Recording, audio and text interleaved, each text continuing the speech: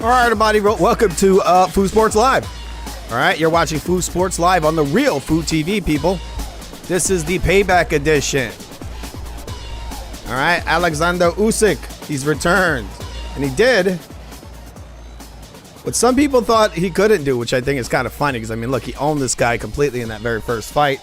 But it was sweet revenge. You got to keep in mind, people, this guy's having to deal with this guy's bullshit for, what, 2 years now? This guy keeps saying over and over again that Usyk cheated. You know, he basically, Dubois said he was cheated, right? He was cheated out of a win. That body shot was legitimate. Yeah, okay. It's very far from that, people. That was a bullshit body shot. That was not a body shot. That was a bull shot. It was a bull shot bonanza in that fight. And this guy had the nerve to come out there and keep trying to pretend that he was robbed of a win, right? And Usyk showed the level on Saturday, right? Fuck.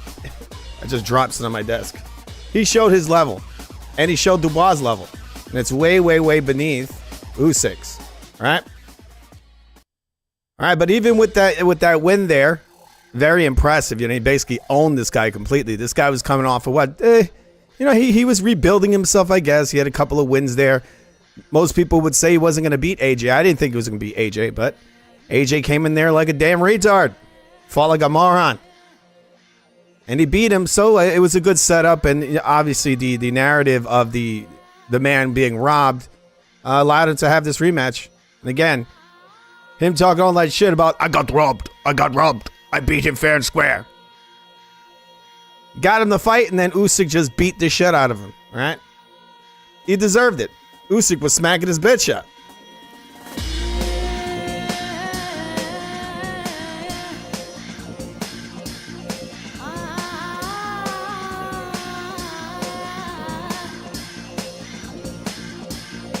All right, 1 second, guys. I got to fix the chat.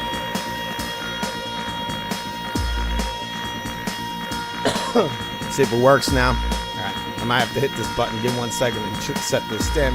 Bringing the chat into the show.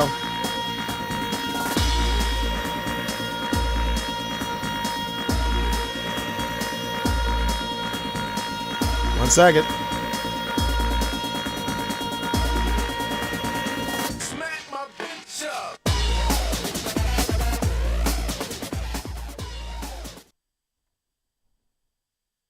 All right, guys, 1 second. All right, one moment. Just setting up some audio shit, and then we'll be getting into the show. All right, so once again, Usyk showing who the bitch was, and it was Dubois. Everybody knew that, but now it's been proven again, I guess.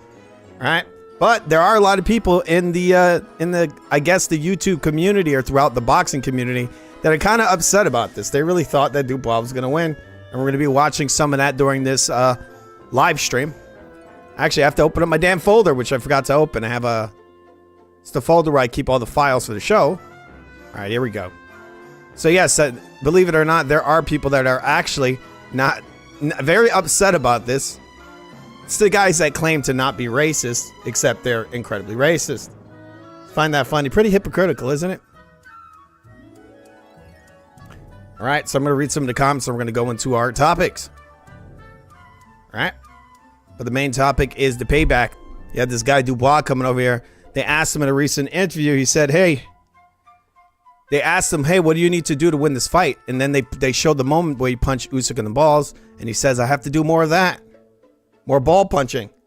And he tried it, people. He tried it in that fourth round, and as soon as he landed that one ball punch bonanza, Usyk gave him a look like, I'm about to fucking knock you out. And he proceeded to do that. All right. Cutthroat in the comments says, are you still crippin'? I have no idea what that means. No, I'm not crippled. All right. Mars says, Futv is the real king of New York. Maine. Exactly, Mars. Usyk beat Dubois like a rented mule. Exactly. Wait, do you beat mules when you rent them? Cutthroat, I heard he got run out of New York. He's just saying all kinds of troll stuff, huh? All right. Any more? Andy Ruiz in his prime could beat Usyk. Doubtful. I think it's very doubtful. Andy Ruiz has very fast hands, but very slow feet. I don't think he'd be able to. I think Usyk would probably be the first guy to knock Andy out. I thought this was an anti-racist channel. Yes, it is. There's no racism here. There's just logic, people. There's just logic. All right? You guys are trolling, huh? Anyway, that's completely not relevant to boxing. A lot of that stuff there, man. But first things first, we're gonna watch a guy that's gonna tell us this has to do with the whole subject of Canelo Alvarez versus Crawford. This guy's gonna tell us how Crawford has a better career. All right. When we dissect the record of Canelo Alvarez and Terence Crawford, at first you might think Canelo's had so many more fights. He's a big pay-per-view star. He has the better resume. But what if I told you one win that Terence Crawford has stands above all of Canelo's best wins? I'd say you're full of shit. People, there's an analysis of an analysis. We like to do these from time to time.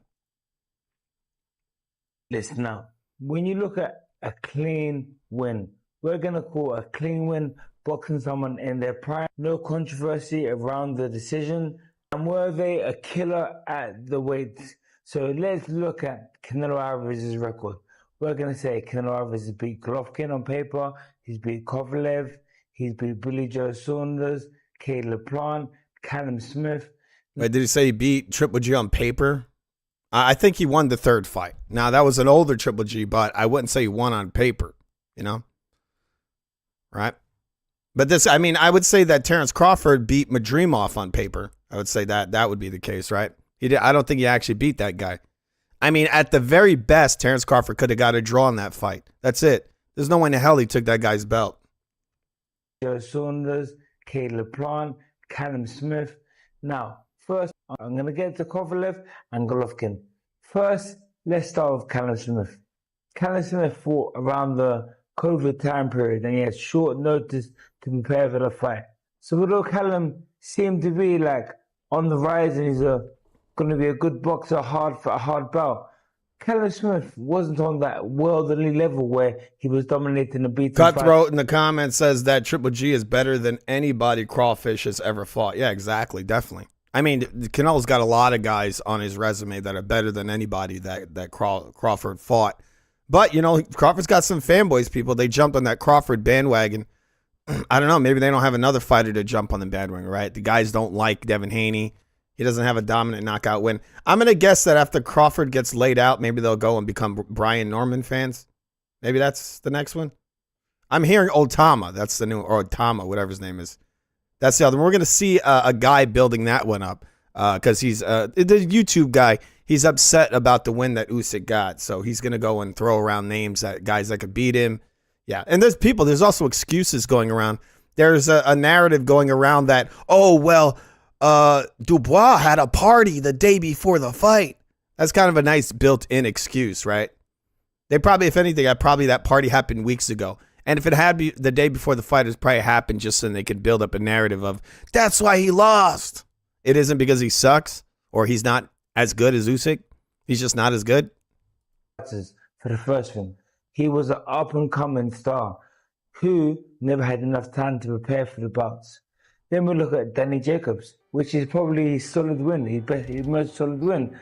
You think this guy analyzes Crawford's career the way he analyzes Canelo's? Because, I mean, bro, you probably should start with, if this was a real breakdown, you would just say, well, this guy's not as good as the guy that Canelo fought, and this guy's not as good, and that guy's not as good, and you could go through basically Crawford's entire career and find, you know, just find guy after guy after guy that's better than any guy that Crawford ever fought.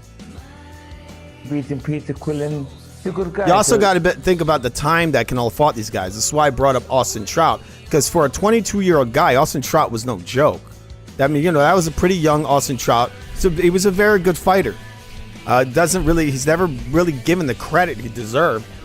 And, I mean, look, he was good. So, and Canelo fought him at a young age. Who the hell has Terence Crawford fought that's like that?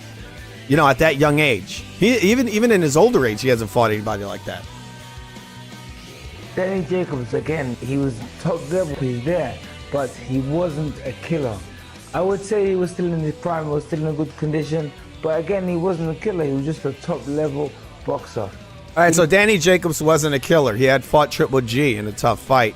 Danny Jacobs, that was probably the prime Danny Jacobs. Only issue is that he had a rehydration clause versus Canelo. So I don't give him too much credit for that. It wasn't a very good fight, but you cannot tell me that any guy on Terrence Crawford's resume is as good as Danny Jacobs or as strong, right? And keep in mind, Crawford was also draining out those guys at that lower weight, right? Even though he's in many ways a weight bully, but he's fighting these drained out small men. DJ Saunders, who wasn't heavily The guy's just gonna just shit on every single fight this guy ever had. Oh, Canelo Alvarez, oh, that shit. Triple G, he won on paper. But if you're looking at it from a stylistic and you're looking at the skills, this guy gotta wear some fucking looser pants. How the fuck do you exercise in that? The fuck? What do you work? What are you working out at the strip club? What the hell? Why is this guy wearing pants this tight? Who the fuck says it's a good idea to wear stuff like that when you're working out? Billy Joe Saunders was a very good win because Billy Joe Saunders, in my opinion, was even better than Canelo Alvarez, skill-wise. But when you look at the... Alright, so that don't make much sense. He says he thinks Billy Joe Saunders is better than Canelo Alvarez, but Canelo beat him. So that would be a lot of credit to Canelo, wouldn't it? ...of his career. Was he boxing actively and doing what he visually looked like he could do? Because with Billy Joe Saunders, you watch him box and you can see how much potential he has. Even at raw level, it was still potential because most times boxers cut to... Oh shit, sorry guys, I just hit a fucking macro that turned the damn video off. In 1 second. Hopefully it's just an ad. Don't happen during the day, but actually it might have turned the overnight. video off. Was past the Cotto's at the Alright, so it is a Cotto, yeah. end of his career.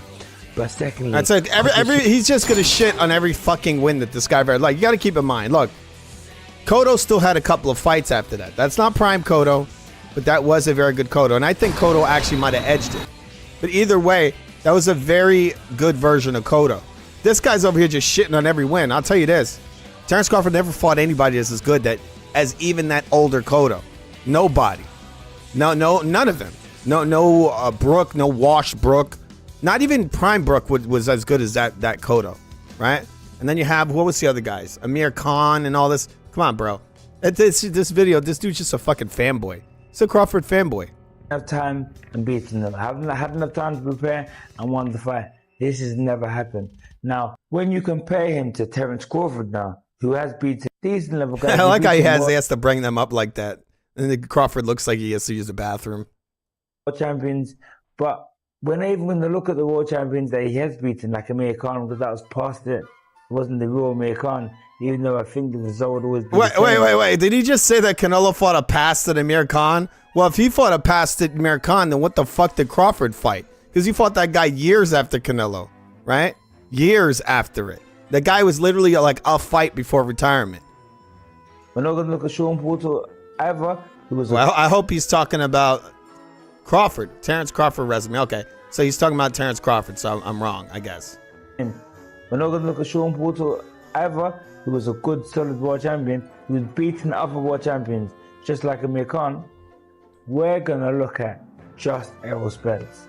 Now, Errol Spence had that life-threatening car crash. You can't deny it. Something, he must have lost something. So what is...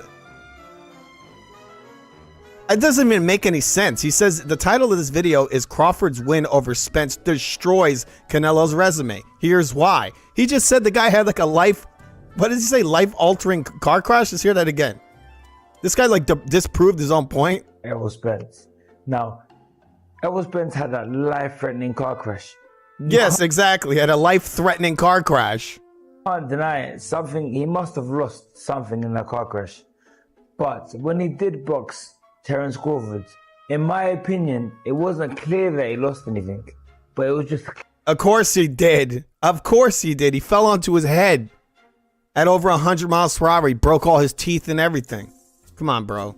He was in the hospital for a long time. Look how he does that. How he just kind of like... He just like brushes it aside.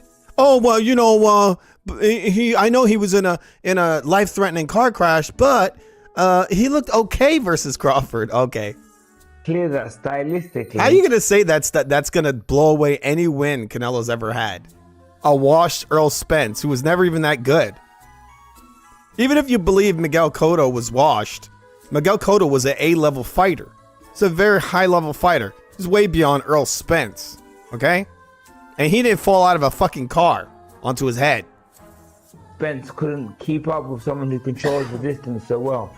And he wasn't beaten by the stronger man. He was beaten by the man with better time. You're stupid. No, he wasn't beaten by the stronger man. He was beaten by the man with the better timing, he says. Oh, my God. No, he had no reflexes, Earl Spence, in that fight. The dude was fucking... This fucking dude was eating shots to the face. All right? And this guy has a channel where he teaches people boxing, this guy. Like literally. Like, he sits in the ring and he's, like, coaching. Right? That can make it really hard and really difficult for a boxer with poor foot. All right, so we're going to see just a little bit more. There's a different video he has here, see? Well, actually, is this a different one? All right, this is the better resume, I think. Yeah. Work to be able to counteract. So he talking about footwork. This is the part, and we're going to see a little Crawford's footwork. So, he was a lot more physical than Mayweather, but when they fought, Mayweather completely shut him out. And this is these guys are always going back to this Mayweather fight. That shit is so stupid. Because that garbage was over 10 years ago. And they're talking about a guy who was not only just 23 years old, who basically, he didn't have, he maybe have not fought a runner. Because that's what Floyd was. He was a runner. A lot of these guys are runners. They just zip around the ring and barely throw punches, all right? They're, for the most part, defense first, okay? But you got to keep in mind that Canelo Alvarez beat Lara, who was way more fleet-footed and more dangerous than Floyd. He's far more dangerous. But they're not going to factor that in. They're just going to keep focusing on this dumbass Floyd Mayweather fight when the guy was 23 and dehydrated. It's stupid. Just the simple fact that the man was dehydrated completely excludes that as a fight to analyze, because he will not be dehydrated versus Terrence Crawford. That's just one of the many details that they're missing, right? You could also say, even though he's towards the end of his career, he still learned a lot about cutting rings off. You can still cut a ring off even as an older person, people. You can. Fighters can. I tell you this, Triple G could come out of retirement right now, and he'll cut off the ring on almost anybody. He'd probably cut the ring off versus Skull and maybe even knock the guy out. Angles you can stand on, certain ways you can box, certain defensive ways you can box, certain footwork movements and patterns you can set up that can make it really hard and really difficult for a boxer. I want to hear this thing because he says this thing about Terrence Crawford's footwork, and then we're going to analyze that in a second. Upset Canelo Alvarez's rhythm with set traps.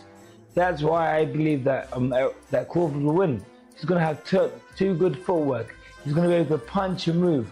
So he's going to create a rhythm that Alvarez will get accustomed to and stronger than Crawford. I do believe he punches harder, but I'm not sure if he's stronger. But wait, sorry, people. These guys are fucking. I don't know. I'm not gonna be rude, but these dudes, people, these guys are constantly talking about wrestling. Oh, Terrence Crawford's stronger, dude. It's not a wrestling match. It's a fucking boxing competition. Hopefully, it's not a wrestling match, right? Check. I'm gonna bring down my audio just slightly. All right. A video explaining why his resume isn't better, and then you're just opposing me by just opposing me. No, that's not good enough. Don't comment. Well, a comment is good for my engagement, but come on, put some depth there. All right. We're just going to watch a tiny bit more of this, and I'm going to show you examples of Terrence Crawford, one of his fights. We're going to see how great his footwork truly is. Some of you have clearly lost your minds in the comment section. So I'm going to reply to you. I don't know, man. Quags in the comments is saying, TF is he saying? Question mark. Yeah, I can't say. I can't curse. Quags is saying, wait, let me say it. Quags is saying, what the is he saying? I don't know, man. Sometimes I just don't understand it. Now, in the video, I'm going to pick a select few comments. So I'm going to go through them and pick some. What the hell? Oh, what the hell's going on here, people? What the hell?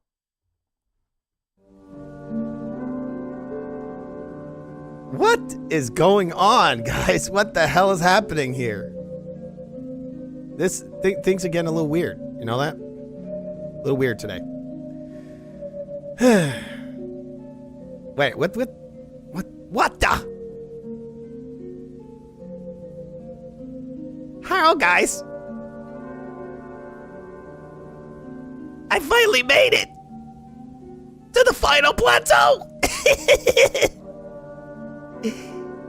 I ate my racist fruit and it's changed me for the better. I saw the devil. What? Yes, it's true, Quags. I've seen the devil. What the hell? I've made it to the final plateau.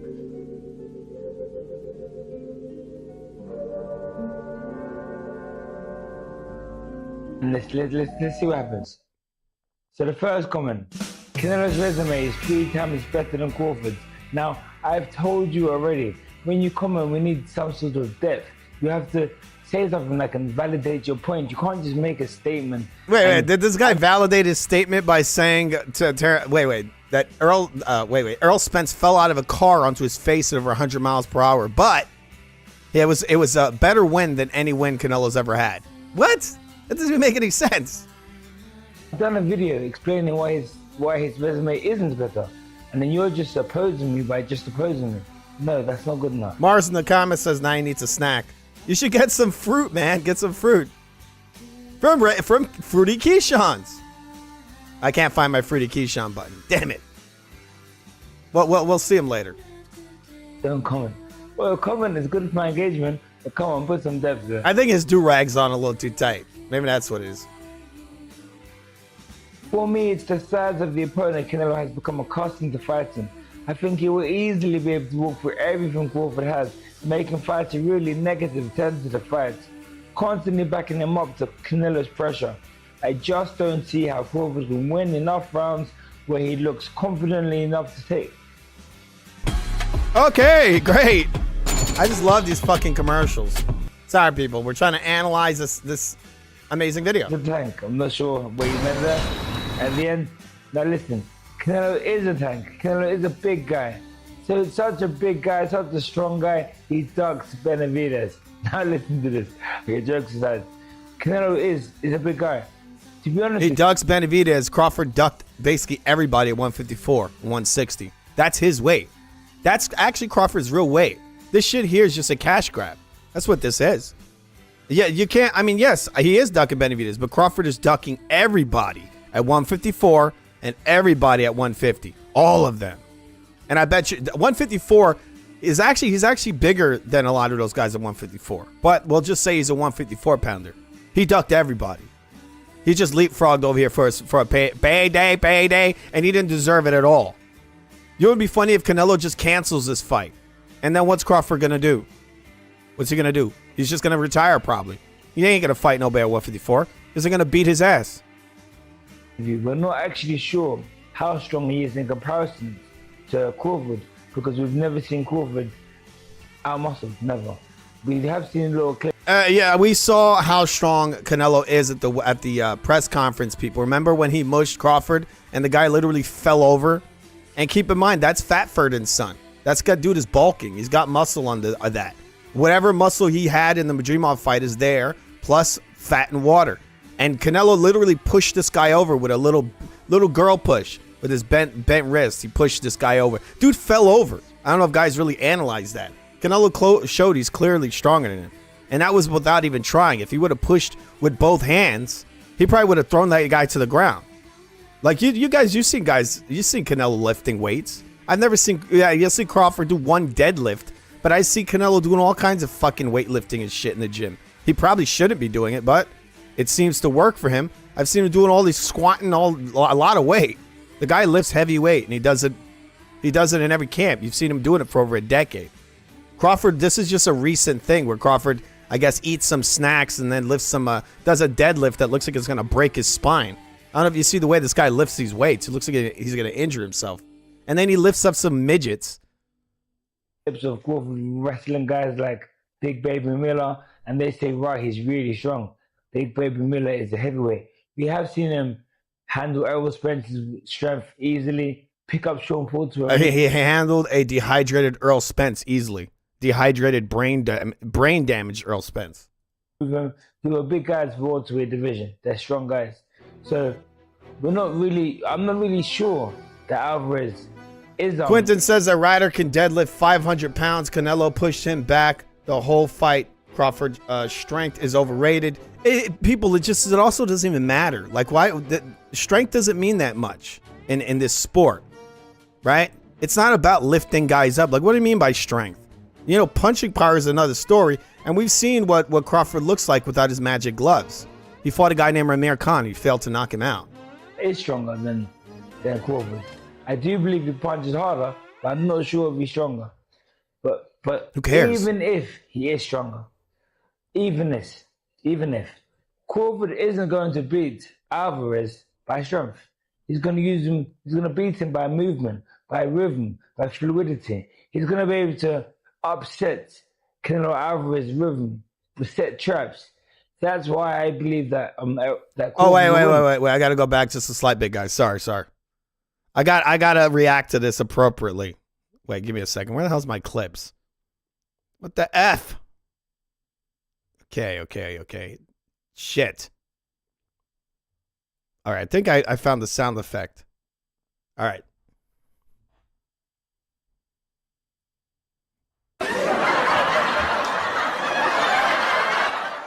All right, let's hear that again. Even if Crawford isn't going to beat Alvarez by strength, he's going to use him. He's going to beat him by movement, by rhythm, by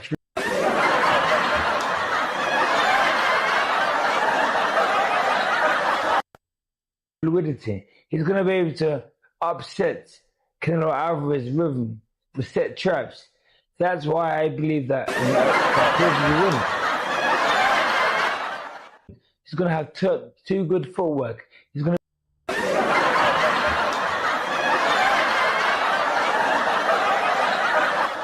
be able to punch and move. So he's going to create a rhythm that Alvarez will get accustomed to and then break that rhythm. Just like we've seen him do in numerous fights. I think it's a style fight. It's a fight where Terence will beat Canelo, but Canelo might beat an opponent that Terence will struggle with. That's what I believe. So on this point, it's a valid point, what you're saying.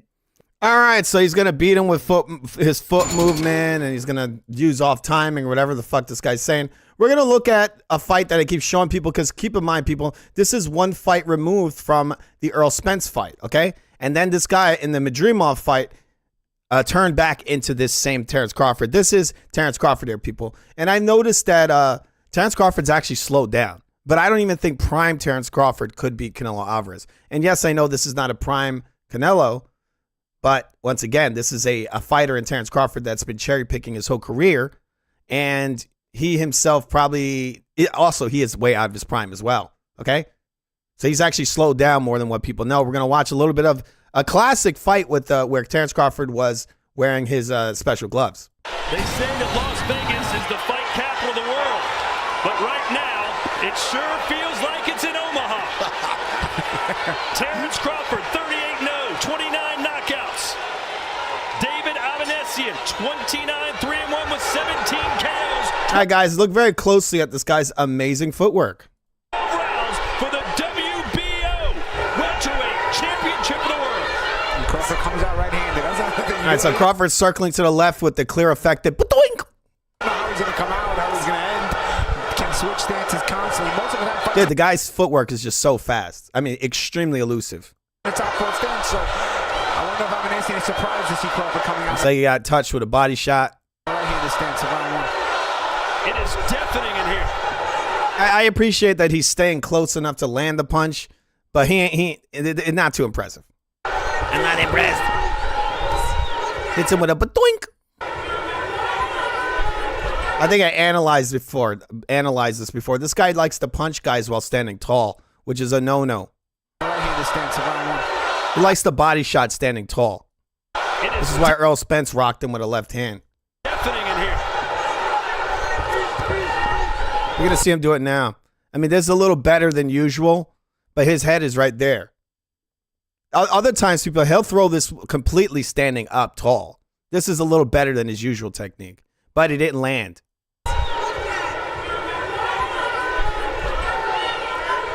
Now you're going to see Avanesian in a moment hit this guy very easily. He hits him multiple times in this first round. I think he very clearly beat this guy this first round. I think Avanesian actually took rounds from this guy.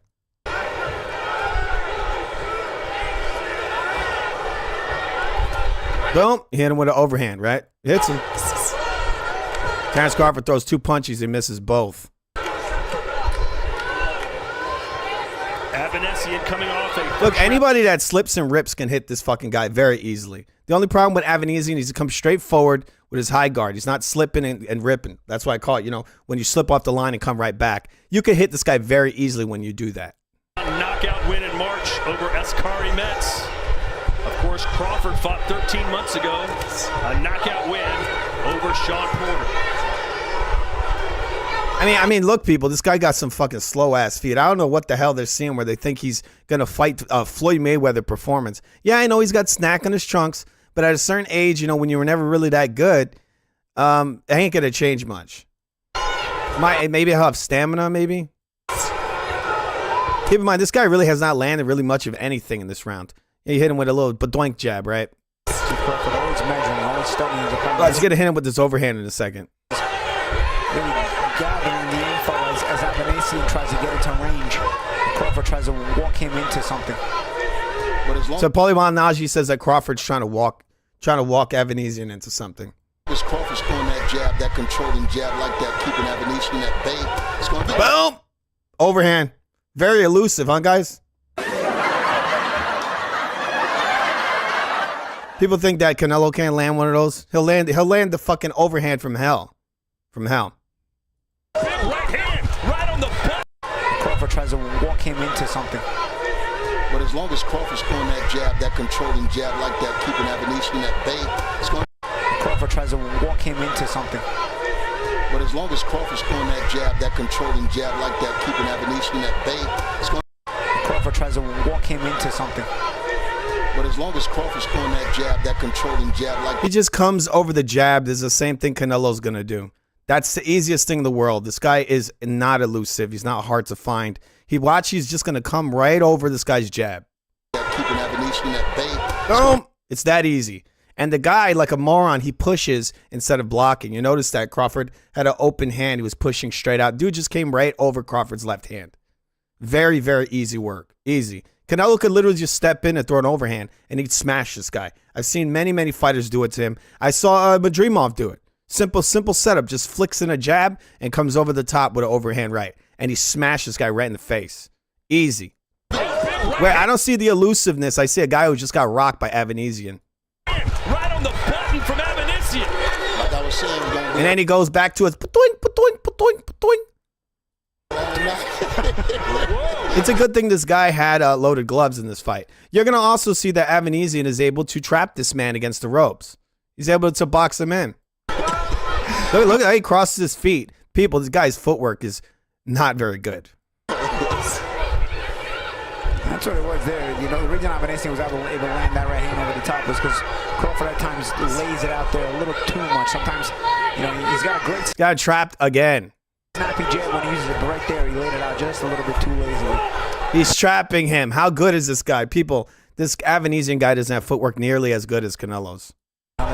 He already smashed him to the body with a right hook there, Canelo, or to the face. Nice circles out the left with both his hands down. And this is what Avanesian does. He doesn't give you room to breathe. Right on top of you for 12 rounds. Exactly, Todd. He's a no-frills guy. And the lesser prospects that he beat, the guys who basically he exposed that maybe weren't as good as they were supposed to be, he beats them because he's throwing patoink, patoink, patoink, patoink. Because of things like this, where they have no staying power in the ring once he stays in their face. But a guy like Crawford is going to show a little... Oh my God, nice loaded glove shots. I mean, they didn't land clean, but you know, it's funny. The guy's got broken loaded gloves. Different wrinkles and angles now. Oh, he eats another overhand. And then he illegally pushes. You saw that?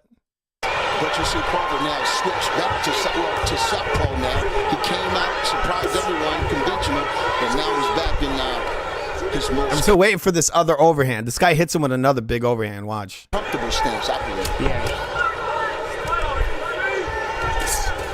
Another one. Boom. And look at him. He rocks him again. I thought this guy was slippery, bro. Why is he Same old phone. Why is he getting rocked over and over again by Avanesian? 1 second, people. The fucking commercial came on. We're gonna watch that overhand again, and I'm gonna go into the next topic. This guy's elusiveness is absolute bullshit. Right? He ain't too elusive, that's for damn sure.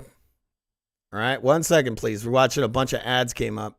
It's going to show a lot of different wrinkles and angles now. You see the southpaw stance. But you see Crawford now switch back to southpaw now. He came out, surprised everyone, conventional, but now he's back in his most comfortable stance, I believe. Yeah. Oh, and he's hit again. Now he's back in his most comfortable stance, I believe. Yeah.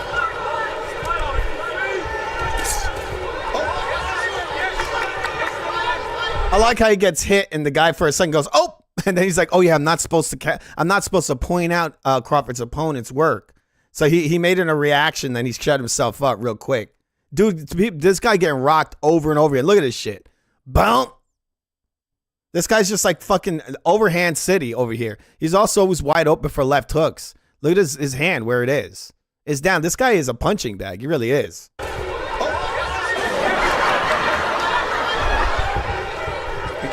Not really, nothing. Look at the way the commentators react.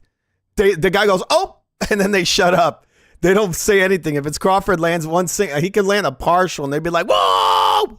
Again, not really, nothing really too fancy, but by staying in your face, a lesser fighter starts to panic and creates mistakes. A lesser fighter starts to panic. People, this guy's eaten about 3 hard shots already. Cleanest punches it around, Avanesian.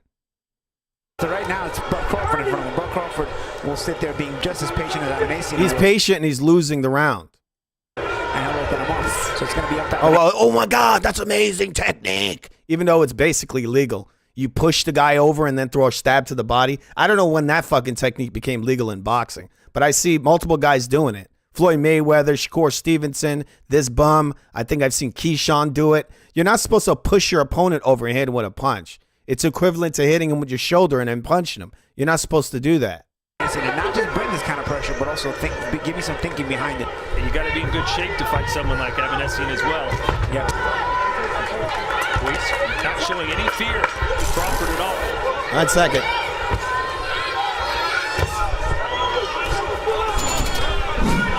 Fucking shit, I got a glitch here. So a good start for the Armenian. I don't know what the fuck happened. My screen is all fucked up. The illusion's been broken, people. Give me a second. I got to fix that. So basically, Terrence Crawford getting rocked with multiple punches in this round. I do not see the elusiveness at all. He's not elusive. That's the thing. All right, give me 1 second while I fix this. I have no idea how the hell this happened. But what I wanted to show you is that this fucking guy is not elusive. And he really is not. So what you see here is a bunch of bullshit. Sorry about my screen being all in bizarro land. I have no idea why this did this. It broke. I'm going to fix it because we cannot do the whole show with our weird, floating screen here. So I have to go into what they call the studio mode and fix this real quick. They'll be going into the rest of our presentation. But yeah, I'm looking at the replay right now, the previous round. I don't know if they showed all the work Avanesian did. Oh yeah, they did. I'll show you a slight bit of that replay. People, this guy is getting rocked with overhands. Rocked very easily. All right, 1 second. I don't know where the fuck my screen is. It's like the Bizarro World flat screen. Okay, I think I'm gonna be able to, hopefully I'll be able to fix this right now. What the F? Oh, okay, I won't be able to fix it there. Okay, I'll have to do it here. Oh, wait. Give me 1 second. Sorry, people. This is really weird. Okay, I might be able to fix it now. So yeah, once again, Terrence Crawford is not a slippery fighter. They're trying to build him up to be something he's never been. Okay? It's a bit silly, but it's what it is. Right? This should fix now, hopefully. All right, you guys see it? It's fixed. Right. So, what the fuck? Sorry, people. I'm trying to fix my monitor over here so I can actually see the stream. All right. So, we're going to look at a tiny bit more of Mr. Crawford. Hopefully, this video doesn't get hit because I did show a little too much of that possibly We're going to watch this virtuoso boxer slip every punch thrown at him. Two left hands. Here comes the right.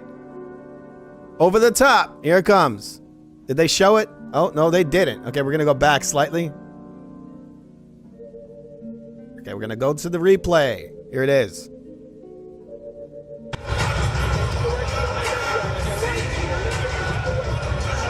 Well, this is the shot that Evanescence landed. And it just looked like Crawford was backing up and didn't expect him because he was in the middle of switching, it looked like. Yeah. So that was a he was in the middle of switching, it looked like. Here it comes again, overhand right. Boom! The guy's so hard to hit, guys. Isn't he so hard to hit? Let's see what he does. All right, we gotta make it stop raining. All right, we don't want to blame that on the rain, right? Yeah, no, that's cheesy. It's a little cheesy, I know. All right, full screen. All right, Terrence Crawford pulls back straight line with his hands down. It's not too hard to read. Evanescence comes right over Crawford's left hand. Very easy. Not too hard. He comes over it. It's very easy to do. Not very elusive. Once again, over the left hand. Boom. Really easy shit. Because he makes a lot of mistakes. He pulls that jab out with nothing on it. It's not super accurate at all. He just pulls it out, and every once in a while he'll step in with it. But that's a problem. When you pull that out there, guess what's not blocking your face? Your hand, right? So he usually pulls that shit out and he doesn't roll or anything because he's fighting guys that aren't on the level in order to make him pay for these very obvious mistakes. Right? He stays right there, a little close, and he pulls out this hand, and there's nothing there to block these punches from smashing his face. He's incredibly slow, and that's that. I mean, the guy is not elusive, people. He's just not. He never has been really that elusive. And I predict, I've been saying it for months now, that Canelo's going to knock this guy out. If it's a real fight. You never know. You never know. Maybe he'll take a payday. Oh, exactly. Mars says it can't rain all the time. No, man, it can't. It can't rain all the time. All right. So right now, just so you guys know, we have a Discord. All right, so that I think right now what's happened is there's some shit going on with the aspect ratio of the show. All right, so just showing you guys, if you guys, everyone who wants to come on the panel, I have a Discord. I'll show you right now. We'll be putting that in the description later, and people can join in. Let me show you the Discord. There it is.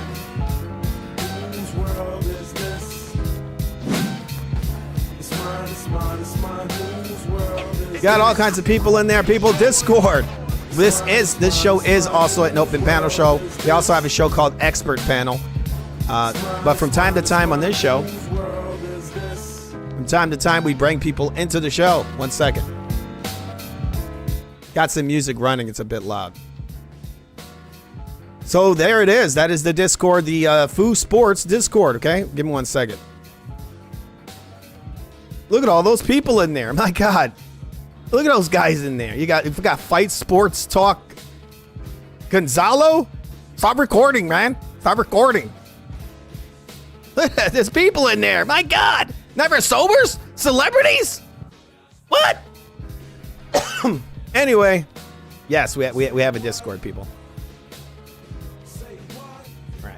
That's it. Just letting you know. Just reminding you. You know, people can get on the show from time to time. 1 second.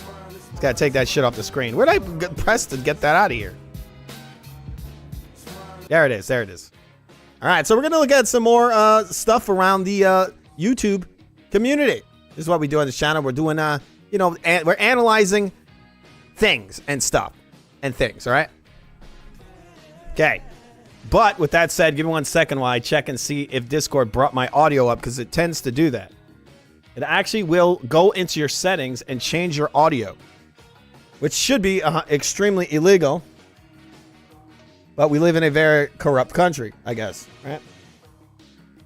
We live in a, I guess we, not I guess, we definitely do, right, guys?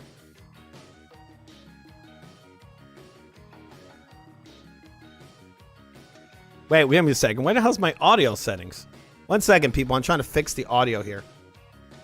It happens, people. There's a lot of moving parts on this show.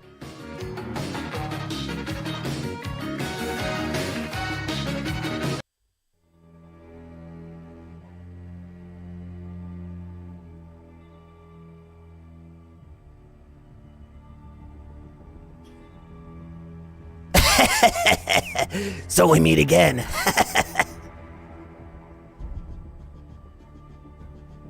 You know what really sucks? When a plan falls apart. Dubois was supposed to land those low blows on Saturday. But that motherfucker Usyk, he's always coming over here with his bullshit. That mother... I see you in the comments there, Quags. Fuck you. What's up, Mars? BSBB. What the fuck is that? Some kind of new Brazilian butt lift? Ha! The El Barbarino, huh? Anyway, we're gonna get back to some sense of normality very soon. When Dubois fights Tyson Fury, these guys are gonna punch each other's nuts off. Because this is what this is now. It's the sport of nut punching. But, once again, it seemed to not work on Usyk. That mother... But, it will work on some other fighters. This guy's just too damn good. This guy might be better than Muhammad Ali. A lot of people wouldn't like to hear that, but I like to say things people don't like. Fuck you.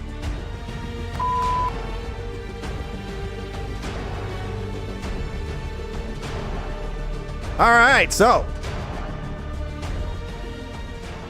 Yeah, you got over there, you got the deceiver. All right, we're going to look at some of the comments. I got Hawker in there, he says, salute. We don't see anything. Nightmare says, we don't. What do you mean we don't see anything? It can't rain all the time. I think I already read that comment. It's funny that, this is what Mars says. He says, it's funny that once the ref noticed the gloves explode, Crawford knocks Avanesian in the very next round. No, he knocked him out actually the same round. He knocked him out the same round. It seemed like they, I think he knew that they were going to fucking take those gloves from him. Maybe that's what it was. All right. He's like, oh, no, I need these. Don't take my favorite gloves away. I perfectly loaded these. Possible loaded gloves. All right. We got to be fair, right? Is it unwise to think Crawford was wearing loaded gloves? No, it's not unwise, people. It looked like he really was. Okay? And with that said, you are watching Foo Sports Live, people. It is quite amazing. All right. This is the payback edition. All right. We're going around the web. There's a lot of sad people after Dubois got his ass whooped. I don't know why. I mean, it's kind of an obvious thing. I actually picked it in my video. I said that he's going to knock the guy out. And I said in the middle of the fight. There was people that were very conservative with that. They were saying that, oh, he's going to go the distance. I'm like, no, bro. They're not. Because one thing these guys missed in this whole thing, what they really missed is the fact that Usyk was the real one who had a chip on his shoulder. He was the one that was pissed off because they kept trying to imply that the only reason he beat this guy is because there was some kind of robbery, right? That Dubois had beat him and then, oh, he has shifted and, you know, things had changed a little bit because Dubois was thrown off because, oh, he didn't get his knockout win. And so Frank Warren very, very successfully created this false narrative. And Dubois had no problem pushing it, right? He would be at all these press events, and Usyk would ask him very, very straightforward and say, yeah, bro, you hit me low. And Dubois would say, no. And he knows his shit was low. And you could see it at all the press events that he knew it because you could see this weird look on his face. And that means a lot, people. That means a lot for a fighter to have to go through that, right?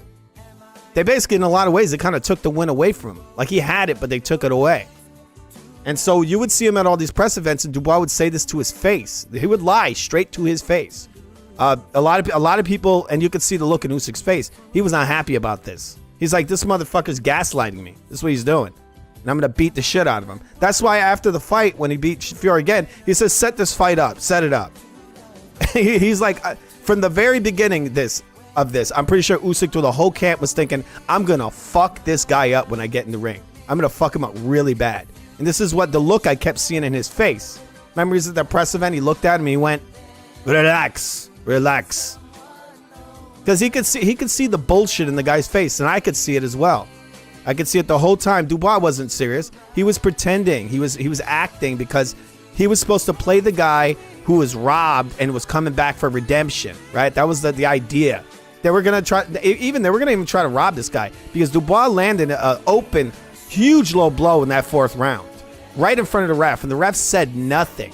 Like, Usyk looks at the ref, and the ref's just like, nah, didn't see nothing. And then you see just like, you could see the look at Usyk's face, like fucking steam just came out of his nose. And from that point, you could tell he was trying to knock him out, right? So we're gonna watch a little bit of that highlight. All right, 1 second. I think I actually have it over here. Might actually have it a couple of times. There's many angles of it. But yeah, a lot of people, they missed the fact that Usyk really had something to prove in this fight. He did for himself, right? Because a lot of people downplayed that win versus Dubois. They've downplayed it for years. A lot of this guy's fans. That's why I found funny that you have all these little fake pundits all over the internet, and they just keep going on and on about Dubois' mindset. They never once, for 1 second, talked about Usyk's mindset. You know who talked about it? Well, I know I talked about it many times, about his mindset that he was going to beat the shit out of this guy. That's why I had this poster over here. I'll show you the poster. It's still in here. 1 second. 1 second, please. We're going to find this damn poster. Where the hell's my posters? All right. We're going to go back a little. That's this poster right here. You see this? This is the poster I used for my live play-by-play the other day. All right. We're going to zoom in. You see? I must break you. Right? And Usyk's like, time to die, motherfucker. And you see Dubois over here? Do cheat. The return of the Nutcracker.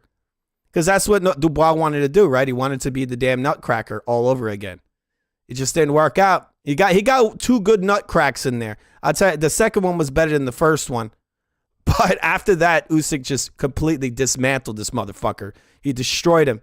But throughout, I mean, if you noticed, almost from the beginning, Usyk was on this guy's ass. He was barely using, he wasn't taking many steps back. He was coming forward, slipping off the line, and just punching his face off, right? You guys see it here in the poster. Let me show you again.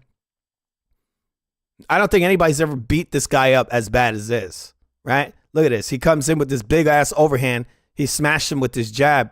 Over here, he just shoots through the middle, right? Dubois throws a jab. Usyk slips to the right, smashes him with a straight left hand. Over here, it's another left hand. I mean, he just beat the shit out of this man.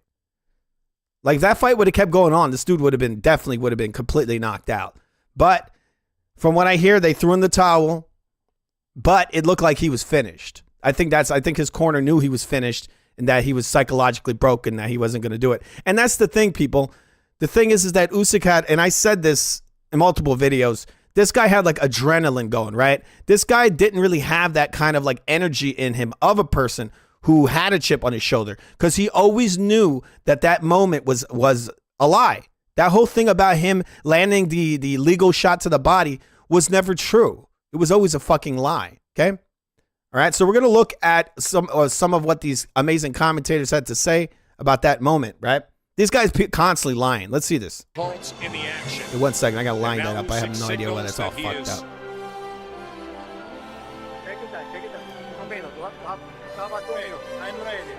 He's telling Pabon he's ready.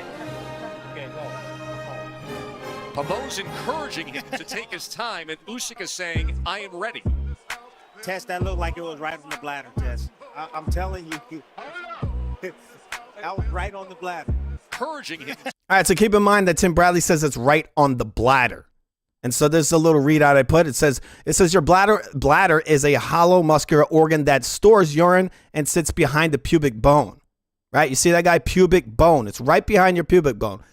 I want you guys, I mean, this is kind of weird, but hopefully you guys know where your damn pubic bone is. That's why he showed it. But go back just slightly. That's the pubic bone. You see where it is? That is way under your belly button. Way under. The pubic bone. That's right next to your hoo-ha. So Tim Bradley's over here telling people they hit him on the bladder, right? Which is behind the pubic bone, which is basically him saying that he hit him low. But he's saying this while thinking that he's not telling you the truth. He pretty much told people, this was like 2 years ago, that this guy hit him low. And this, people, believe it or not, this is where this narrative started.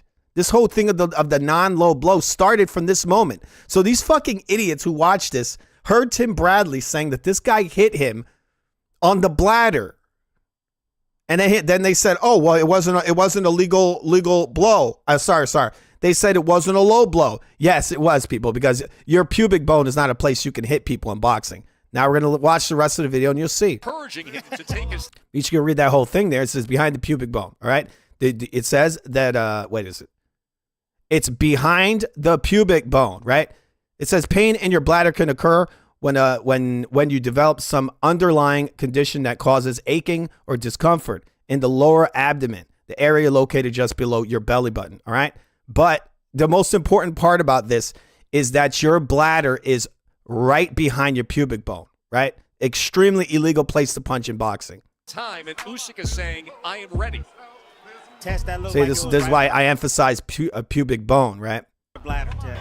And you see when you go down to Usyk's body, he doesn't have any return. All right, so this is obvious. This fight says, yes, you can punch the pubic bone in boxing, but it's considered illegal. Not considered illegal. It is illegal. That's what it is. You cannot punch people in their pubic bone in boxing. It says punching too low can hit the hip bone or pelvic bone, which is hard and does not cause significant damage. However, a significant power blow to the groin could potentially fracture the pubic bone. Again, you cannot hit people in the pubic bone, people. All right? You cannot hit people in the groin. All right? Fire. You don't have to worry about any counters coming his way. Let's just listen closely to Tim Bradley. Listen to what this idiot is saying.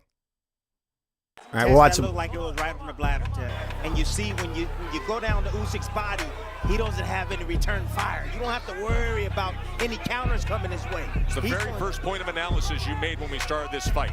You felt if there's any place to target with Usyk, it is the body. It is the body. There's no doubt about it. AJ got to his body. He says the body after he said that he hit him on the bladder. It's not legal. These are not legal zones. It's right behind the pubic bone. This fight, you felt if there's any place to target with Usyk, it is the body. It is the body. There's no doubt about it. AJ got to his body late in the fight. He hurt him with a body shot. Oh yeah, those shots on the hip bone there, those hurt a lot, and they linger with you. They can make your whole leg numb.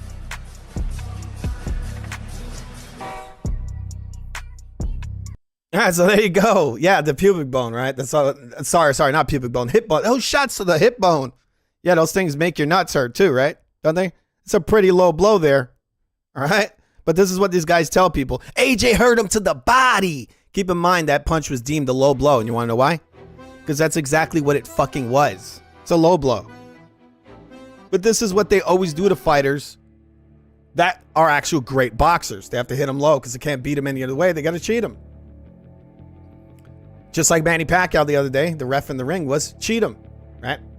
All right, 1 second, people. I'm seeing my phone might be dying right now. I might have to charge it. Give me a moment. Yes, I'll be right back after these messages, people. I have to plug my phone in because if the phone dies, then I can't read the chat. All right, we'll be right back after these messages. 1 second, please.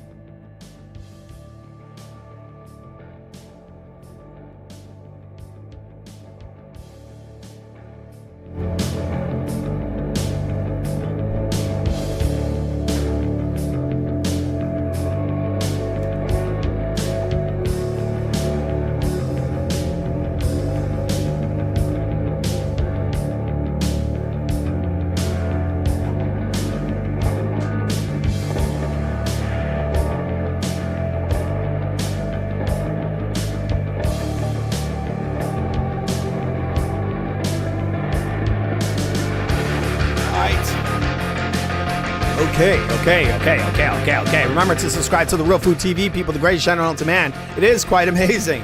And if you want to donate to our Venmo, it would be most appreciated. All right. Maybe I'll, in a second, I'll show the Venmo. Give me 1 second. I'm going to show you my Venmo link here. So you guys, if you want to donate to the Venmo. What the hell?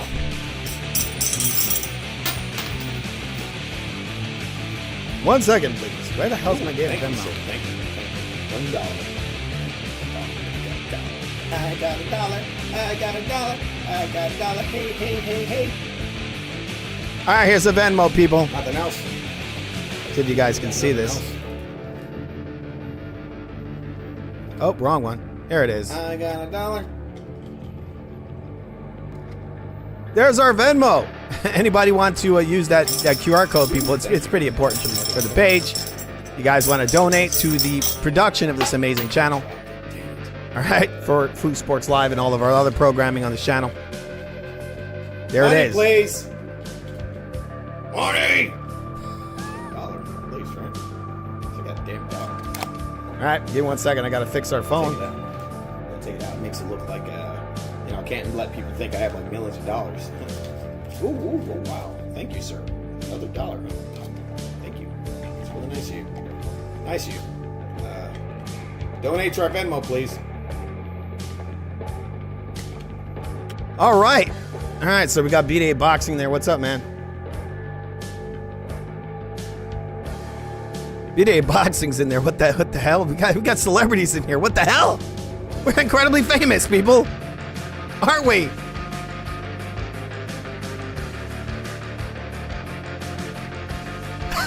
Oh, well. We got B-Day Boxing in here. What the fuck? You're not famous. Fuck you. YouTube is never gonna let you make shit. Motherfucker, you can't even get 1,000 subscribers. Do you wanna know why? Because we own this fucking place. And people like you talk a little too much. Why don't you go to Rumble? I will go to Rumble, you asshole. That's where I'm gonna go next. Ha! We own Rumble too. Fuck you. Sorry, I keep cursing, damn it.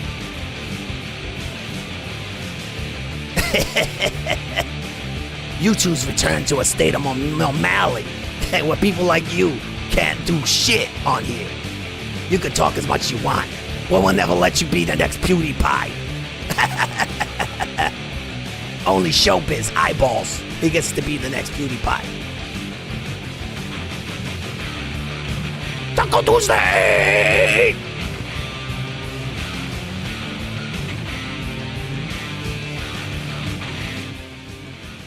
Fucking Taco Tuesday. Fucking hate it. Ah, God. All right, so we got some more stuff to look at over here, people. But once again, remember to subscribe to The Real Food TV, the greatest channel on demand. It really is quite amazing.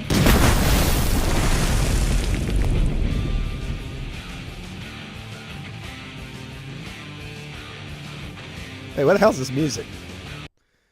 Damn it. Yes, everything's covered in shit. It doesn't matter. We're moving on. All right.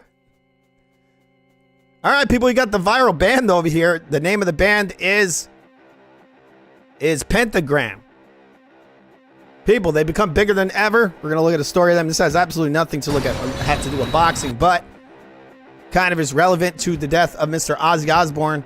Rest in peace, Ozzy Osbourne. One of the greatest to ever do it, man. Sharon! It reminded me a little bit of Tyson Fury. You know, want to keep it boxing. You don't say! Right? All right, give me a second. All right, so these guys, they became kind of famous for this clip here. One of the greatest clips ever.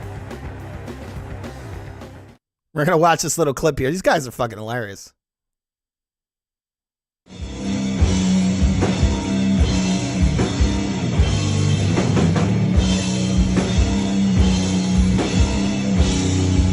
Oh, I'm headbanging right now, people. I'm effing headbanging.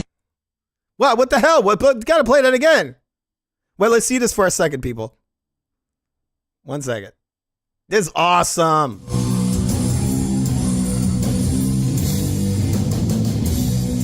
Don't you guys wish this was you? Fucking awesome. Because in the past, a couple of fights involving Daniel Dubois, a bit of it.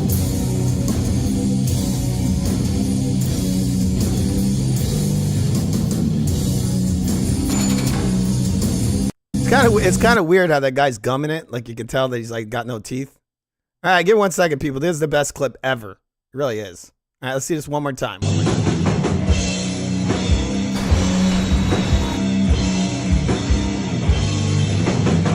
Damn, that dude is evil. That dude's so fucking evil that his hair won't even stay down.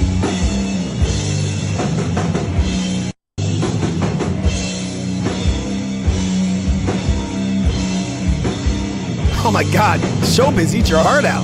This guy should do sports content.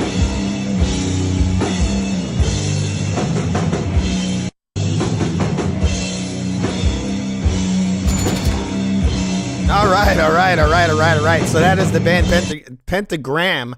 Dudes, they become very popular lately. Very popular. I think that song's kind of awesome. I don't know if you guys ever heard that song. Can't play too much of it, but it is pretty good. It's a pretty good song. It's called The Ghoul.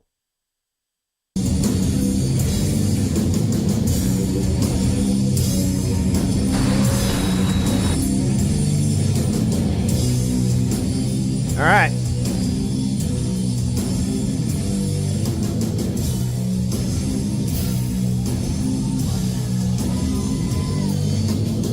All right, Mars says this song makes him want to pull basically a Gonzalo with the scooter. If you guys don't know the story, Gonzalo is he's a well-known extreme athlete. He does scooter sports. A lot of scooter sports coming from that guy. All right, Sergeant says no Scante, no life.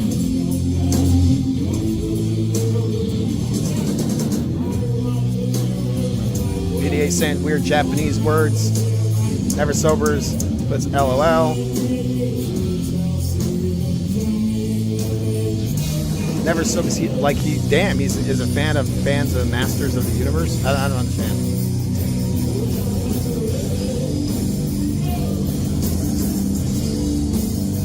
Hey, man, nice shot. Nice shot. Yeah, I was playing that earlier. Sorry, people. I get to the comments a little later. Food Sports Live.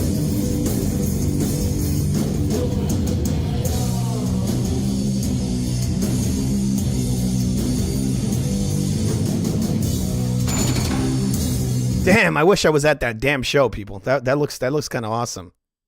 These guys, people, they're rocking out. All right. So there you go. That's the band. It's called Pentagram. I think they were part of that whole Satanic Panic thing. Interesting. I was watching them yesterday, one of their live performances. That was pretty good, I thought. But what do I know, right? People are going to be like, well, you don't know shit.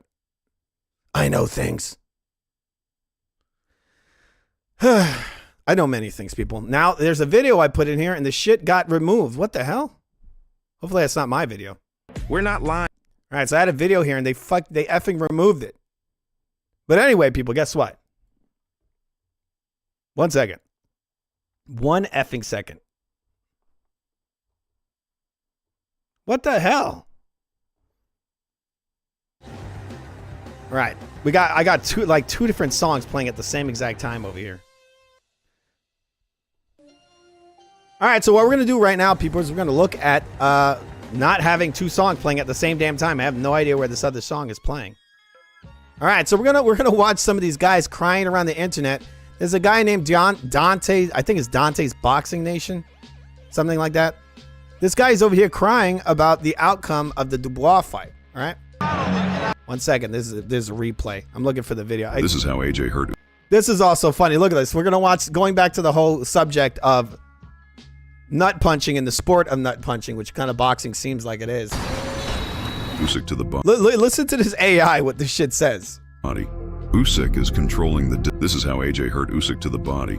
Usyk is by body, it means nuts. Controlling the distance with his... People, this was the blow I showed you earlier. It was a clear low blow, and it was deemed a low blow. So why are these people making these videos saying that this guy hurt him to the body when it was an illegal blow? It was a low blow. Lead hand. This is common in Southpaw v Orthodox matchups. Usyk then feints and AJ slips and changes levels to what he thinks is a jab. He changes his level to ball punching stance. Usyk reacts by shelling up into a high guard. AJ realizes that when he changes levels, there are no when he switches levels like that, I can't punch him in his nuts. Attacks coming from Usyk when he's in that position, so he can simply throw a body shot. And here we see yeah, body shot. I like how the line points to his body. That's not where the punch is going. AJ throw a probing jab, which... A probing jab, yeah, to keep his hands busy while he bends his knees and goes all the way down to the baby maker. Usyk parries and then slips to the inside to get Usyk to shell. That would be the outside. Into a high guard and then whacks Usyk with a right hook to the... Yes, look at AJ, he like smiles. Look how jacked this motherfucker is. This shit's disgusting. What is wrong with this man? He's probably having issues just living. Like, the guy got too much damn muscles on his body. What the fuck? What is he, a damn bodybuilder? the body, which hurts. Yeah, the body. It's a low blow, you fucking idiotic AI. You're an idiot. Body, which hurts Usyk. He hits him. Look, and they call a timeout. Why? Because he punched him low. Fury stopped Usyk with a body shot. Can Fury stop him with a body shot? Keep in mind, that guy also threw a bunch of damn low blows. This is where he's weak to. He's weak to the balls. That's the key. You just got to hit him to the nuts.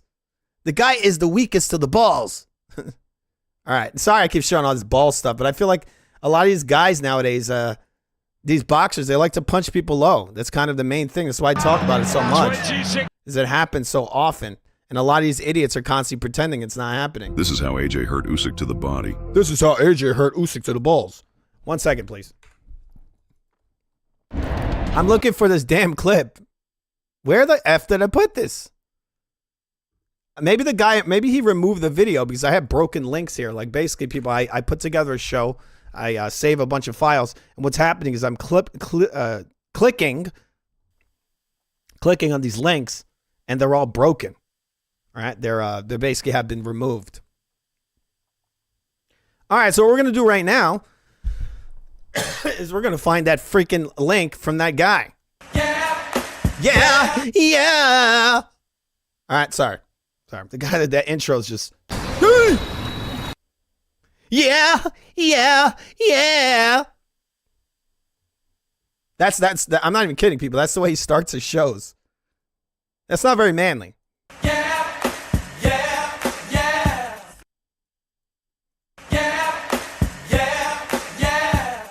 Dante's You think that's Dante's voice? You think that's his voice? That might be his voice. Boxing Nation, what's going on, guys? So Alexander Usyk, he gets another impressive knockout win over Daniel Dubois to become the undisputed heavyweight champion again. But he did it even earlier this time. This guy, people, this guy just shows how hardcore racist he is with this one. There was another video I had here. I had a couple from him because this guy, before this, I think he was actually picking Dubois to win this. With no controversy, he knocks him out in the 5th round. Well, there never was controversy. That's the problem, is that these guys create controversy. And right now, I said it earlier in the stream, there's also a narrative going around that, oh, Dubois was partying. He was overconfident. So they got to create all these little corny narratives one after another. It can't be that just Usyk just beat him because he's way, way better. Favorite punch to left hand. The fight played out pretty much the way I thought it would. I told you guys before, Usyk, he has terrific foot movement. The fight turned out pretty much how I thought it would, except the part where I said Dubois would most likely knock him out, right? And I felt that Dubois, he was too slow with his feet and his hands to keep up with Usyk. Oh yeah, it's not the fact that he doesn't know how to fucking block. Oh, he's too slow with his hands and his feet. No, dude, people, I just gotta be honest. This guy's terrible. Now I know why he has like no live videos, because this is why all the shit is edited, because he can't like think on the fly. Even his pre-recorded thoughts are terrible. They're terrible. Like, this is the most garbage breakdown ever. I'm sorry, Dante. I'm sorry, but this is a terrible take on this fight. Or he lost because his feet and hands are too slow. There was a lot more than that, buddy. Slow with his feet and I'll tell you this, his hands could be ridiculously fast and his feet fast, and it would be in many ways the same exact thing, because Usyk uses timing. So if your hands are faster, then he just uses faster head movement, right? He just times you, and he just slips and comes right back and rips. Boop, he comes right back. Hands to keep up with Usyk, but credit goes to Usyk because he did a great job of displaying the sweet science. I like how this racist guy, I find it funny, you're gonna notice later on in this video, how the guy, he'll find a way to spin it back towards black people or something. It's really weird. It's kind of racist. I mean, look, you don't have to see either fighter for whatever color they are, but this guy, as you go along, he's gonna start now like injecting guys like Shakur Stevenson into here. Like, bro, Shakur Stevenson is fucking garbage. He is garbage as a fighter. These guys, they saw him a few weeks ago slipping around. He's slipping punches or whatever, not shooting almost nothing. He's coming back with clear, effective, ba-doink, ba-doink. This is what he was coming back with, ba-doink. Usyk slipping and coming right back and boom, and knocking this guy's head off. That's how you throw a damn punch. You don't slip, or you do a shoulder roll. The guy slips his jab and then you come back with a ba-doink. That's trash, okay? It's not even, they're not even the same league. You shrunk Usyk down, he would knock Shakur Stevenson out like nothing. Also, Shakur Stevenson's like Puerto Rican. Like, why are you claiming him? I thought you were a hard... I mean, again, the guy, he's a hardcore racist. When you're racist to that level, you're like, this guy's a quarter black. He's with us.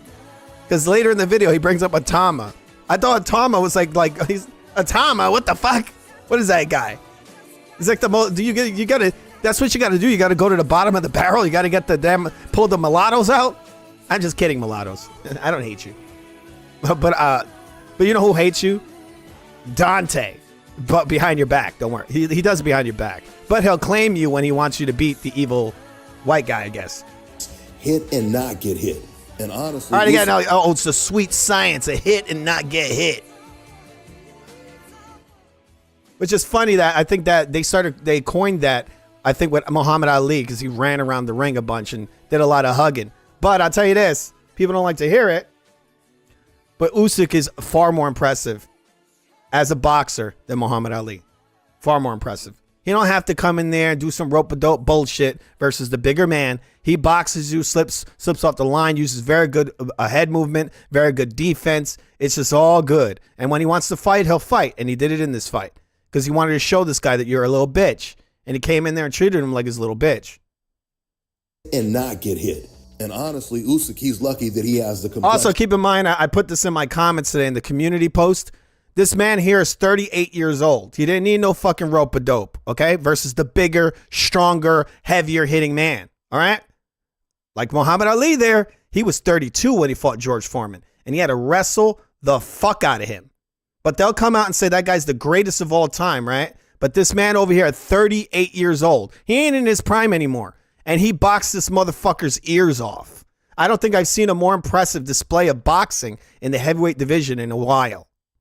Versus a guy at this level. Now, Dubois isn't the highest level ever, but he is at the top of the heavyweight division. He would beat most of these guys. I'd pick him. He probably actually would knock out Otama or a lot of these guys. So, but he treated him like he was nobody. Beat him even easier than the first fight. And he wanted to prove that because all these motherfuckers came out here and said, oh, well, this guy got robbed. Dubois got robbed. The only reason you won is because you got that robbery. He hit you with a legal body punch. It's like, okay, and then he showed them, even though Dubois, keep in mind, once again, he hit Usyk with a huge low blow in that fourth round. And after that, that's when Usyk proceeded to beat the living shit out of him. For the protection, because if he didn't... Oh, wait, sorry. We gotta hear this. This guy has the nerve to say complexion for protection. Hey, Dante, wasn't Dubois the guy that was able to throw low blow after low blow versus Usyk and got away with it? They didn't even take a point away from this man.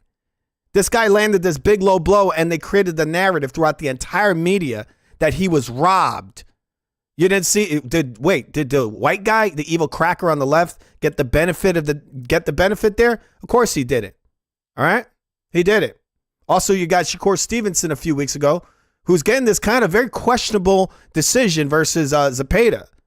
Dude's over here laying up on the ropes. Do you know the rules of the sport, Dante? Do you know the rules? Because I know you're not supposed to be stuck up on the ropes getting outpointed. That's for damn sure. This guy's over here eating punches to the face, getting rocked, and they're like, oh my God, Shakur, look at that. He's eating those punches like a champion. Because if he didn't, they would be calling him a runner. Because if you notice, he moved... Wait, I'm going to go back just... sorry, keep talking. I'm talking too much. Complexion for the protection. The complexion for the protection.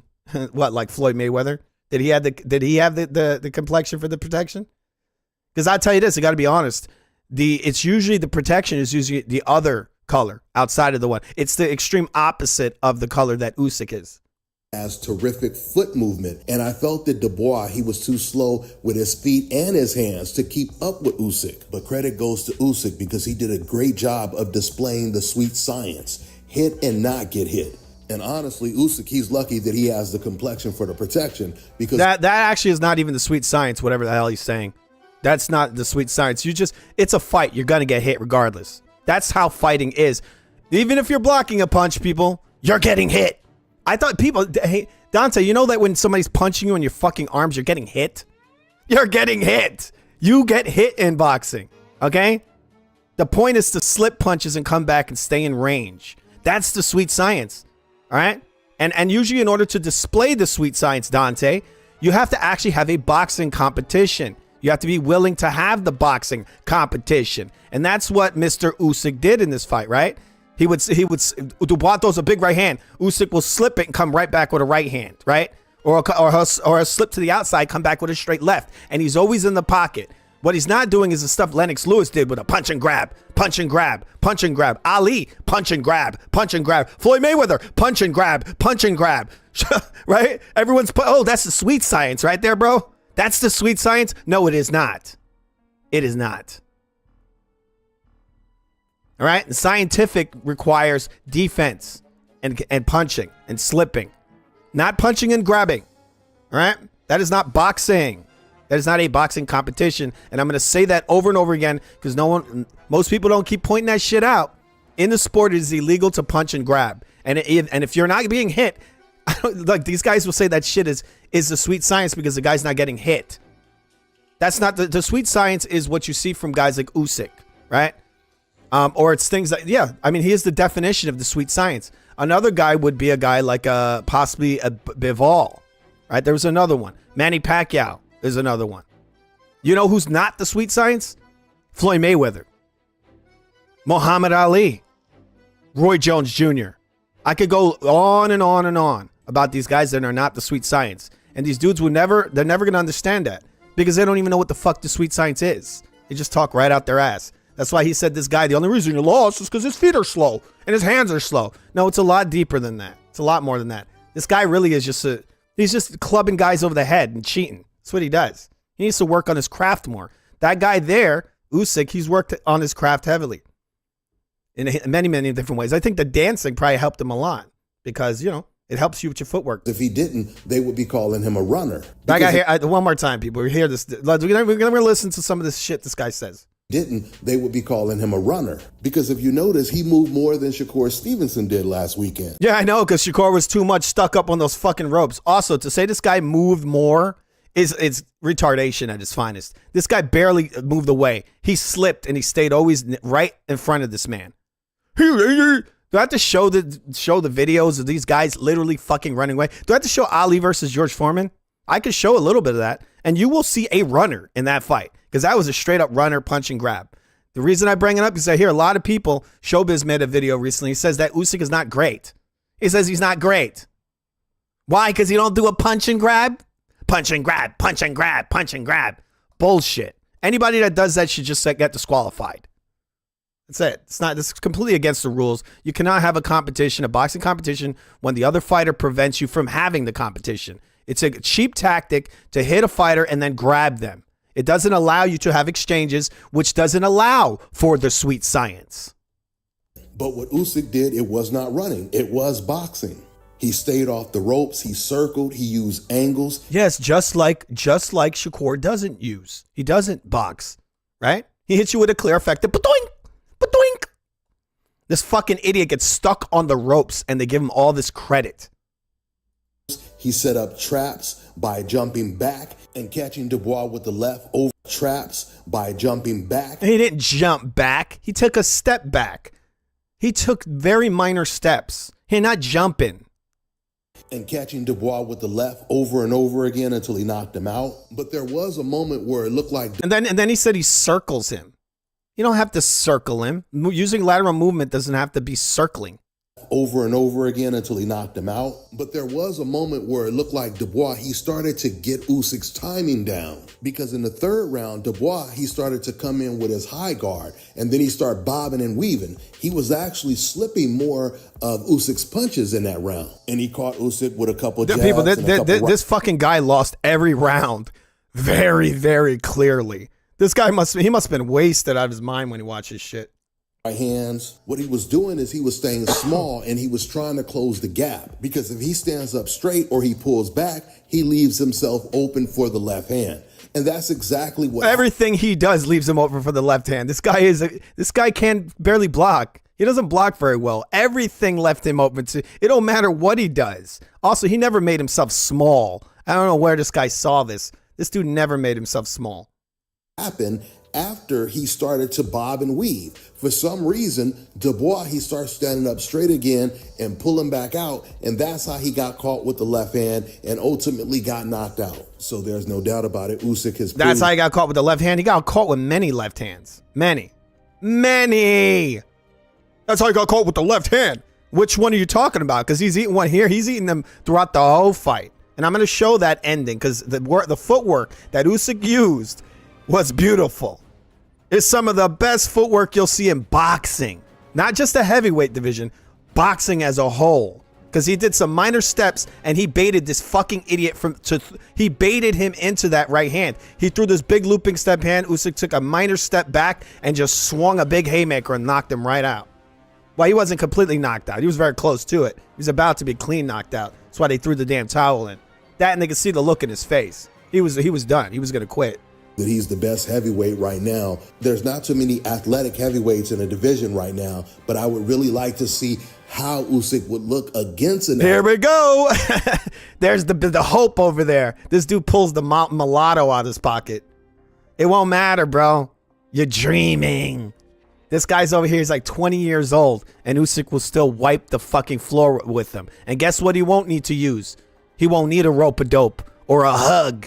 He'll just use clear, actual, sweet science. Not fake science, right? Not hugging and wrestling, right? Not to say Ali wasn't a great fighter, but he was. But he wasn't a sweet scientist on this level.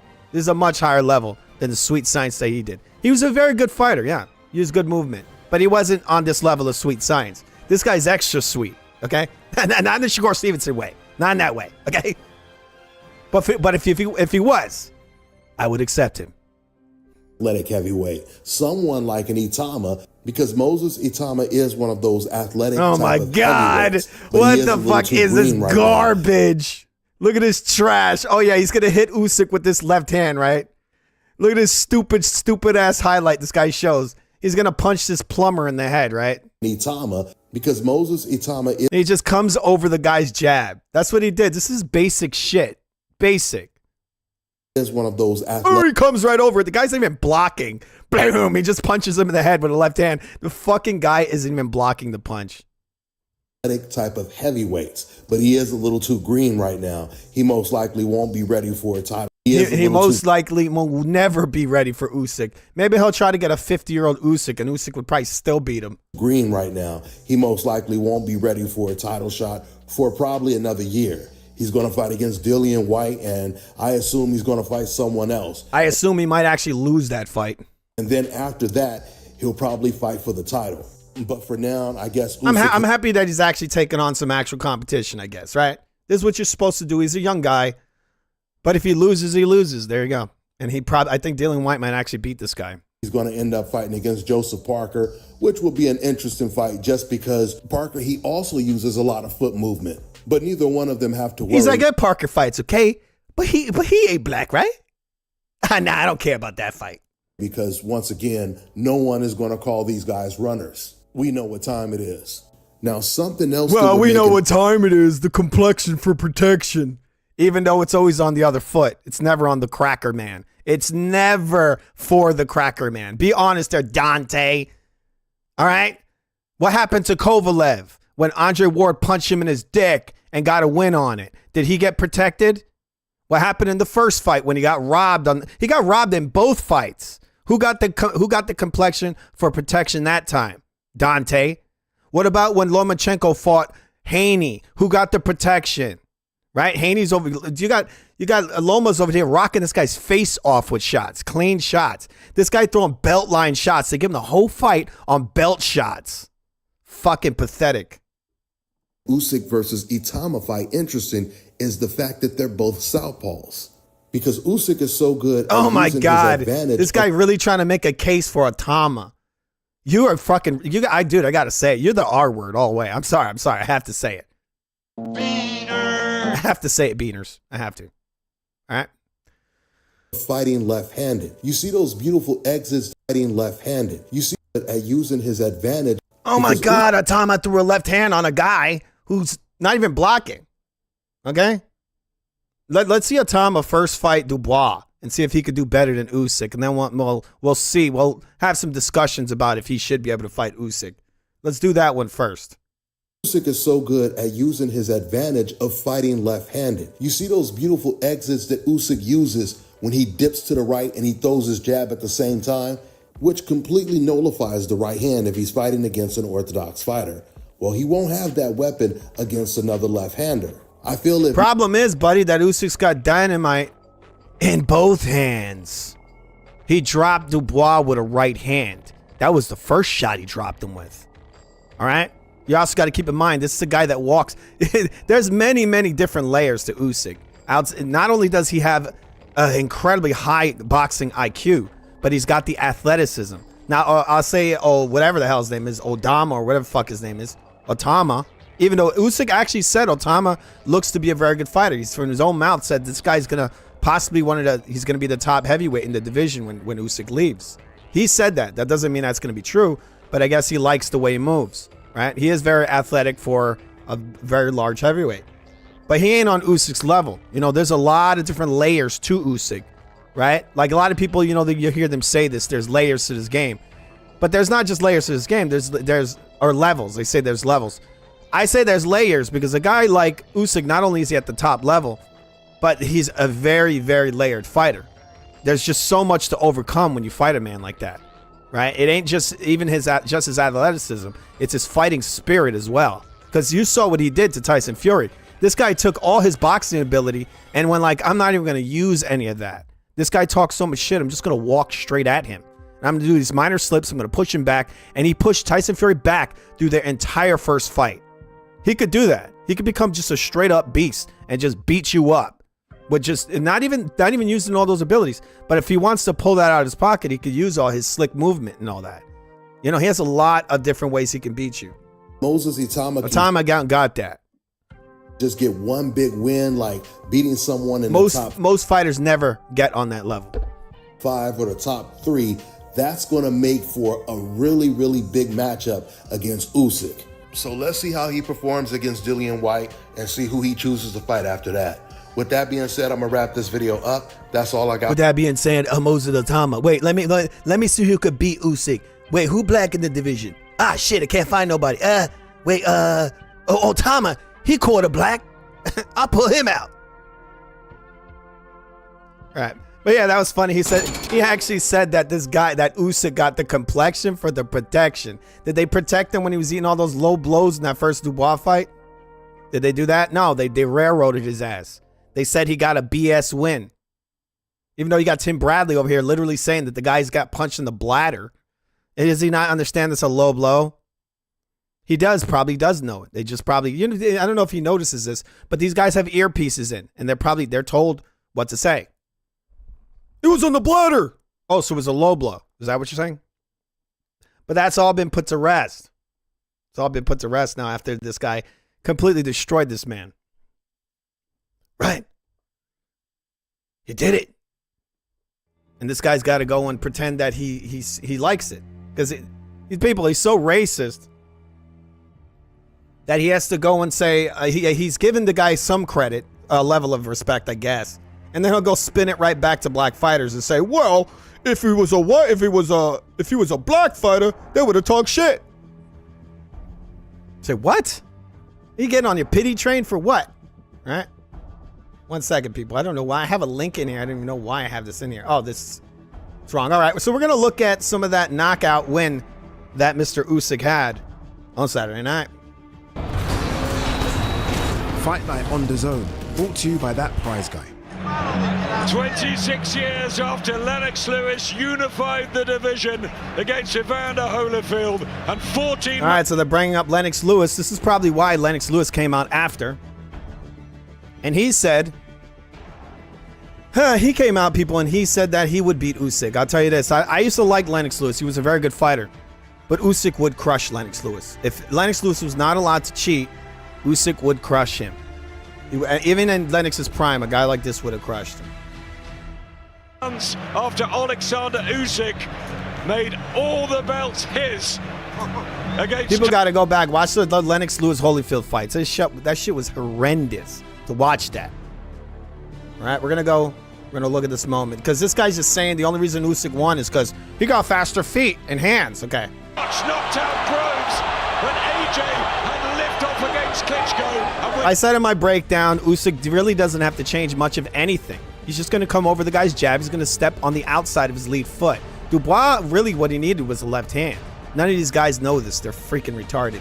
That's the only thing I'll give Mr. Dante, that this guy Otama or Dama, whatever, he has a left hand, right? That's the only thing, but it don't matter. It doesn't matter. This guy's too good. Too good. Dubois had his biggest win in September. Got to double up that jab early. Dubois got to produce it. Look, he just steps in with the jab. Boom, right through the middle. That easy. And that's a real jab, Dante. That ain't no ba-doink, ba-doink, ba-doink, ba-doink and run, right? Ba-doink. Look at the way this guy's head pops back. Boom. Under pressure, but immediately gets caught. Pressure, but immediately got to produce it. He steps in with it. Boom. Right to his face. That ain't a touch jab. That's a power punch, basically. That dude, Dubois, when he felt that first punch, he was like, holy shit. Because this dude was punching him with mean intentions, right? This is a trap being set. He probably actually put his back there for this fucking idiot to think he's going to come in. He's got his left hand high, right? Well, actually, wait. He's in a left-handed stance. Am I wrong? Isn't Usyk always he's a southpaw? Immediately gets caught. What a fantastic jab. So he stepped in real hard with that jab there. That's what I'm saying. From Usyk on the back foot. Actually, yes, he has his left hand up high and he steps in hard with the right hand. That's what he did. And he put himself on the ropes and this dude gets some hope, right? He was waiting to throw that overhand because that's all he's thinking is throwing this right hand. He needs to bring his feet in, Dubois. He didn't do that nearly enough last time. Needs to be positive. And look, Dubois doesn't even look that slow on his feet. So I don't know what this guy's saying. Dubois on his feet actually isn't that much slower. It might actually, who knows? He might actually have a little more pep, a little more bounce in his step. The only thing is that Usyk uses his movements are more deliberate, and he knows how to slip shots. Dubois not moving; his feet aren't moving that much slower than Usyk's. Expect a fast start, but this fast start, but needs to be. Look at his feet; like he throws his feint. His feet are almost as fast as Usyk's. Last time needs to be positive. Expect a fast start. Usyk's just more twitchy. He's more twitchy, and everything is deliberate. There's a reason for everything he does. This feinting from Usyk. There you go again. He steps in with his jab. I mean, his hands are ridiculously fast. That's true. Does the damage. But that's what Dubois standing right there to be hit. He doesn't move his head. He barely slips. Down the stretch, slinging out the right hand. Daniel Dubois. He just swings his left hook right into his face. Told you, this fucking guy doesn't really block. He's a moron. But, I mean, he would do the same thing to any other heavyweight.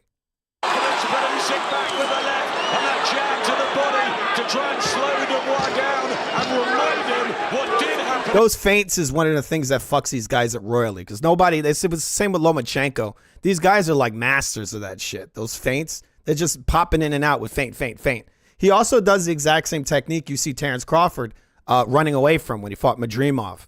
He's constantly doing that. He actually does it much faster than Madrimov does. Just kind of crazy. Swing a big left hook into his head. You see, there you go. There's a minor lateral step to the right? This throws this guy off. He's catching him out of position as well. When he hits him with his left hook, he sees that Dubois is out of position. What did happen in Poland? There he goes. He pivots to his left. And you see, like I said, this guy, he had something to prove. There's mean intentions behind all these punches. These pundits kept going on and on about the mindset of Dubois. What they never talked about, because they're not supposed to, was the many illegal low blows that Dubois hit Usyk with. And so Dubois, he made a big mistake stepping in versus this guy. Because not only did he fight Usyk again, a guy who's far better than him, but he fought an Usyk that actually fought him with a lot of fucking anger. This guy wanted to hurt this man in this fight. And he did. Alexander Usyk in the opening round. Steps in with the right hand. Boom. And he said he was going to start fast, Usyk, and he did. Right, look, Dubois ducked. Nice maneuver there. For once, he bends his damn knees and ducks under a shot. Look, they say good shot from Dubois. I don't think the shit even lands. You guys just make stuff up. But, you know, that's that non-benefit there, right? He didn't have the benefit. From Dubois, that's what they're looking for. That didn't even land. That good. The commentator says good shot. The punch didn't even land. Okay.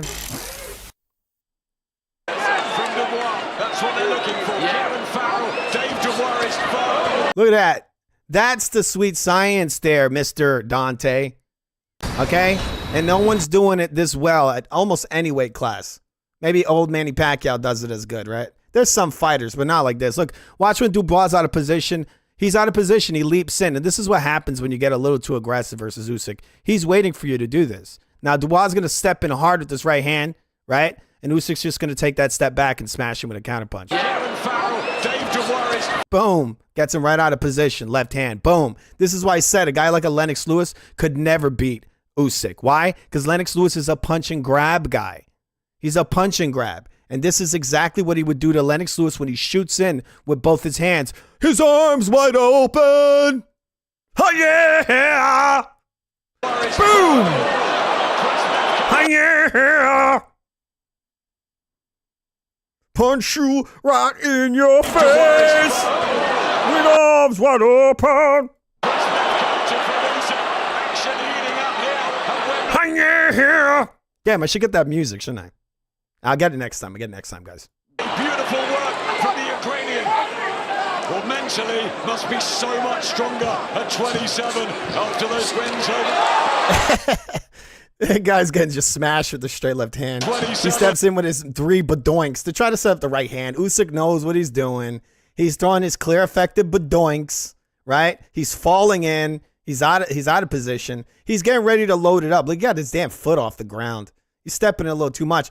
But the whole point of this is to land this right hand, and Usyk knows this, right? As soon as he goes to step in with that fucking right hand, Usyk knows there's a tell there. He's already taken the step back and throws a straight left. None of these guys are fighting at this level, man. He goes to throw the right hand. He steps right back. Boom, straight left.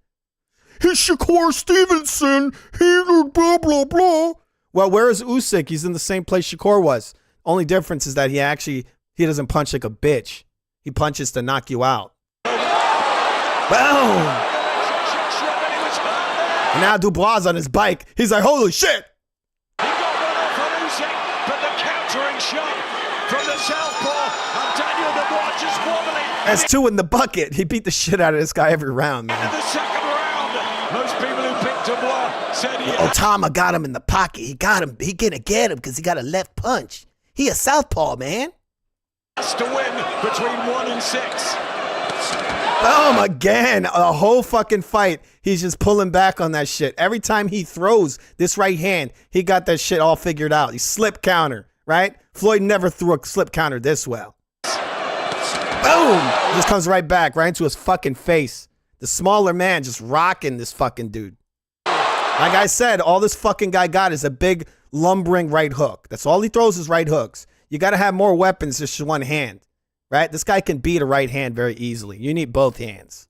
Good counter from Usyk. Just the accuracy there as Dubois comes in. He slips and comes right back with the left hand. Look at it. The guy goes for a low blow, right? He goes to hit him with a low blow there. He missed it. You see, look how low he gets on that. No one could tell me that this fucking guy wasn't trying to hit him with a low blow here. He tried, but he missed. And I'm pretty sure they're not going to show that low blow in the fourth. Of course they're not. I wish I would. I was actually looking for the full film of this because I wanted to show you guys when this guy Dubois hits Usyk with this big low blow, and you could see the look in Usyk's face. You could tell. You can kind of like read his mind. You're like, Usyk's just like, he's like, you could tell. You could tell he was just about to knock Dubois out. He's like, I'm going to knock you the fuck out now. And he hit this guy way harder. And this is why in the next round, in this round here, he proceeded to knock him out and fuck him up. He dropped him twice. Because at the very end of the fourth is when Dubois hit Usyk with that big low blow. And the referee was right in front of them when he threw this. And the ref said nothing. Usyk literally looked at the ref and was like, huh? And he didn't do nothing. He didn't give him a warning or anything. So they were willing, and they were all in on robbing this guy Usyk in this fight. And this is maybe another reason why he knocked him the fuck out. He came to this guy, people don't want to factor in that guy like Dante. This dude went to enemy territory. When do your guys, the ones you worship, do that? He's over here fighting this guy in the UK, right? In Wembley. And he's fucking him up right in front of all his countrymen. The chanting, the at that. Right hand, straight left down the middle. Boom. And keep in mind, people, this is after the big low blow. This is the very next round. Obviously, it's a fifth. Just looking at Dubois. Look at that. Don't just pause it in there, shoots it in. This guy's a moron, Dubois. What comes next, Dubois? The problem is this, people. Sometimes Usyk will do this. Most fighters will paw in, especially if they're one-handed fighters. They'll paw in like their right hand. If they're a righty, or obviously if they're a southpaw, they'll paw in their right hand, and then they'll come in with their heavier blow immediately after that. The issue is with a guy like Usyk is that he'll fuck with you. Well, he'll throw like paw in two right hands, right? Now you think the follow-up's going to be left. And guess what? He just steps in with the right again and actually rocks you with the right hand. So you don't know when the power punch is coming or where it's coming from. The guy is deadly, man. There's no one really going to beat him. This guy's 38 years old. This motherfucker here is 27, and he's schooling him like this. Hits him with the straight left, steps in hard with that right hand. There's just too many weapons coming at this guy. Look, he's breaking down legs. He's crossing his legs. He's on his fucking bike right now. And he tries to catch him as he steps in like he did with AJ, but it don't work, bro, because he sees it. He knows. He's not a moron. Right? He comes in. As soon as he goes to throw that right hand, he's already got his fucking left hand tucked. The guy, look, as soon as he sees Dubois change his level like that, he knows that something's coming up top. And he's already blocked that shit he sees it from a country mile. Yeah, he throws another right. He just keeps catching it on the glove. This is the sweet science there, Dante. This is the sweet science. Did you see Lennox Lewis ever do this? Not really. Not on this level. No, he hasn't. He steps in, right hand. Got him up on the ropes. He fucking slips the right hand on the ropes. Comes right back with a right that rocks him. He's down. He's down.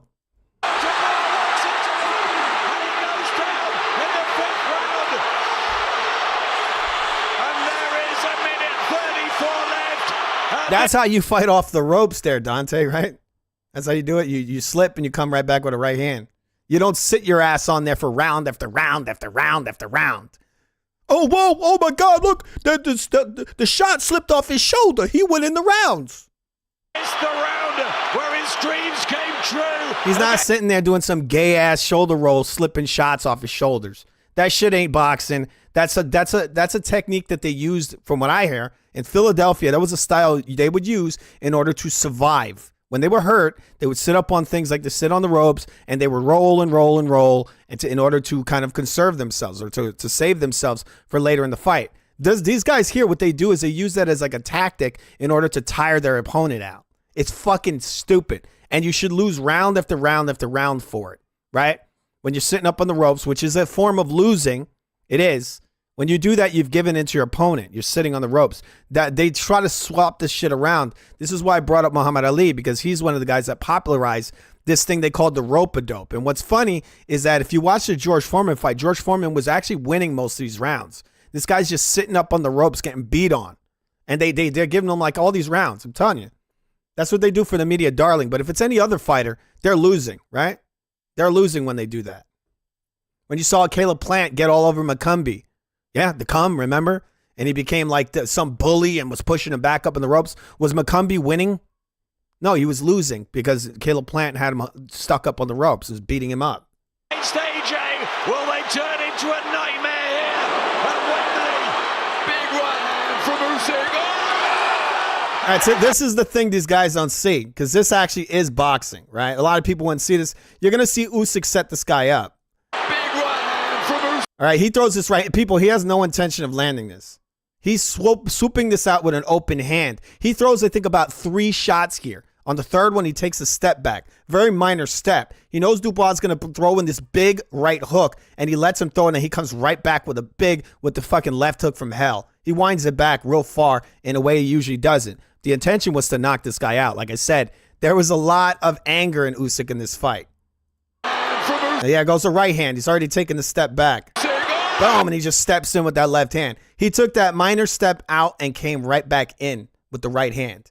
So you're going to take that left foot, goes back, and he steps out. He stepped up back already and comes right back with his left hand. Boom, he steps right in immediately, times it perfectly, and catches him right on his fucking chin. You know what that's called, Dante? That's called precision punching and the sweet science. That's boxing. That's a guy who actually knows how to control range, because he stands right there an inch away, steps out for that minor second, and comes right back in. Okay? Shakur Stevenson ain't doing this. These fucking guys, the Shakurs of the world, these guys could literally do one shoulder roll in the entire fight. And oh my God, it's amazing. The skills. One shoulder roll that's obvious as fuck. They do like the most obvious shoulder rolls ever. This guy does this very minor movement, steps back. He set this man up all along. He's going to throw about 3 setups and then take a step back and come in with a hard left hand. Here's the first one. He throws this, probing. He throws this left hand. He throws in a slap and takes the step back. He has no intention of landing this right hand. He's up. There's a step back, right? He throws this kind of he throws a slap. He adjusts. He takes that step back, and then he re-engages with the left hand.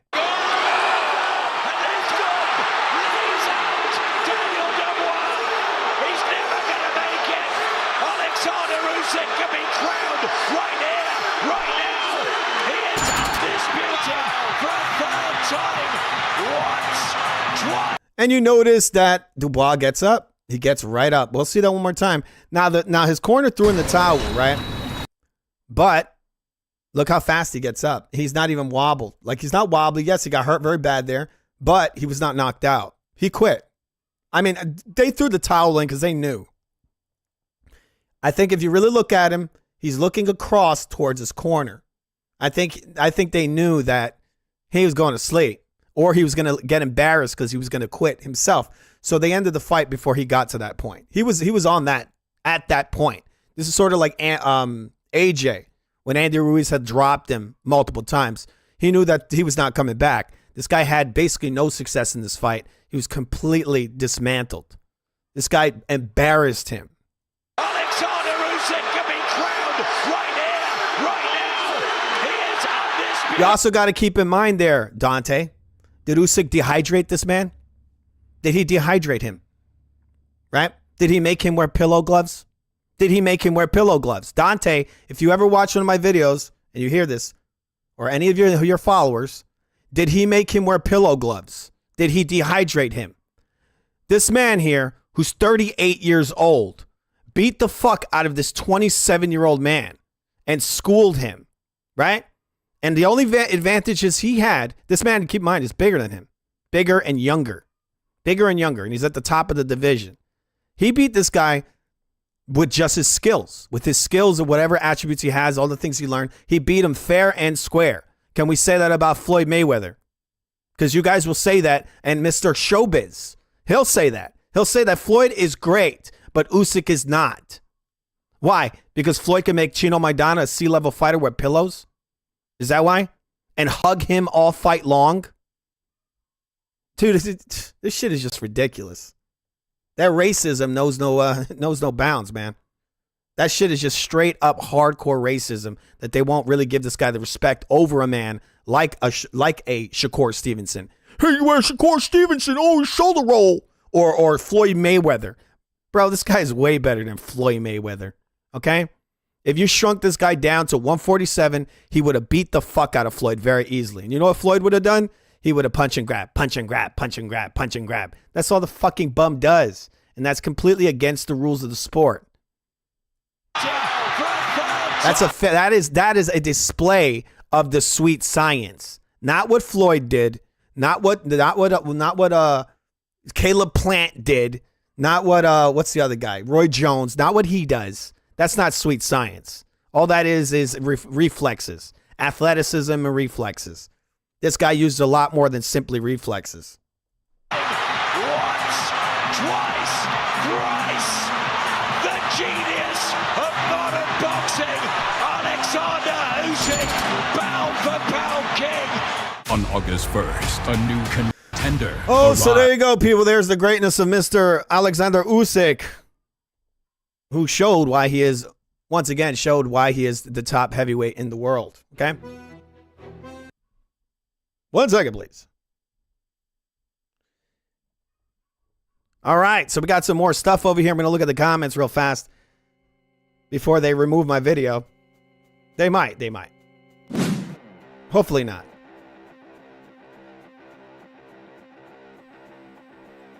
All right, so 1 second. DDD is 27. That means this is the best he's ever going to be. I mean, that could be true, Hawker. He might get better. You never know. You know, that's the way it is. You know how a lot of guys, they like to go off of that whole undefeated shit, right? You could say, oh, well, Usyk, what happens if Usyk retires undefeated? Oh, well, they'll come up with all kinds of reasons why he can't be considered the greatest of all time, right? Obviously, it's opinion, right? It's opinion, but what's not opinion is the fact that this guy is a better sweet scientist than Ali was. I'll bring up Ali because they build him up to no end. He's a very good fighter. But this guy obviously possesses more slick movement, more... He's using minor movements. He's not doing this crazy shit running around with his hands down, you know, using the ropes and letting guys beat up on him. You know, he's just way more slippery than most of these guys. He's better than Lennox Lewis. He's better than Vitaly Klitschko. He's better than a lot of guys throughout boxing history. One of the things I keep hearing a lot about is the Lennox Lewis comparisons. I like Lennox Lewis. He was good, but he was a very slow-moving heavyweight. Yeah, he could pack a punch. He was a very hard-punching, big guy. But he never been as good as Usyk. Like, if those guys were around in the same time period, I would pick Usyk all day. The only thing I think possibly could get Usyk is the power of Lennox Lewis, maybe his jab, very long. I would have to go look up his dimensions. But I'm pretty sure he is bigger and heavier than Usyk. But, as you just saw from Dubois, Usyk sees those shots and he catches them. He's a strong fucking dude. To be catching shots from a guy that big, that's why people got to understand. That's strength. That is power, right? This is why I said Usyk is built to be a fighter. Now, he looks smaller because he actually naturally is smaller, but in some ways he is strong enough to catch those shots. So when Dubois throws that big right hand as hard as he can, Usyk catches that shit on his arm and comes right back with his punch. See, his balance is very, very good. Right? There's a lot of things about Usyk that's pretty amazing, I think.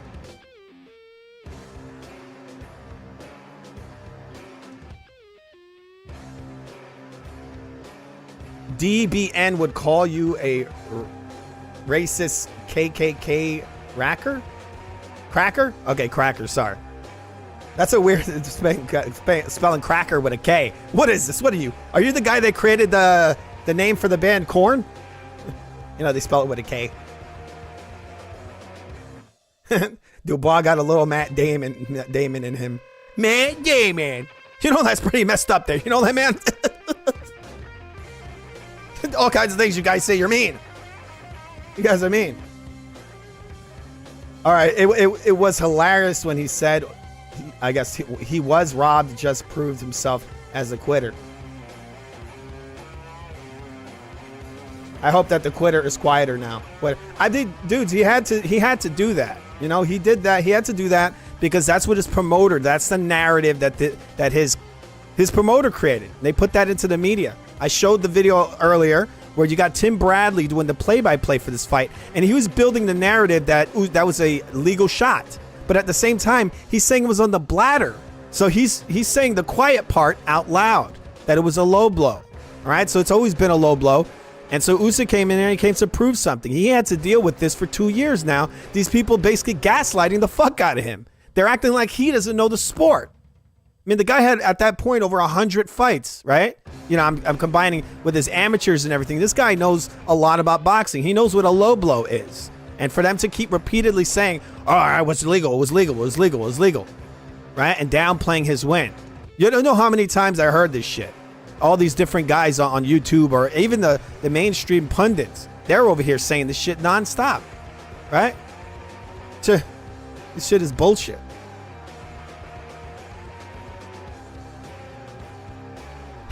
It's not bullshit. You know what's bullshit? You're bullshit. I know, I'm full of shit. I love you fucking suckers. We can just say whatever we want, and you guys eat it up. Shakur Stevenson's the greatest monster in boxing. They'll all say it's true.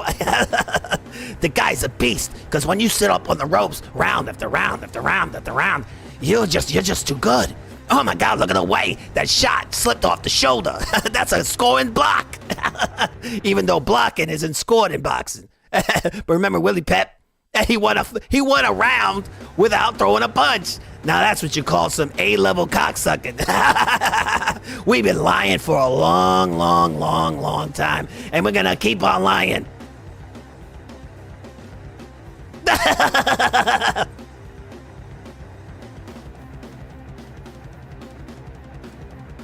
You guys are fucking stupid. You believe all this bullshit. But like I said, there's a sucker born every day. It's rain and money. Hallelujah.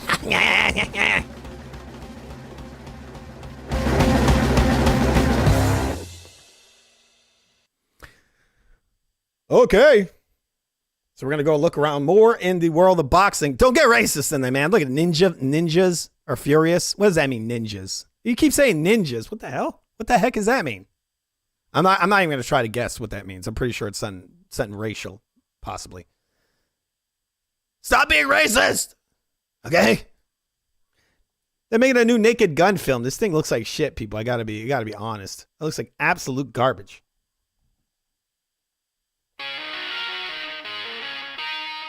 I see some of the jokes. This shit ain't even funny. Let's see if we can watch this. The Naked Gun trailer. Let's see a little. I mean, people, I'll tell you, these guys don't know how to write comedies anymore.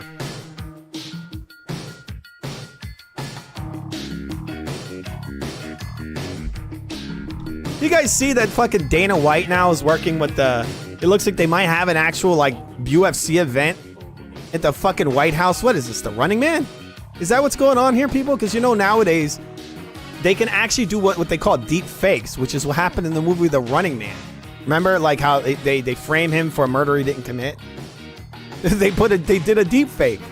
So they could actually do that now. And then in that film, remember they had like the Coliseum in there and he was fighting in the Coliseum. And it was like connected to the government. And that's what we're seeing right now. It's also like the Hunger Games, right? How the government had like these competitions. What the fuck is going on here? This has become cuckoo. But we'll go more into that on our other show, people.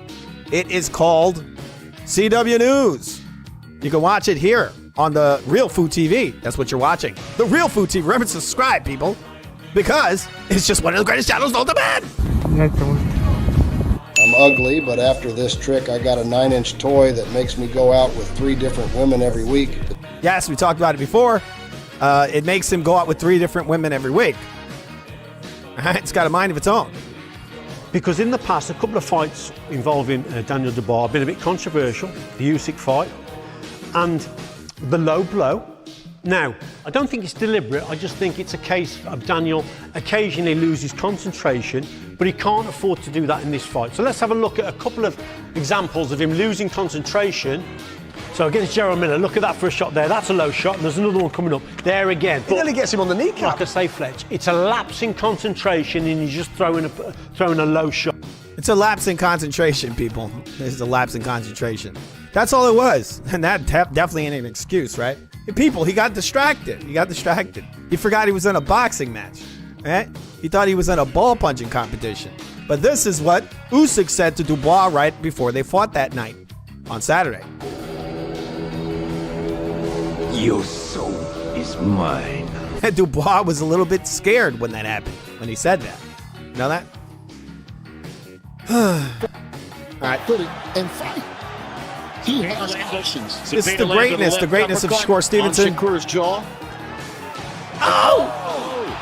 And Beta! He's hurt. Right to the body. Beta! Zepeda is getting He stabbed him in the body. He went like, that's the sound he made when he got hit with that shot. But with that said, people, there's a new Naked Gun in town. All right, we're gonna go and we're gonna analyze the trailer. We're gonna see if we like it. Right? You tell me if you want to watch this film after we watch this trailer, and then we'll be going into some more boxing. But once again, before we go into that, remember to subscribe to the Real Food TV. It is a great channel on demand. It really effing is. It really is, people. All right. Thanks. Once you kill a man for revenge, there's no going back. A voice in your head saying over and over, "That was awesome." Who Who are you? Driven. Detective. That was stupid. That's what that was. Let's see that joke again. This shit is terrible. A voice in your head says, that was awesome. He ripped his arms off and hit him with them. What is he supposed to be, a cyborg? What the fuck? How is he pulling guys' arms off? Over and over. That was awesome. Who are you? Driven. Detective Frank Driven. Thanks. Police squad is I don't understand. Was that supposed to be funny? Oh, because he's driving, right? Is he driving or somebody just handed him a coffee through the window? What the fuck? Frank Driven. Oh, it's supposed to be funny because he's driving. Yes, and then a hand goes through the window. I think that's Dubois that gave him that coffee. Police squad has always been the elite of the elite. Hi, Daddy. It's me, Frank Jr. Love you. Hey, Dad. Boy, do I miss you.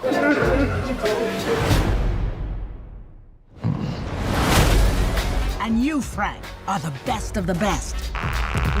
Why did they get such an old actor to play this character? He's supposed to be the son of the Leslie Nielsen character. When is this supposed to take place in? What, the year 2048? Like, what the hell? Why is this dude's like, what, 80? And he's playing Leslie Nielsen's son, even though Leslie Nielsen, the Naked Gun films were in the 90s. So how would his son be? And actually, the films are set, I think, in the 80s, in the late 80s and early 90s. So how could this guy be a son when he's like 70 years old? What? And this is supposed to take, so like I said, when is this supposed to take place? This is stupid. I need a bathroom. I need this room immediately. There's a line, man. Police prisoners.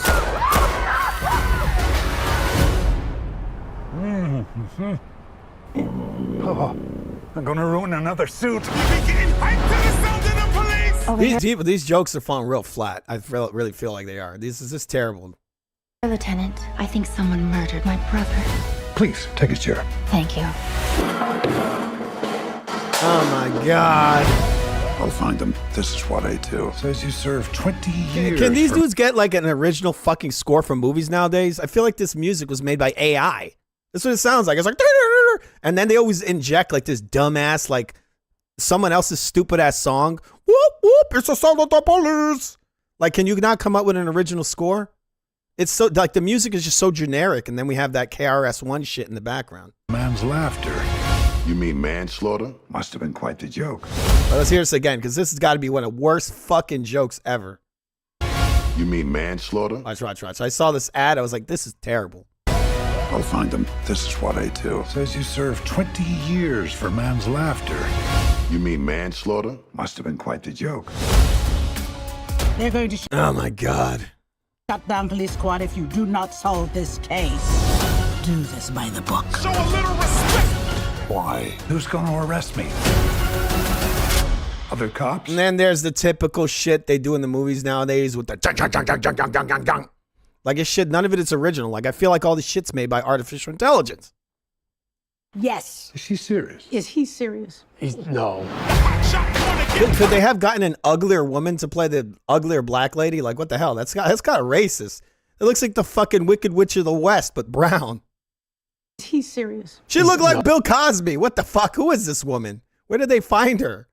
Ugly! Sorry. I have to point out what's the truth. Is that Showbiz's mom? Sorry, Showbiz. But she looks like she might be related to Showbiz. It's the eyes, man. It's the fucking eyes. Look at this. Let me show you. I'm sorry, Showbiz. I'm sorry I had to point it out.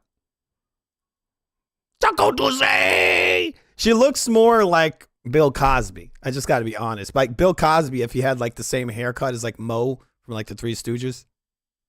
No. It seems Mr. Drebin might be more of a problem than we thought. I want you to keep an eye on him. This shit is crazy that they have. This just shows you how degenerate this society's become. That I remember back in the day, they would ranchy jokes like this, but this shit is just I think this has no age gate on it, and this is the shit that they show in their trailer.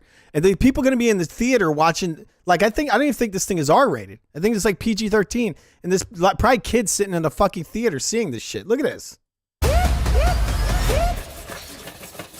Yeah, but you know exactly what it looks like, right? Look at this. Look at this. Really? This woman is disgusting.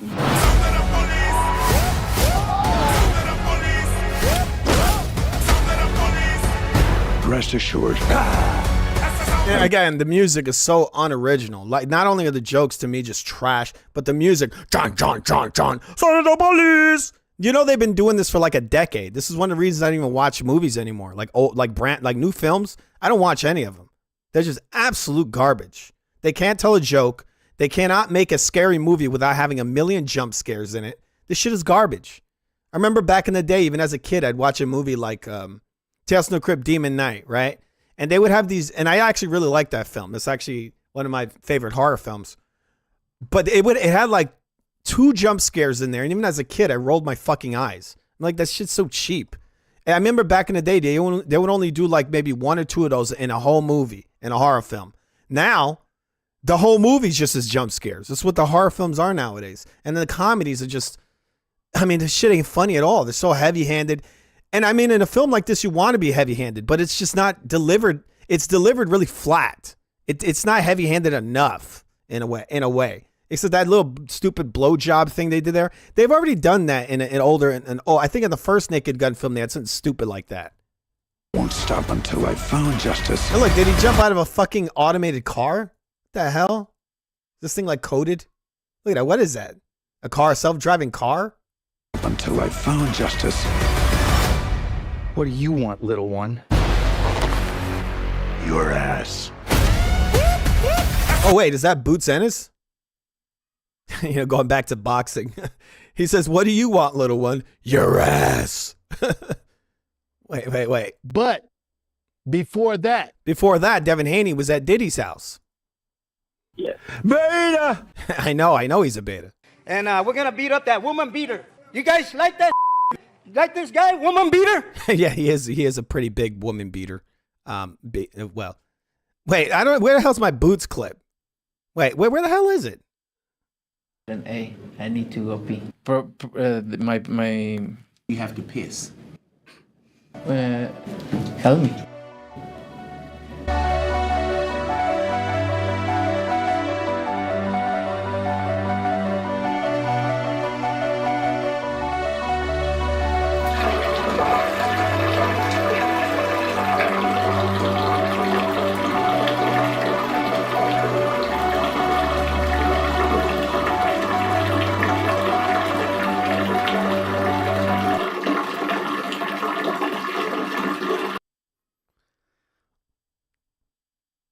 All right, thank you very much for that, Canelo Alvarez.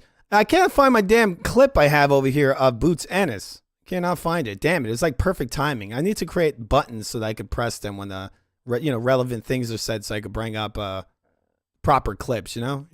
You're an idiot, an energetic idiot.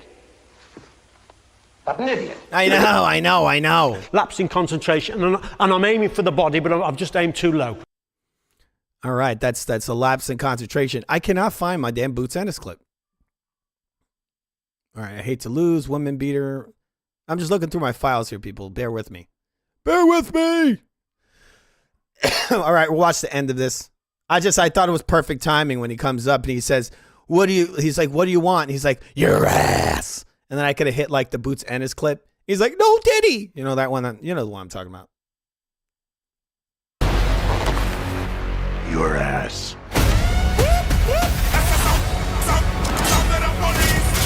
People, that's incredibly transphobic. That they would make a joke like this, a man in a skirt. What is that supposed to be funny? Is that supposed to be funny? Because it's not. There's nothing funny about this. Oh, Nobody damn. messes with Police Squad. We've upgraded your car with the most advanced crime-fighting tech. Drive forward 30 feet. Very smooth. Oh! This place is falling apart. All right, so it's coming out August 1st. You guys excited for that? That shit was hilarious. I'm kidding. That was not hilarious at all. It actually made me cry a little bit. Because it's, I guess, the death of comedy. All right, so let's look at some more boxing, right? You guys, anybody in the comments would like to watch that film? Just let me know if you think that looked funny. I don't really think so. Yeah. All right. I got some highlights here. We already watched highlights from the fight from the other day. All right. They're saying the king rules again. Alexander Usyk versus Dubois 2. Again, we've already seen that. Okay. All right. But we got some more information here. Mr. Teofimo Lopez has got something to say about Manny Pacquiao versus Barrios. So Teofimo Lopez reveals his exact scorecard for Manny Pacquiao versus Barrios. He did more than enough. So guess what? Teofimo agrees with me and many other people. Manny Pacquiao, just like I told you guys, I said it many times, that Manny Pacquiao was going to beat this man. And he did. He definitely beat him.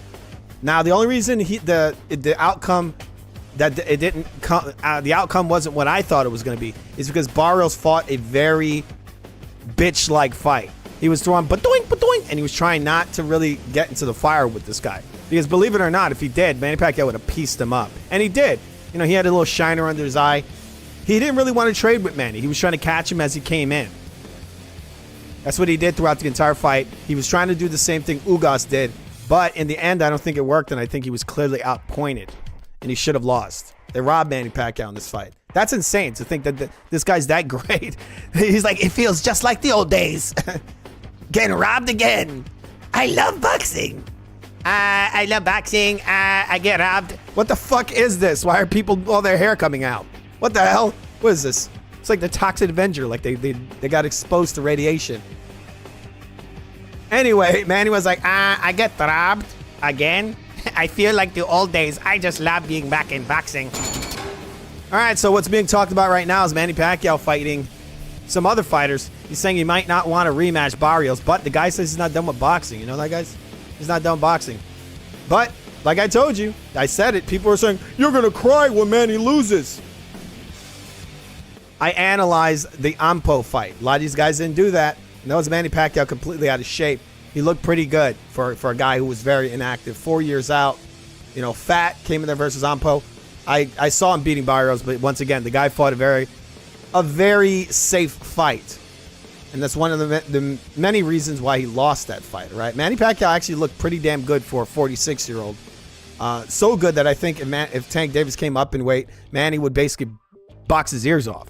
Because even this old Manny Pacquiao, 46, moves better than most of these guys at welterweight, if not all of them. He even moves better than a lot of the guys at the 140s and lower, right? The agility, the way he leaps in, all that. This guy could beat a lot of guys. People wouldn't like it. He probably can beat dudes like Keyshawn and Shakur and all that. So you can't beat Shakur? That's impossible. Shakur will get up on the ropes and hit him with ba-doink, ba-doink, ba-doink. Right? Did you guys not see that Shakur is open all day for anything straight down the middle? Right? We know he doesn't like straight things, straight people, but that's okay. I'm okay with him, people. I accept him for who he is. But him and Keyshawn, you know, but I think he can even beat guys like that. They're nothing special. They can't even punch. Shakur, like that would be the money fight, right? This guy Shakur's talking about fighting Conor Benn. The real money's with Manny Pacquiao. You know, come up to 147 and get your ass whooped by this old Manny Pacquiao. And what's funny is this old Manny Pacquiao, he's probably better than, well, not probably. He is better than Shakur in every single way. All right, so this guy can beat some people. This Manny Pacquiao can beat some fighters. He definitely can. These guys aren't that great today. A lot of these guys, especially at the 147 and the 140, and even a lot of those guys at the lightweight. The lightweights, they're not. They're okay. There's some very good fighters out there, but I think Manny he actually can beat some dudes. Really can. All right, so there's some names floating around for Manny to fight. I'm going to go and see if this is the article I found earlier where they talk about some fighters. But before we go look into that, we're going to watch a little bit of highlights from the fight. 1 second, people. The thing is loading right now. It's loading. Got to wait for the damn video to load. That's fucking annoying. Actually, there's an advertisement. It's not loading. It's just an ad, right? All right, so we got tail of the tape here. Oh, that's not tail of the tape. Well, you can see here 62 fights, 39 KOs, and so on. You can bet $5 and get one. Believe it or not, people, it actually wasn't Manny Pacquiao that chose to fight Barrios. It was Manny Pacquiao's wife. She was the one that told him, you can beat that guy. And so he came in there, he's like, I'll fight him. Freddy, I want to kill Barrios. 150 in bonus bets instantly. Just download the DraftKings Sportsbook app and use... Okay, gentlemen. Matador says that Liam makes a shitty comedian. I think he's a little too serious, but sometimes that comes off funny, right? But his voice is too much like Batman. I feel like I'm watching Batman play a comedian, right? Liam Neeson, maybe that's just not really his strength, right? I don't know. Who could play a character like that? Maybe a guy like maybe a Christian Bale could play the Naked Gun character, right? I mean, he got the Batman voice. He's younger. He kind of fits the role. Everything on the orange up is going to be good. Bottom of the white letters up is good. You got my instructions in the back, gentlemen. Protect yourselves at all times. The rest of my commands. Touch them up. Back to Barrios told me. Yeah, Barrios over here looking like an extra from the film Prey. All snacked up. This is the biggest fight of my career. This is the grandest stage. And early on, we will know if we get know that Pacquiao needs to have this kind Manny Pacquiao makes him eat a left hook. of quick start. Pacquiao split the guard during that sequence. He slips his jab and throws a straight left. I mean, the guy is pretty damn fast still. I said this before. He's still got very good reflexes. During that sequence. He comes right through the middle. That left hand speed is still there. Barrios throws a jab, and he nails Manny with a jab here. But there's a right hand of Mario Barrios trying to establish some...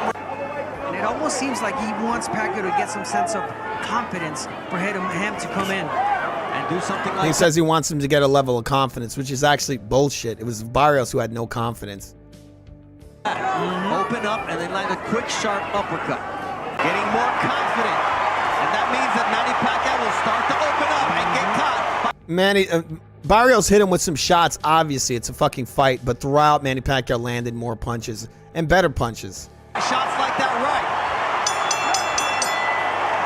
right. And he went for the second one, and here it is again, getting desperate. Manny saw the shot. You see, he tries to roll his head with it. He's shooting to the right. So it's a good shot for Barrios, you know? The position is good. You know, he's got pretty good eyes to land that. But it wasn't a very hard punch. But it obviously is scored. Manny Pacquiao lunging in. That's why he looks so, let's just say it, old against Ugas. And that was a much younger version of Pacquiao.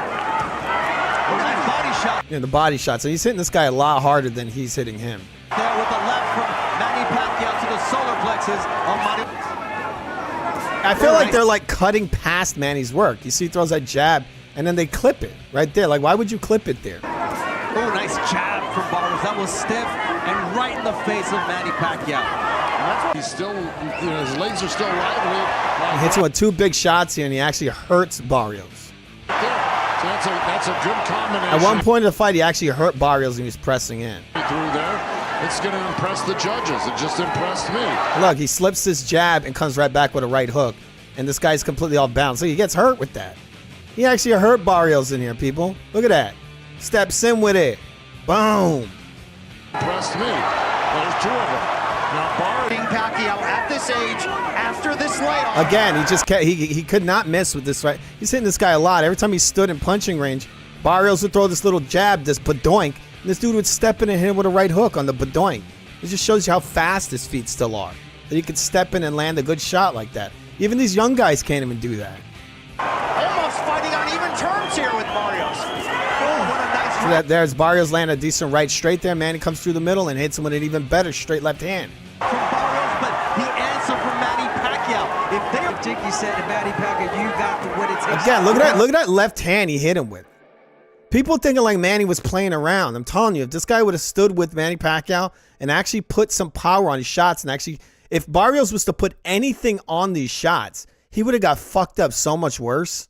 The thing is that he was putting nothing on his punches. And even with the very little that he put on his shots, Manny was slipping just minor punches from this dude. He'll throw like a half a punch with the right hand. Manny was slipping and coming with a nice left hand. Let's see that again.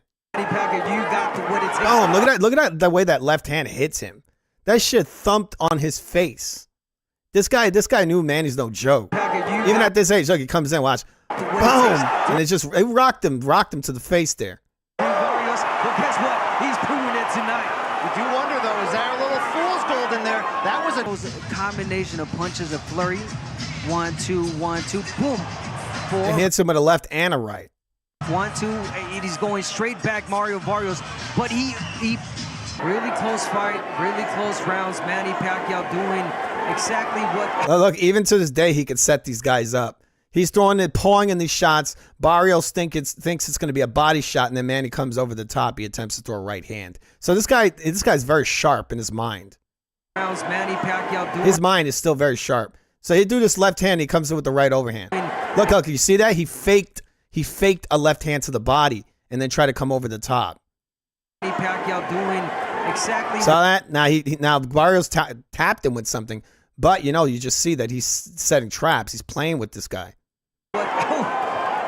There what he used to do, but then Barrios does a good job to throw a blitz in there. He lands a decent right hand. That's the best combination we've seen from Mario Barrios as Pacquiao touches his. Keep in mind, this is the 10th round. This guy did almost nothing in this fight. Gloves. And that is there all the time. Every time that Manny Pacquiao takes that first. Manny steps in. He throws these kind of pawing shots, rangefinders. And something's coming after that. It's similar to like USYK. It isn't the same technique because obviously he can't even do anything close to that because Mario Barrios keeping that defense up so high and tight, right? He was afraid to extend his hands out. And obviously you see why, because the guy, even for 46, is incredibly fast. He's slipping and ripping. Like I said, a lot of guys don't do that today. They don't transfer movement into punching. They just move. This is what Shakur did the other day. They see this very weak version of slipping and ripping from Shakur, right? He'll slip and then he'll come back with the right hand and hit you with a ba-doink, right? And they're all impressed by this shit. But what does Manny Pacquiao do? He's doing this all fight long, but he's landing actual power punches doing it. This guy Shakur does a very shitty version of that, and they're all impressed by it. It's like they don't see it, all these other fighters doing something very similar, but to a much greater degree. A much better version of that. Step in. He's got his guard open. You don't have to be slipping on the fucking ropes. That's not impressive. Barrios has got to take the advantage and let those hands go. Like that. Yes. He spits the guard with the jab. And now what? Yeah, he's doing good. Barrios doing good here. This is the 10th round, yeah. Triple left hook from Mario Barrios. The first Hall of Famer to come back and do it. Or will Mario Barrios? But again, you see these punches, there's nothing really on these. Some of them are landing, yes, but he barely extends the punches outward. Many times he still has he's got a bent arm a lot of times. He's just machining in like taps a lot of times. Like, look, you see that? That's like, bah, bah, bah, bah. And he slips one through. Mario Barrios said he wants to keep his defense real tight.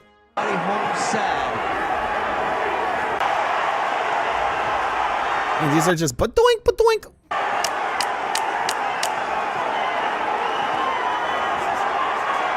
I mean, this is all badoink shots. There's nothing on this shit. It's like, bah, bah, bah, bah. It's like shoe shine. Badoink. Hey, just badoinks, many badoinks. It's weird, people. It's fucking weird.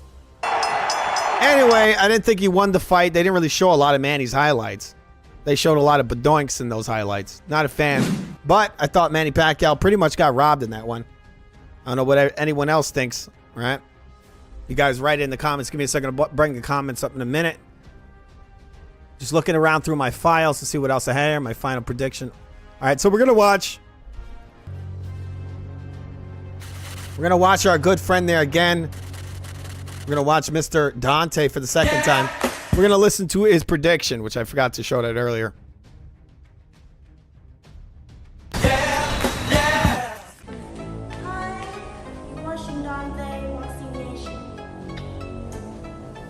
This dude's annoying. Why does he always have to pretend he's straight? Dante, we don't want to see your girlfriend's daughter, okay? What the fuck? What the fuck, man? Keep that to yourself.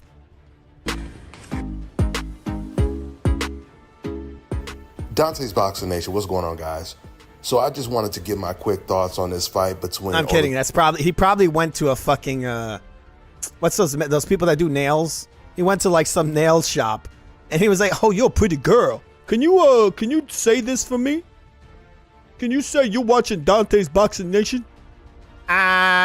Okay, I will say this, Freddy. Oh my God, he probably told her to do that. He showed her with this big fat face. He was like, and he put it on his lips. He's like, I want you to do this. Don't blow me a kiss.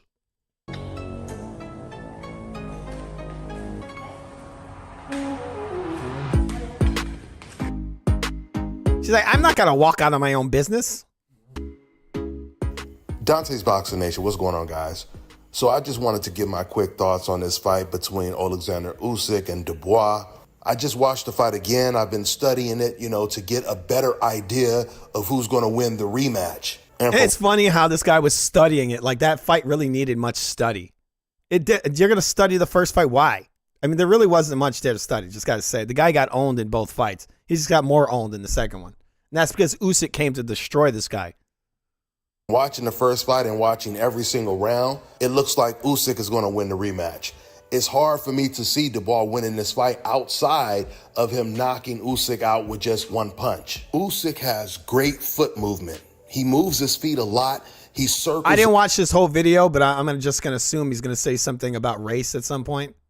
Around, and Dubois, he's a little too flat-footed. He's a little too slow on his feet to keep up with Usyk's foot movement. Now, of course, Dubois in the first fight, he was able to hurt Usyk with a good punch to the body, which he obviously didn't get credit for. A good punch to the balls, which he obviously got way too much credit for because they pretended it wasn't a low blow.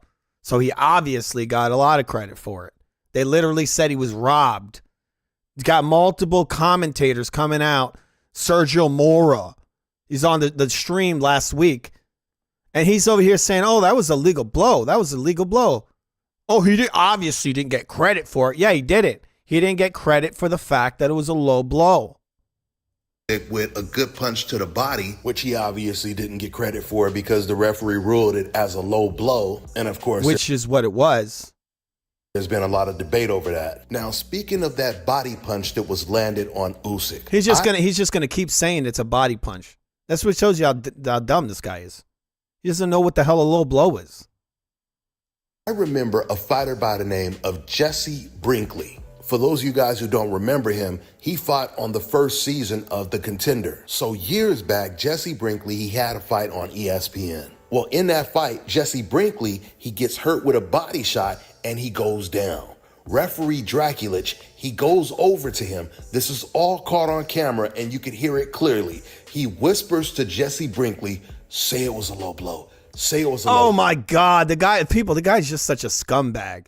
Just such a scumbag. Like, he's trying to imply that, the referee told him to pretend it's a low blow. I don't remember if the ref told Usyk that say it's a low blow.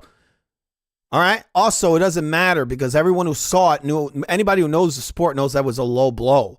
You're not supposed to be punching people under the belly button, right? Under the navel. And that's what that was.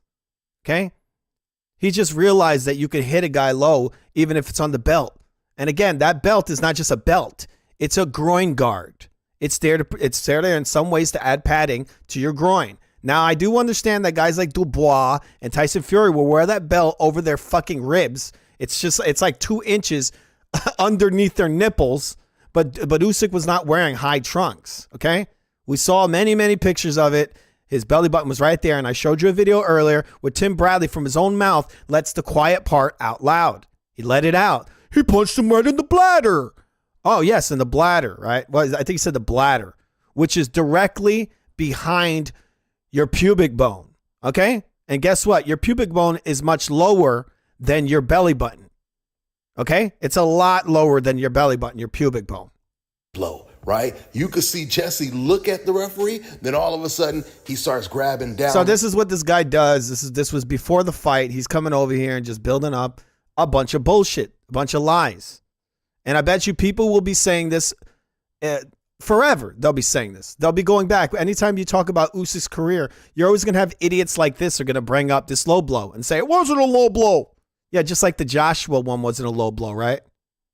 In his crotch like it was a low blow. And like I said, this was all caught on camera. The ESPN. Guess what? Once again, the referee in the Usyk fight never said that it was not a low blow. Or he never said that. It was a low blow, and the referee didn't tell Usyk, say it was a low blow. Now, I got to go back and watch this fight because this guy is so non-reliable when it comes to low blows that this referee probably said, say it's a low blow because it was a low blow. Maybe it was a low blow, right? I have to go watch it because this guy is so dumb. He'll see a fighter punch a guy right in his nuts and he'll say, that was on the navel.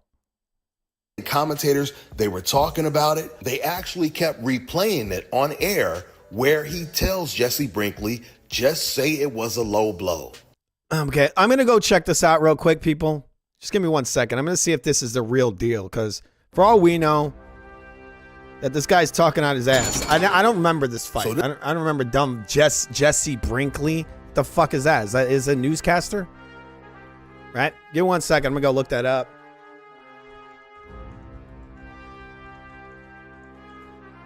All right, so hopefully it pops up. It went to Jesse Brinkley low blow. Anybody know who that guy was fighting? Did he say who he was fighting? Okay, give 1 second, people. Let's see if I can actually find this. Just checking to see if it's on U-Cylinder. Okay. On October 15th, 2010, the undefeated Lucian Bute easily defended his IBF Super.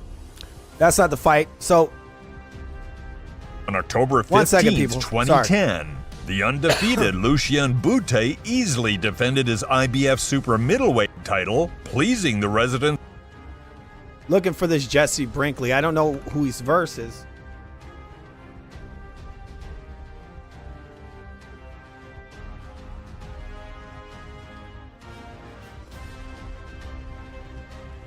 All right. Sorry, guys. I'm checking to see if I can find this fucking fight. I'm going to make a wild guess that maybe this guy's making this shit up. Maybe it means nothing. He's just, oh, remember that fight where the referee says this? Okay, look, I think I made Jesse Brinkley versus Pete. Was it Quillen? Is that what his verse? Where is this? I don't see anything. I typed in low blow. Nothing's coming up about it. Wow, what a fight. I'm not finding this fucking thing of this low blow.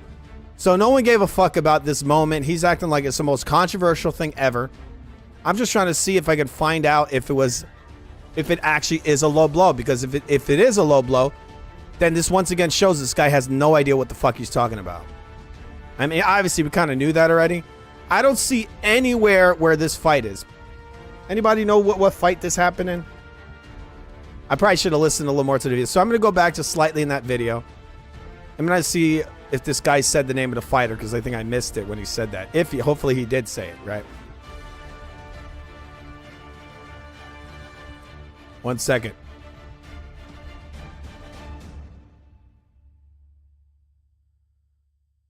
All right. So we're gonna listen to a little more of the guy who's obsessed with race, Mr.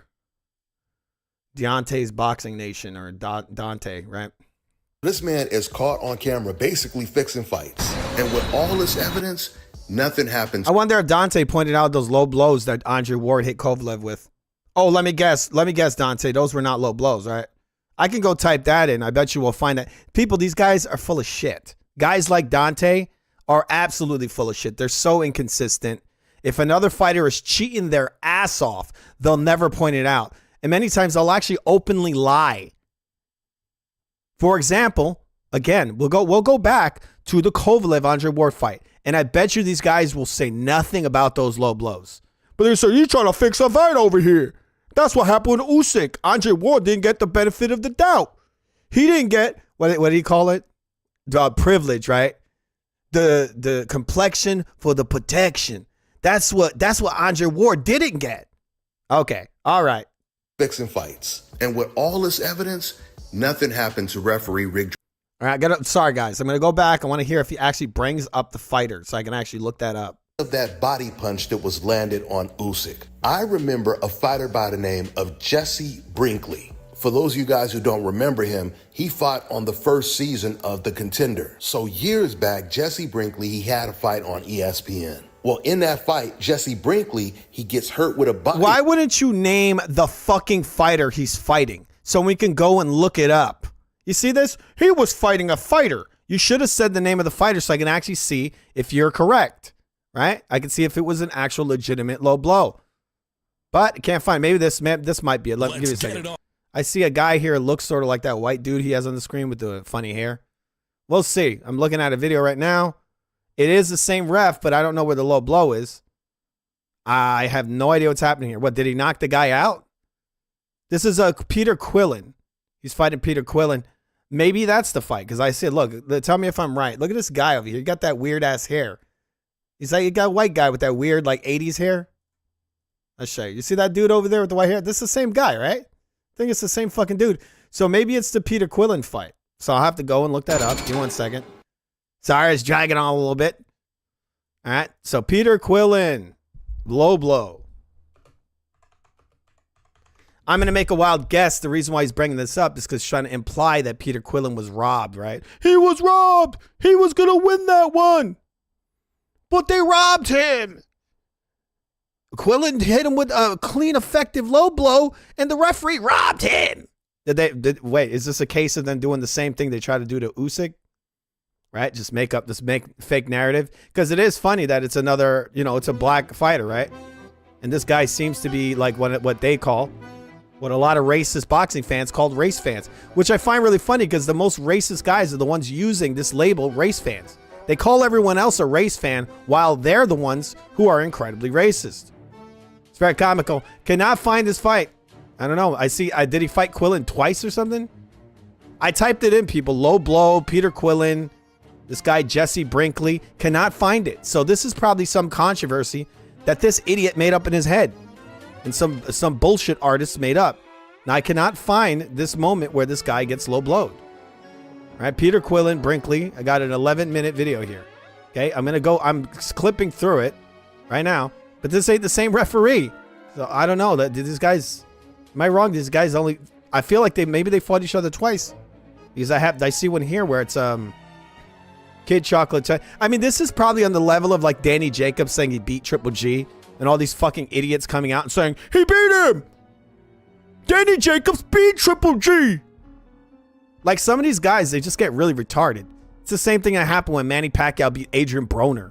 There were people out there that actually thought that Broner beat Manny Pacquiao. It's like, what fight were you watching? These idiots could just say whatever they want. You guys believe this dumb shit. Anyway, we're gonna look at something else. Daniel Dubois. This is this part of the copium that these guys are coming out with right now.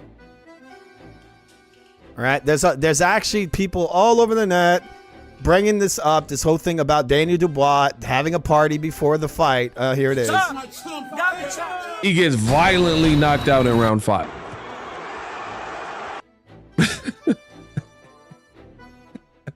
They're trying to make it up like, oh, well, he was partying. That's why he got knocked out. They actually threw in the towel. Yeah, they actually threw in the towel because they saw the motherfucker didn't want to get up. They didn't want to embarrass him completely. Having a party before his title fight with Alexander Usyk. So this is the shit they're sharing all over the internet, watching this Matt Damon. Matt Damon, they're saying he had a party before the fight. It's a perfect narrative, and it leaked. It conveniently leaked right after the fight, right? And Daniel Dubois pretty much checked out and quit. But before that, he was I don't know, knocking out AJ, and then he coming in here and becoming a straight up 100%. Yeah. Beta. Oh, here, let's listen to Ego rap. You guys like Ego rapping? Checked out and quit. We unpack. We smoke crack. We unpack. We unpack. Coming to your live boxing Ego unpack. Yeah. We unpack. We unpack. That ain't as good as Food Sports Live. He can't beat that. He can't beat me, people. I'm just too damn good. Too effing good. It's just a fact. We unpack. We unpack. And then he shows Andre Ward, notorious ball puncher. Unpack, yeah. We unpack. We smoke crack. We unpack.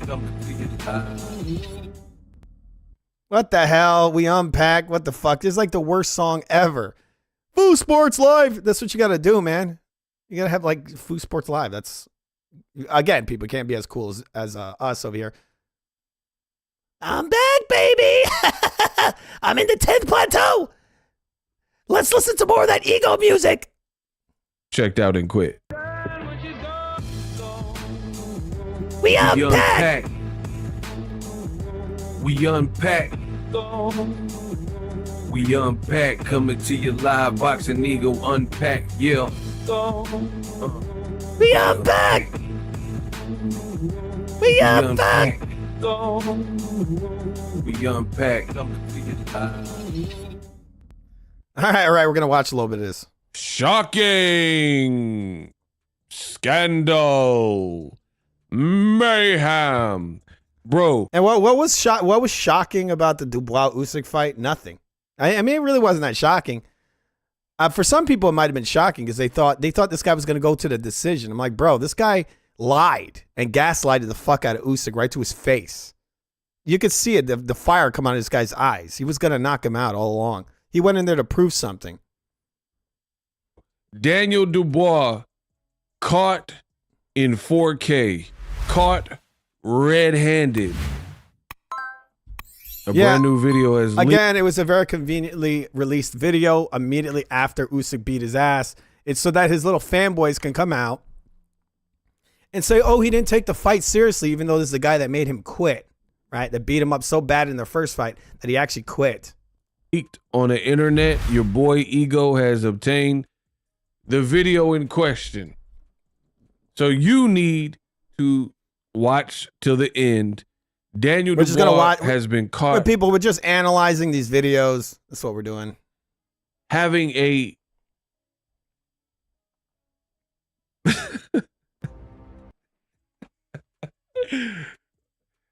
party before his title fight with Alexander Usyk. And the tape has leaked. Again, oh my God, it leaked. Ego's got it. It leaked, everyone. You know, I've been hearing this all over the internet since the fight happened. Immediately after this dude takes an ass whooping, it leaked. Again, this is the whole thing to soften the blow of this guy getting his ass whooped. Got his ass handed to him. So they need to put some kind of excuse out. He just wasn't taking it seriously, which doesn't make any sense. Once again, this is the guy that beat the shit out of him the first fight. So why wouldn't he take this one seriously? Right? It don't make any sense, but it is nice and cute, and it does soften the blow a little bit for whatever fans this guy's got. Stay tuned to the end. And as we know, in the rematch, he gets violently knocked out in round 5. So that's what I want to talk about in this video. Before I get into the tape, I made a video in my series, Boxing Ego. Oh my God. What really happened? Get your point. So make sure you guys check that on the channel. What really happened? I broke this fight. He got his ass whooped down, and there's not too much to break down. Daniel Dubois got destroyed. Usyk, shout out to him, legend, Hall of Famer. This was a meaningful fight. Like, the bad part about it for Daniel Dubois, outside of, you know, the obvious getting knocked out, but outside of that, the real bad part for Daniel Dubois is this was kind of your opportunity, if you would. Kind of. Okay, I'm going to skip ahead just a little bit. There's the stuff this guy's saying. I guess he doesn't understand the intention behind this. There's a reason why they released this trash video. Here we go. So I got the clip queued up for you guys. Let's jump into it. Roll the clip.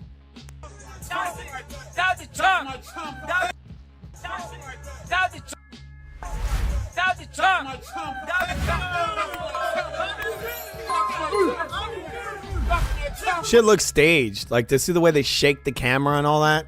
They probably filmed this shit right after he got out the ring. Wait, let's make a video. Pretend we were partying the day before. Oh my God, look at those teeth.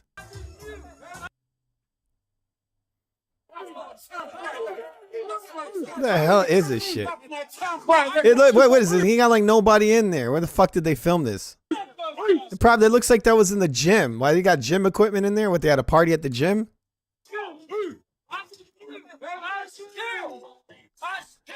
So look, people. This guy over here, this ego dude, says that this guy had a house party over 100 people. Does it look like there's a fucking 100 people in there? No, it doesn't. It looks like they got like 3-4 people around. They might be taking some pictures with him or something. Guys, come out.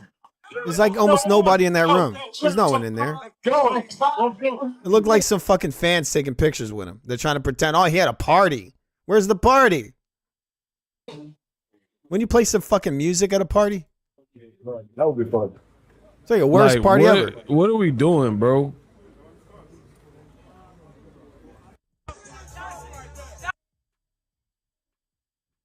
Embarrassing. Okay. Embarrassing. Now, my thing is this. What's your thing? Say your thing, all right? They got a saying, is like, with friends like these, who needs enemies? And that's a... All right, friends like these. The guy over there was taking a picture with them. Whose friend's going to take a picture with them like that? That looks like a meetup. All right, great. Wait a second, people. This fucking shit with these dumbass ads all the time. That would be fun. Like, what? Oh my God. Let's keep going forward. Think. Your man got knocked out, right? And you were at his party before. One could They didn't even play any fucking music. What the hell did they do? Just standing around. We have no proof that they even had a party. So he's trying to connect these dots to say that, oh, well, look, he's partying. And so his idiotic fans watch this guy's video and they think this shit is legitimate. It kind of isn't. Because there's no way it looks good with what happened to you in the fight. And then you got certain fighters that will party the night before fights. They do it. There's some fighters literally get in the fucking ring drunk or on smoking weed and stuff. It's not unheard of that the kind of stuff happens, even if he was having an actual party. That doesn't mean that he's going to come in the ring and get his ass whooped. He got all these people in your crib. And Sergio Martinez has an excellent quote. He says when he was like winning world titles, when he beat Kelly Pavlik, when he beat Paul Williams, he said he had 1,000+ missed calls. Now this guy is going to talk about how Sergio Martinez had like this great career, and that when he took a loss, all his like fake friends left, and this guy relates this to himself. This is crazy. Text messages. He said when he lost to Cotto, he had 2 missed calls and no messages, and they were from his mama. That's deep. Just think about that, bro. When you on top, everybody want to be a part of it, right? 1,000 missed calls, VIP, everybody want to be around you, fans want photos. The life of a fighter is hard because when you fall and you get tore up like Dubois did, right? I like how he says that. He says this after he said he got his ass whooped. It's like you ain't getting the same support. And then people think you quit.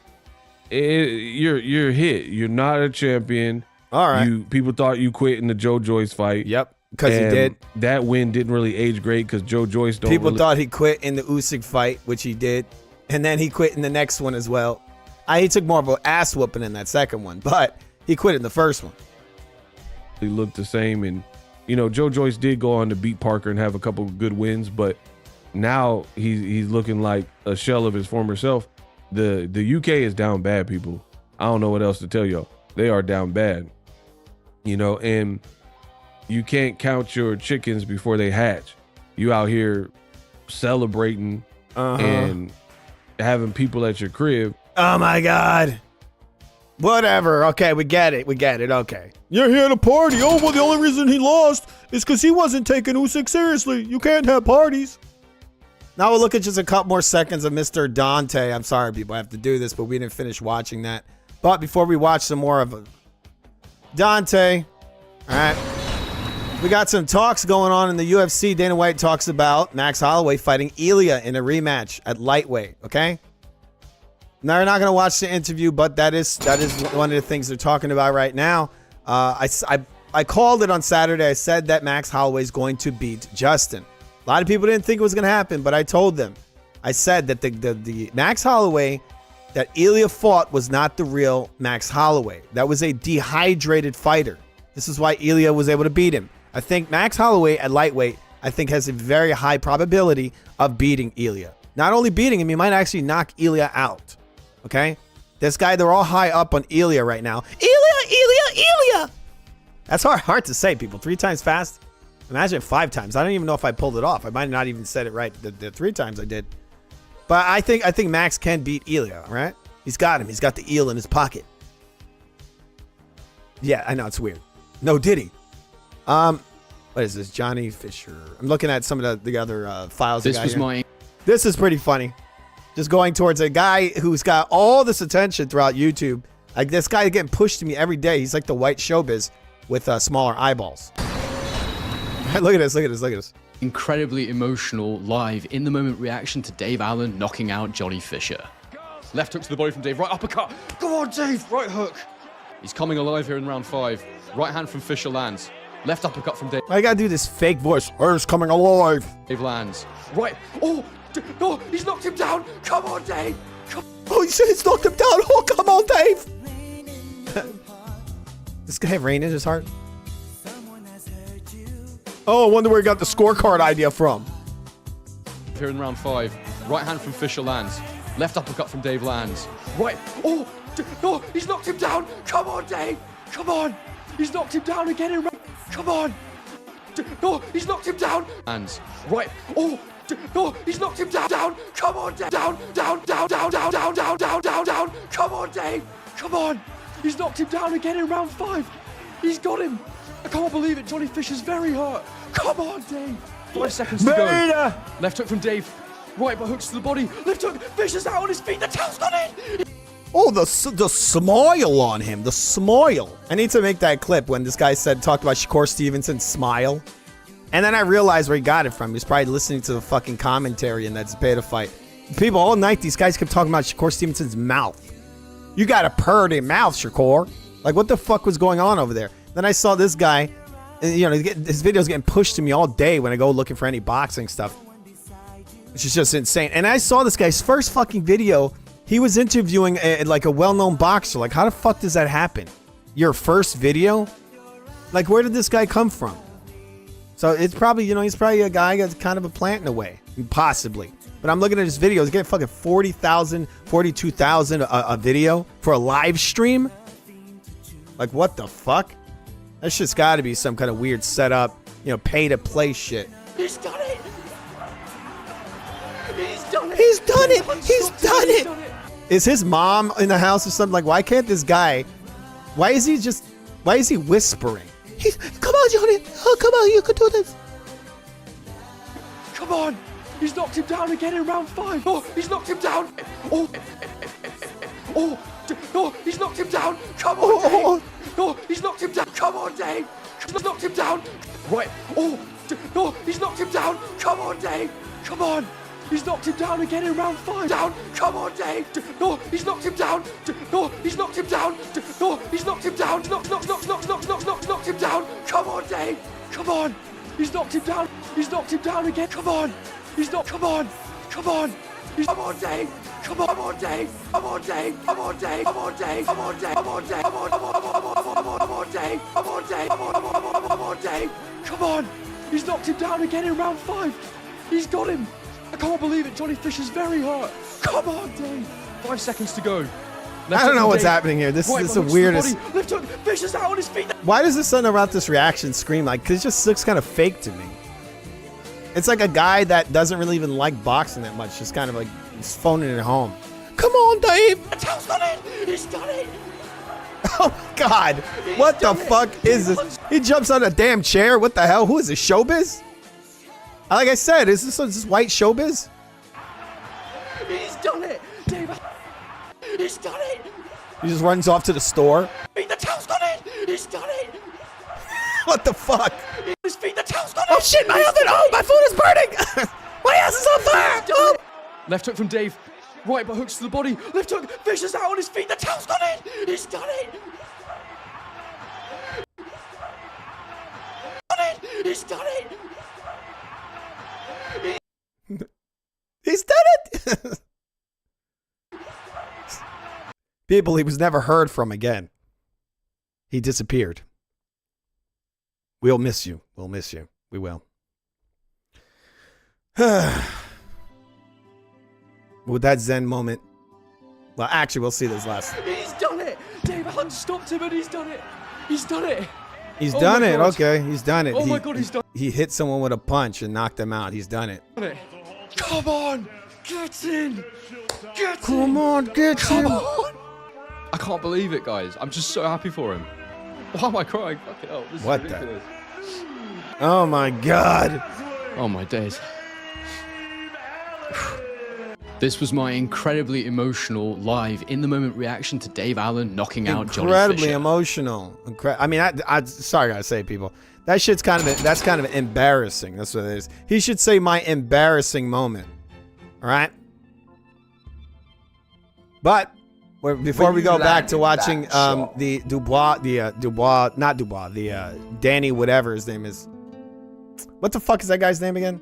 Dante. Before we get back to him making excuses and crying, coming up with his amazing breakdown, we have to advertise our Keyshawn here. This is Fruity Keyshawn's racist fruit snacks, people. Our fruit baskets, not snacks. Yeah, there it is, people. It's very, very racist. The guy is amazing. Payback. Payback. It says racist fruit baskets, payback. And it's just kind of funny that the payback's just immediately under the fruit basket, the racist fruit baskets here. Anyway, people, if you want a racist fruit basket, Keyshawn's, it's where it's at. It's right across the street from Sweet Hands Plants Massage Parlor. All right? Okay, so we're going to watch a little bit of Dubois, what Dubois said before, the day before the Usyk fight. And it's pretty telling of what he was planning on doing. What was your immediate thoughts?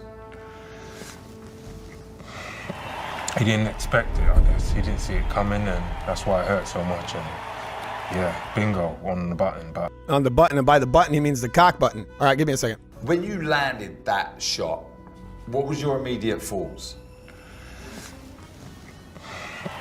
he didn't expect it, I guess. He didn't see it coming, and that's why it hurt so much. And yeah, bingo on the button. But bingo on the button. And what would that button be? The dick button. The ball button. That's what it was, right, people? That's exactly what it was. Bingo! Bingo! This guy is fucking hilarious. Right on the button, and that button is his dick. But it was legal. It was a legal blow.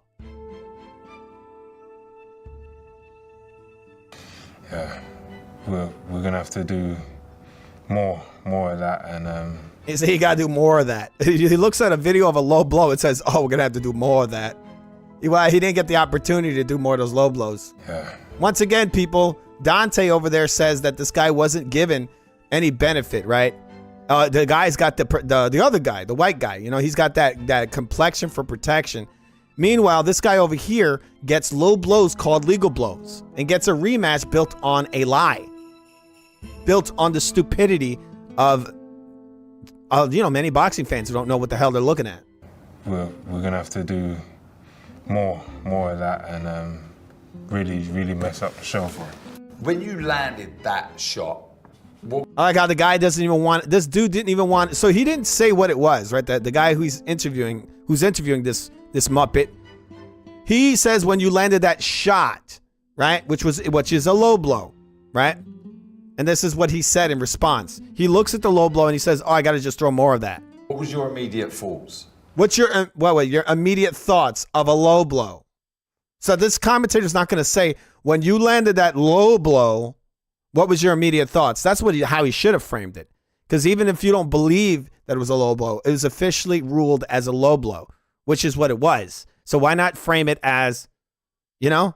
But the thing is that his statement after is to say that, oh, well, he's kind of in a way saying that he can openly throw low blows and land them, which he was able to do, and they did allow him to do it. Only problem is that Usyk had his footwork, he used it in such a way that this guy had some issues landing low blows. Also, he took him out quick. That was another key to Usyk beating this guy a little easier, that he had to just take him out quick, because as soon as he landed that one low blow and the referee saw it and did nothing about it, that just opened the door to him being hit with many, many, many other low blows. It showed you that this guy was given the okay on throwing low blows. No doubt about it. And I'm going to do a film study of that low blow. I'm going to show that. And I'm going to show the fucking referee and show that he was in clear view of this low blow and he said nothing. It was very obvious. He didn't expect it, I guess. He didn't see it coming, and that's why. He didn't expect it. He didn't see it coming. The low blow was coming. He didn't see it. I almost got him. Damn it! I got cheated in my low blow! Damn it, I landed that low blow fair and square. You know how hard it is to hit this guy with low blows? He moves too much! All right. That's what Andre Ward also said when he fought Kovalev. All right. All right. So with that bullshit shown, it's just getting through all of our files here, people. Dubois giving his take on the low blow, which they didn't call a low blow. He said he has to do more low blows. But again, he wasn't able to do those low blows because he was too busy getting his face punched off. All right. 1 second. Whilst he ended up winning the fight by a All right, so we have that same guy again, Mr. Henry, who's totally not a plant. We're just going to listen to a little bit of what he has to say. But before we listen to that, we're going to watch a little bit of Mr. Lennox Lewis, the guy that right now there's a lot of talk going around about him beating Usyk, that he could have beat him, right?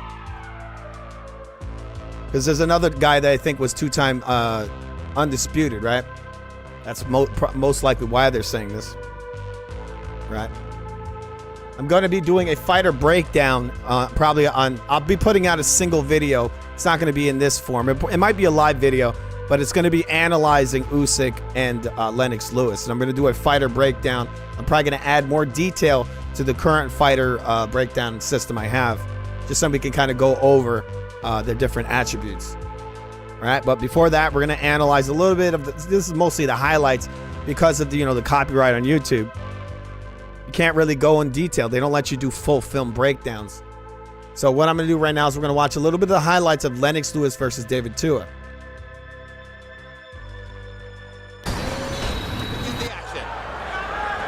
Tua's got to make certain that when he gets him against. So this is the guy, David Tua. I'd have to go look up his size. I don't know his exact height. Really got to look that. Should have looked that up before this. So I'll do it next time when I break them down. But David Tua is not the biggest guy. He's a thick dude, not very fast on his feet. A lot of things he has that, a lot of things that Usyk does way better. Even with the very slow feet of Tua, Lennox Lewis had big problems with Tua. Excessive holding. They don't really show that in this video, but Lennox was holding him like crazy in this fight. Like a guy like Usyk would probably beat Tua without even grabbing him once. But this is the guy that could beat Usyk easy, right? Or beat him. He misses him. Don't throw unless you're. Got to keep in mind once again, Lennox Lewis. He keeps that right hand very low. Mr. Tyson Fury did the same thing, and he paid for it dearly. Against the rope, you can't have your hands like this versus Usyk. Also, look at his face. He got welts all over it. He's eating left hands from this guy, right? This guy's a right-handed fighter. He's smashing him with all these left hooks. Misses him. Don't throw unless you're. Right, he comes in. Look at the way he throws that. Usyk is a very slick fighter. He would have just pulled back from this punch, most likely. Right? Obviously, the angle he's pulling. He's measuring, trying to shoot towards over there. I think he actually didn't even catch him with the punch. I think he caught it on the arm. Right there too. But his intent is very obvious, Lennox Lewis, right? Anybody would see that he was about to throw a right hand. He wasn't very tricky in that way, He's pulling out his lead hand. Does it again, and here it comes. He's measuring, the right hand's coming. And the problem with the guy like a Usyk is that if he knows your intention, then he knows how to slip it and how to counter. So this kind of stupidness that Lennox Lewis is doing here, where he's very obvious, he's telegraphing the hell out of this right hand. Usyk would slip it just like he did to Mr. Dubois. Come out completely out of range, off balance the way he steps in with this right hand, just like Mr. Dubois. Usyk would step in with a left hand. Probably nail him in his face. Right there, too. His hand's still down. He throws his big right hand, going way down, and then he comes right back up with his right hand low. That's not great technique. That's not great boxing. That's not very, on your A game, when your defense is tight. Round 2 begins with Lewis sticking the jab. He circles, throws his jab, he brings the hand right down. He goes from a jab to bringing his hand down. You don't bring it right back up to his head. Again, boxing-wise, Usyk is on a whole nother level because he's not only is he very slick and very explosive and powerful and dangerous, but he has very solid boxing basics, fundamentals. He's extremely clean with his technique. You're never going to see Usyk throw a jab and then bring his fucking left hand down. Or, obviously he's a southpaw. So he's not going to throw a right hand jab and then bring his right hand down immediately after and not bring it immediately right back up to his head.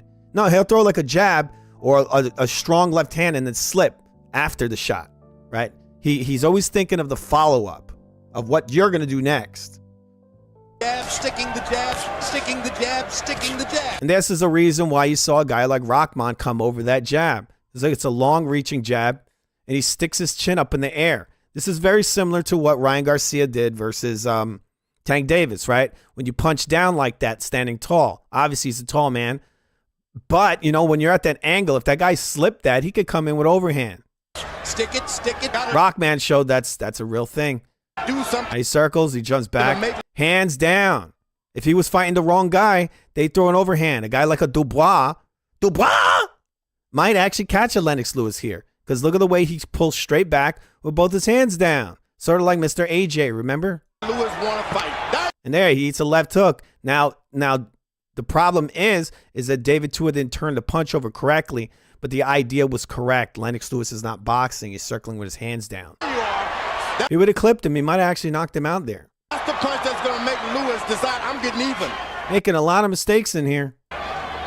Left hook by. Again, this guy's a slow plotter, and he's able to trap this guy on the ropes. Tua. Again, he shoots him with the left hand. Yeah, he had his guard up. That's decent. And another left hook by Tua, and a vicious left to the belly. Lewis got to make certain this stays the left hand, left jab. Like, look how low this guy keeps his damn hands. I mean, look, Usyk would be throwing feint, shooting. He would be pushing down this guy's jab, and he'd be shooting him with left hands right into the face. Lennox seems to have regained his concentration. Look, that he eats a right hand. You also got to keep in mind, like a guy like Usyk, he not only does he have a very educated left hand, but he knows how to hide himself behind it. So when he shoots in this left hand, you'll see that he comes in real low. I'll show you that in my poster. I think hopefully you'll be able to see this. It's a very, very nice technique. It's extremely clean. It's the definition of perfect punch technique. Because punch technique isn't just the way you throw the punch. It's also being able to hide yourself, right? So you'll see Usyk a lot of times. Some guys, they just throw the punch, but they don't hide themselves. Hide themselves with the punch. Because sometimes you could throw a punch and actually block yourself with a punch, right? So Usyk throws this punch. Obviously, he slipped this, but sometimes he'll throw it and he'll actually hide himself behind his shoulder, right? You see it even here in this other part over here. He throws this straight right hand. He throws it tall and high where his shoulder actually blocks his chin as he throws it. Then he's blocking the left hand. This better technique. Some guys, they arch forward a little bit, but I think he was stepping back when he threw that punch. This one over here, the way he slipped that jab and he came right back with the left. You don't see a lot of these guys have this kind of technique. It's just very, very good boxing. Very clean.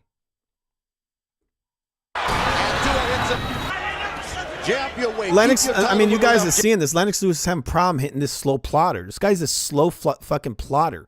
Yeah, but that's the only punch you can land. Another thing they're not showing you here is how Lennox Lewis is wrestling the hell out of this guy.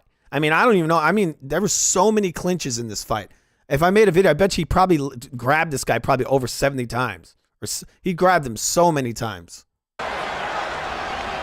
Well, what he succeeded in doing in this round is messing up Tua's hair and just landing more punches. Look. Keep in mind, too, I got to rescore this fight because maybe Lennox Lewis lost this shit. But you see Lennox Lewis throws his right hand. Tua actually clips it off his shoulder. Just landing more punches. He throws that right hand, Lennox, it doesn't land. Well, what he succeeded. Watch him, he's going to rock back, and Lennox is, this punch, this right hand from Lennox is going to slip off the shoulder of Tua. What he's doing in this round is messing up He got tangled up in the ropes. To his hair. He goes to the right hand. Look, that shit's not really landing at all. He clips it. Basically, he brings his arm up, right? And he kind of deflected it. Barely, not at the best, it's a grazing partial. And just to a shot is far better. It comes back with the left hand. More punches. Boom, and he cracks him with that shit.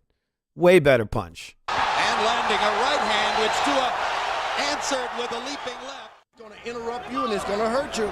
There you are. Again, he hits him with another left hand. Again, people, this guy has no feet. His feet are very slow. Usyk has very fast feet. And you saw what happened when he hit Tyson Fury with that left hand. You got to be on your A game when it comes to defense when you're fighting Usyk. Don't go over on that side. Stay away from this was right and moving it back into the corners. 28. Look at it again. He hits him with another left hand. 29. And it's the most obvious thing ever. David Tua, entirely more dangerous opponent. Right hand by Lewis. He lands the right. He pushes with the left. Hands always come right back down. This is why he got knocked out by Rockman, because he makes a lot of technical mistakes. Himself in the corner, and there's another right hand that he pops David right hand with much greater frequency. Look at that right hand he eats. People. The guy is not the best defensive fighter. Here in this round, Tua pops him upstairs. Lewis hasn't used a single uppercut. This guy is slow as molasses, and he's able to trap this guy up on the ropes and hit him with shots. And it was a hugely effective punch for Look how he circles there. I'm not going to break this down too much. But this guy makes loads and loads of mistakes. So he throws this little jabby dude, right? Little touch jab. Then he brings his left hand right back down. Now, if this guy had any agility, he would have slammed him. Right? Look at this. Watch this. Used a single uppercut, and it was a hands down, throws his jab. Right? He could if he would have punched with him right there, he might have laid him out. He throws it, comes right back up. Look at where his jab is. His hand is. His left hand is. It's still down. This is just basic failing. Right? This basic failing of boxing basics. This is stupid. And it was a hugely effective. Stupid. He hits him with the doink, and then he doesn't bring his hands up and he hits a left hook. Why? Because his left hand his right hand's also down. So he hits a left hook. Particularly in the second Holyfield fight. Is he waiting to set it up? Yeah, he's waiting to it, moving his head. Anyway, we're not gonna watch too much, but this guy makes so many mistakes. I'd say this, because there's a lot of people that think this guy Usyk would never beat these guys. I tell you this, if Usyk was fighting at the time Lennox Lewis was fighting, I'd pick Usyk to beat him. I think if you had the same Usyk from today, even this 38-year-old Usyk would beat that version of Lennox Lewis. He would beat any version of Lennox Lewis, okay? He would. He would beat Klitschko as well, many of these guys, if not all of them. All right, 1 second. Now, Mike Tyson probably could beat Usyk because he's just so damn fast. His agility and his setups are very, very good. But, he's just so fast. That's the one thing. And Usyk isn't a holder. He would actually probably go to war with that guy. Okay, give me a second. But, you never know. He could set him up. Usyk's got different dimensions, long arms. He could walk Mike into traps. All right, give me 1 second, Lewis. All right. So maybe I'll at some point, when I'm going to start doing the channels, I'm going to start doing the rescores again, people. We've done some rescores. We're going to do a lot more of them. Going to bring that back. We're going to start doing these film studies of these older fights. See if I can get away with that. But before we get to the next part of the show, people, we're going to listen to more of what this idiot has to say, or what this, well, we'll watch a little bit of Dante, and then we'll watch a little of that other guy, and we'll be getting out of here. All right. I want to see what kind of point this fucking guy is trying to make. He shot, and he goes down. Referee Draculich, he goes over to him. This is all caught on camera. Keep in mind, I could not find this weird fight he found. So my assumption is that he's just making a lot of his shit up. That or a guy lost that they wanted to win. Because that's what it looked like to me. He fought Peter Quillen. I'm going to make a wild guess that this happened in the Peter Quillen fight. And you can hear it clearly. He whispers to Jesse Brinkley, say it was a low blow. Say it was a low blow, right? You could see Jesse look at the referee. Then all of a sudden, he starts grabbing down, in his crotch like it was a low blow. And like I said, this was all caught on camera. The ESPN commentators, they were talking about it. Another thing is that it doesn't apply to the Usyk fight. You want to know why there, Dante? Because Usyk was actually hit with a low blow. So how does this apply? Also, the referee in the Usyk fight never told Usyk to say it's a low blow. Say it's a low blow. The guy got slammed in his dick, and then he fell on the ground in pain. That's what happened. All the referees said, The only thing the referee said was take your fucking time because he knew that he had received a very large low blow. You also got to keep in mind that Usyk had been hit with many low blows in this fight, many of them. So the referee probably, maybe he had his hands tied. You know, maybe, like I said, this guy got the okay on the low blows, but maybe the referee feels a little bad and he wanted to let him know that, bro, take your time because he had seen the other low blows, but he could not take a point from this guy. You got to keep in mind, these guys are trying to make a living, right? That's how they corrupt these motherfuckers. They're choosing money over their pride, over morals. That's what they're doing, these refs. Many of these guys, they might be incredibly depressed because they didn't start this with this intention, unless, you know, they were groomed and the mob maybe. But a lot of these refs have been doing this shit for a long time. And then you start seeing them do these weird plays, these weird, you know, these very weird calls.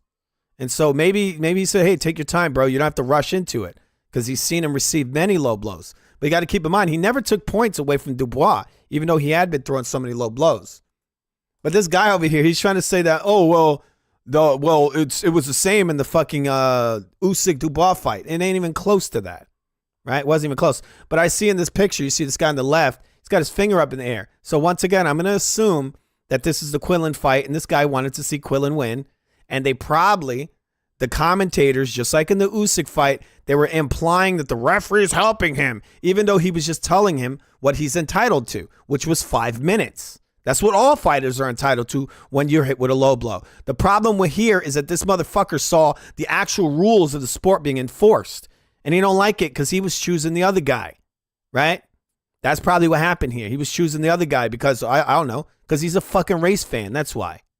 Because if it was the other way around and Usyk was, if you change their complexions and Usyk was the same, but there was a complexion of Dubois and Dubois had Usyk's complexion, he'd probably say that motherfucker hit Usyk with a low blow. Motherfucker! That's what he probably would have said. Because he's a fucking phony. That's why. He's everything he says everyone else is, right? He wants to point fingers at other people and call them racist. Race fans. I've seen some of this guy's videos. He calls people race fans. The funny part is if he takes a look in the mirror, he's going to be one of the biggest race fans on the internet, right? Because that's what this guy all he does. He looks at the fucking Dubois Usyk fight. He can't just say the guy looked great for this reason. No, he got to go bring in Shakur Stevenson and say that, and all this other BS about, well, if that was this color fighter, he got the complexion for protection. That's what he says in his video.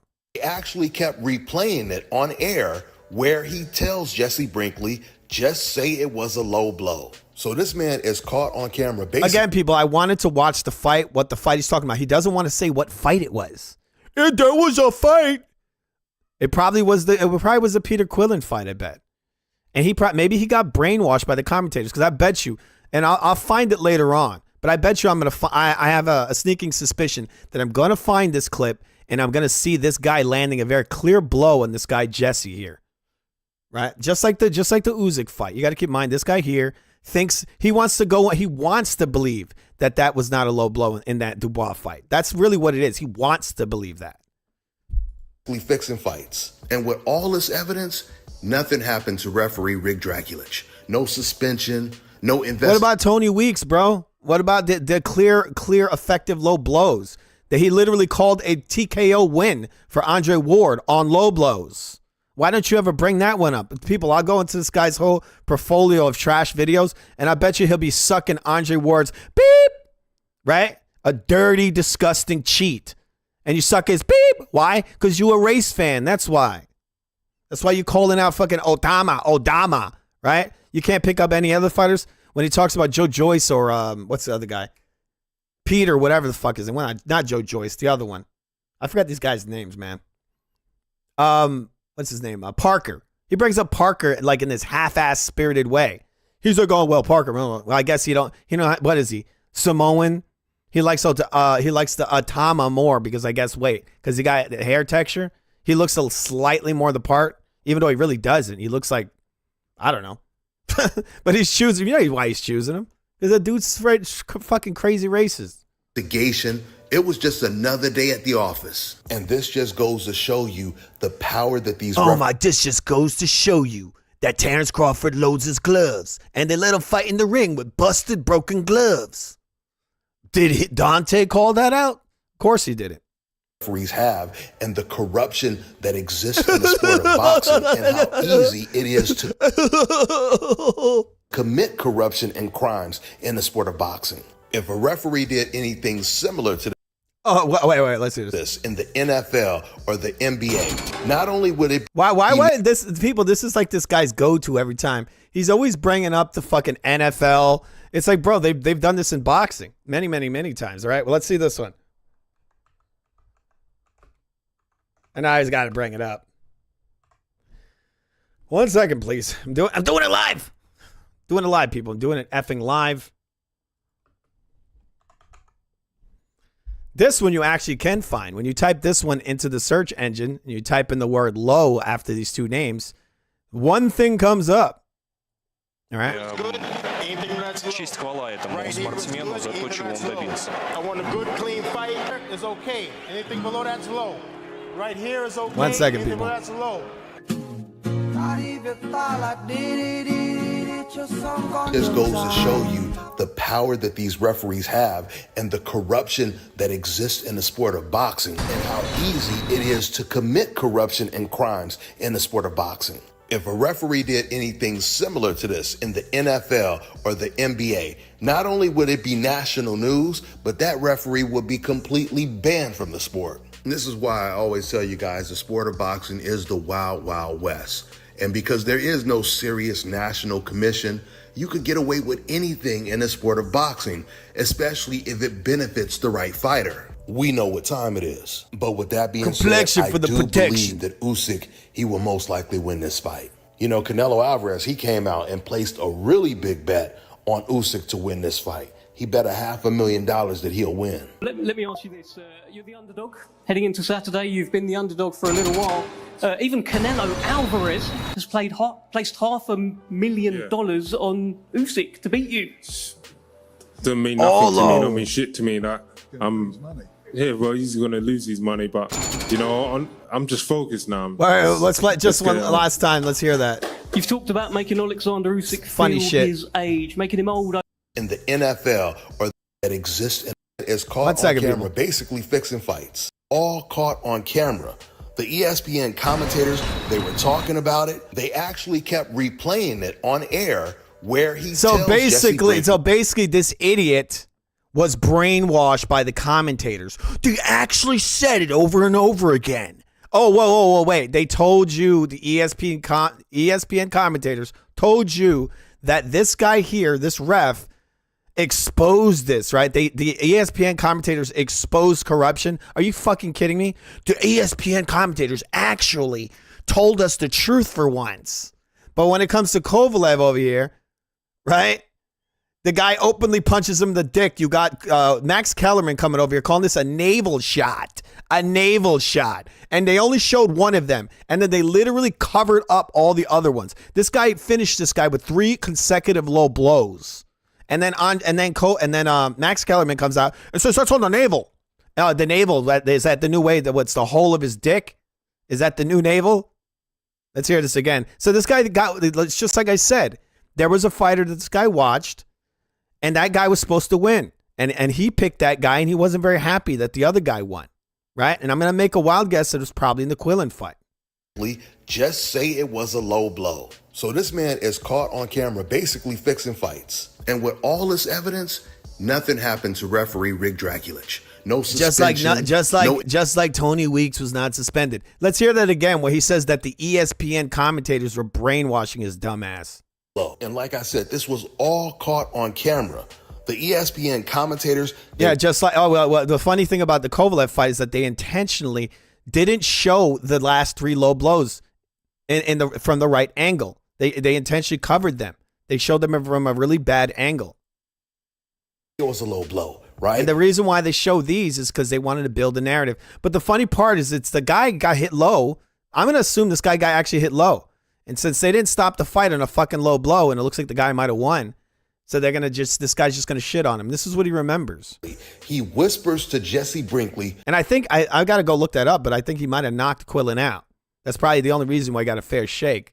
say it was a low blow, say it was a low blow, right? You could see Jesse look at the referee, then all of a sudden he starts grabbing down, in his crotch like it was a low blow. And like I said, this was all caught on camera.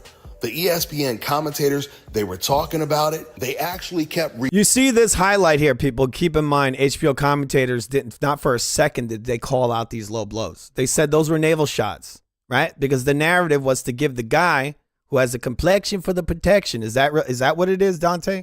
Look at Andre Ward's back there covered in pimples. It's kind of odd, isn't it? It's kind of, you know what that is, right, Dante? It's a clear sign of PD usage. Dude's back is covered in zits. He's a snack fighter, right, guys? He's a snack fighter there, Andre Ward. He was a snack fighter. Wonder how many snacks he ate. He gets to throw low blows. Replaying it. The HBO commentator said nothing. That's on the navel. On air, where he tells Jesse Brinkley, just say it was a low blow. So this man is caught on camera basically fixing fights. And with all this guy holding his junk, nothing screaming, happens to referee Rick screaming. And I bet y'all go to Dante's shit and he'll probably be saying Andre Ward's one of the greatest fighters that ever lived. Over here on his fucking soapbox, right? Crying about Dubois not getting a win on low blows. No suspension, no investigation. It was just another day at the office. And this just goes to show look how hard he hit this guy. These referees have and the corruption that exists in the sport of boxing and how easy it is to... Look at the look this guy gives the ref. He's like, wait, are you going to call that? He's like, you win by TKO. Commit corruption and crimes in the sport of boxing. If a referee did anything similar to this in the NFL or the NBA, I think he called him a coward. I think that's what Kovalev said there, right? No, he said, fuck you. He hit him with a fucking low blow and they gave him a TKO loss on that.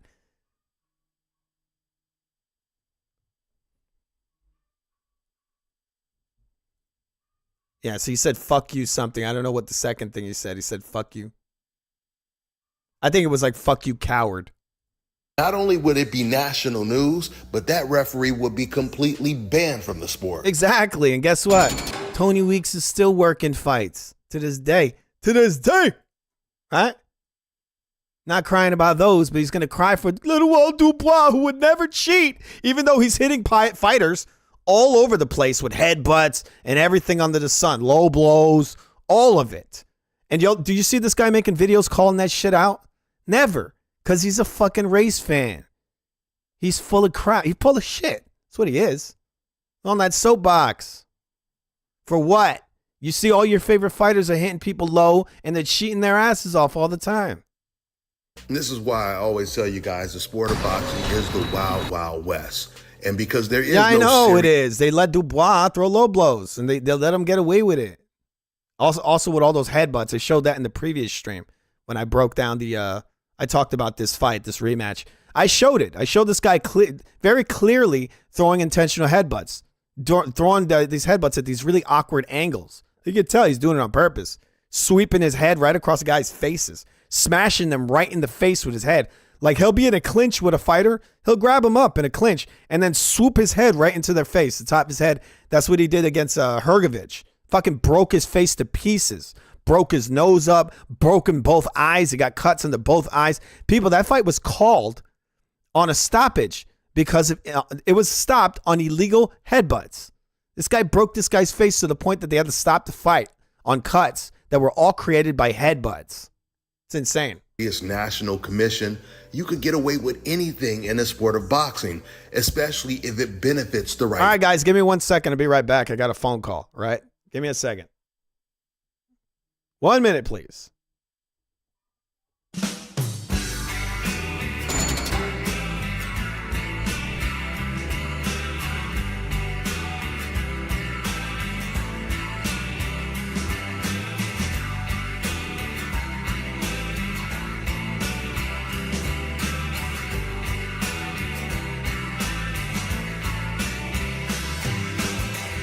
Sometimes it rains inside my head.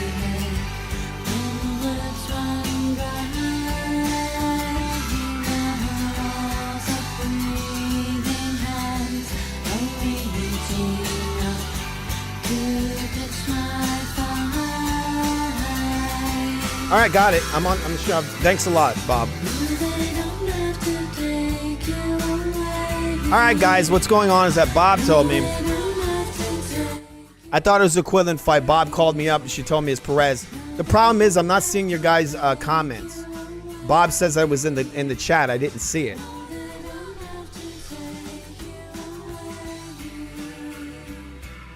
All right, sorry guys, I didn't see your comments. Bob just called me up to clarify. All right, so what happens is that this YouTube shit is garbage. I haven't seen any of your comments. I just now that I've turned off the chat and turned it back on, I'm seeing them. All right, so BDA said something in there. Never sober is cool with the racism. Who's being racist? No one's being racist. I'm just saying, this guy over here, this Dante, this guy's always calling people racist, but he's probably, from what I've seen, probably one of the most racist guys on the platform. All right, so BDA says that Perez dropped Brinkley with the body shot, but the ref called it a low blow. That being said, it's unclear whether the ref told Brinkley, say it was a low blow. So this dude making a connection. All right, so he's saying that he says it makes no sense. Give me 1 second. So I'm going to look that up real quick. All right, he's going to go on and on with this, but there is no connection because Usyk was hit with an actual low blow. I thought it was the Quillen fight. All right, give me 1 second.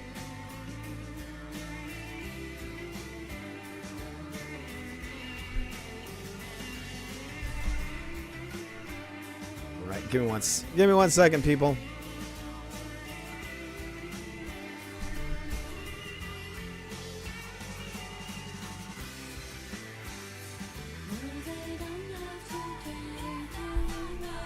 Damn, I wish I would have looked at the comments earlier because I didn't know, because I'm just hearing about this right now. I didn't know this fight. All right, 1 second, please. It's not popping up for me.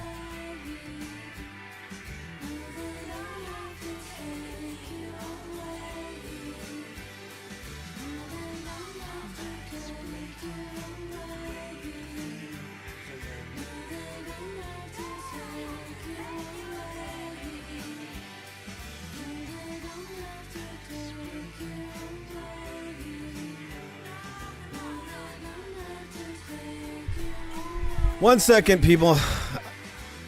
I'm looking for this fight thing here. 1 second.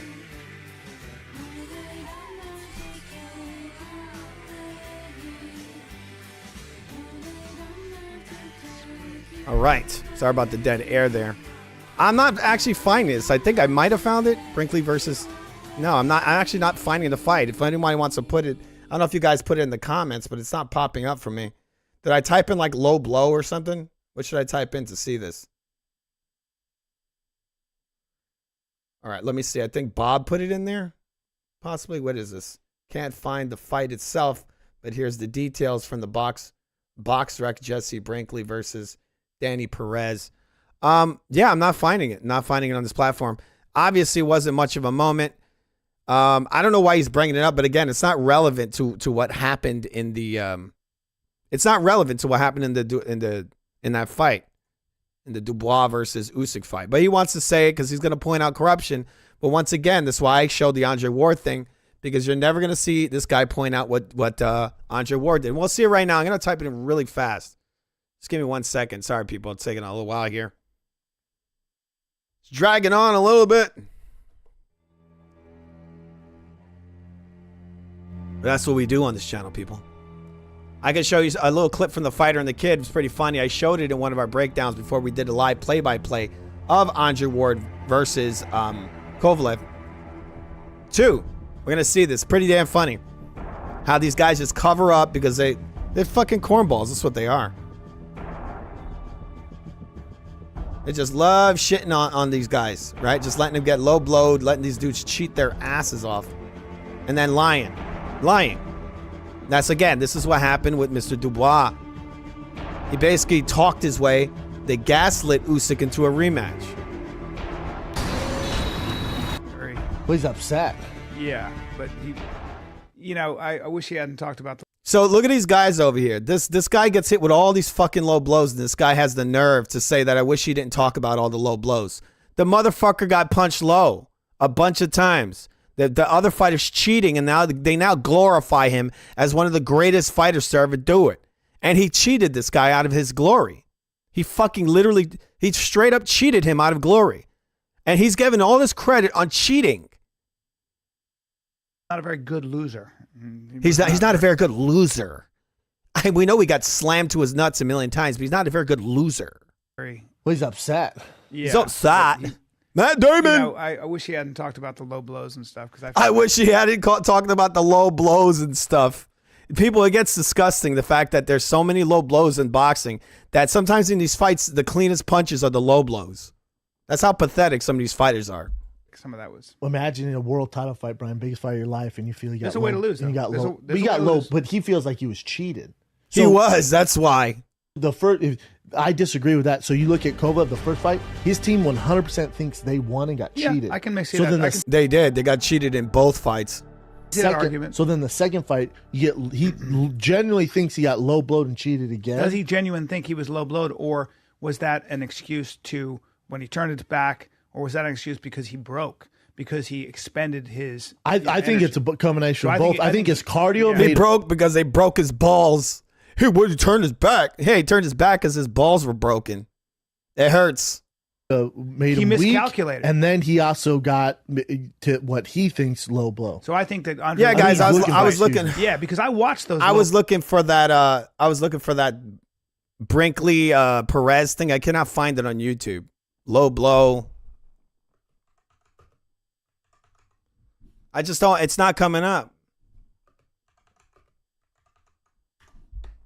Yep, haven't seen it. It must have not been much of a moment, I guess. This guy's acting like it's the biggest moment ever. But when you type in Andre Ward, low blow, the first thing that pops up is the Kovalev fight. All right?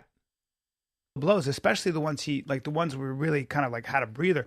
I think that Andre I think he's won looking that for fight. excuses. Yeah, because I Look, watched. they say Kovalev's looking for excuses. This is how much they shit on this guy. You imagine seeing this as a fighter who worked your whole life as a fighter. You make it to the supposed top level.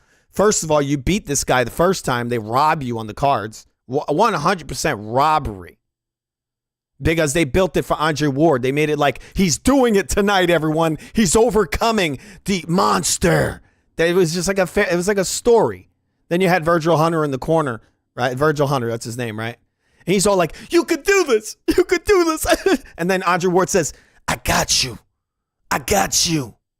Right? This shit was so fake. And then in the end, they just give him the fucking title. Here you go. You lost most of the rounds and you got dropped. But here, have a title.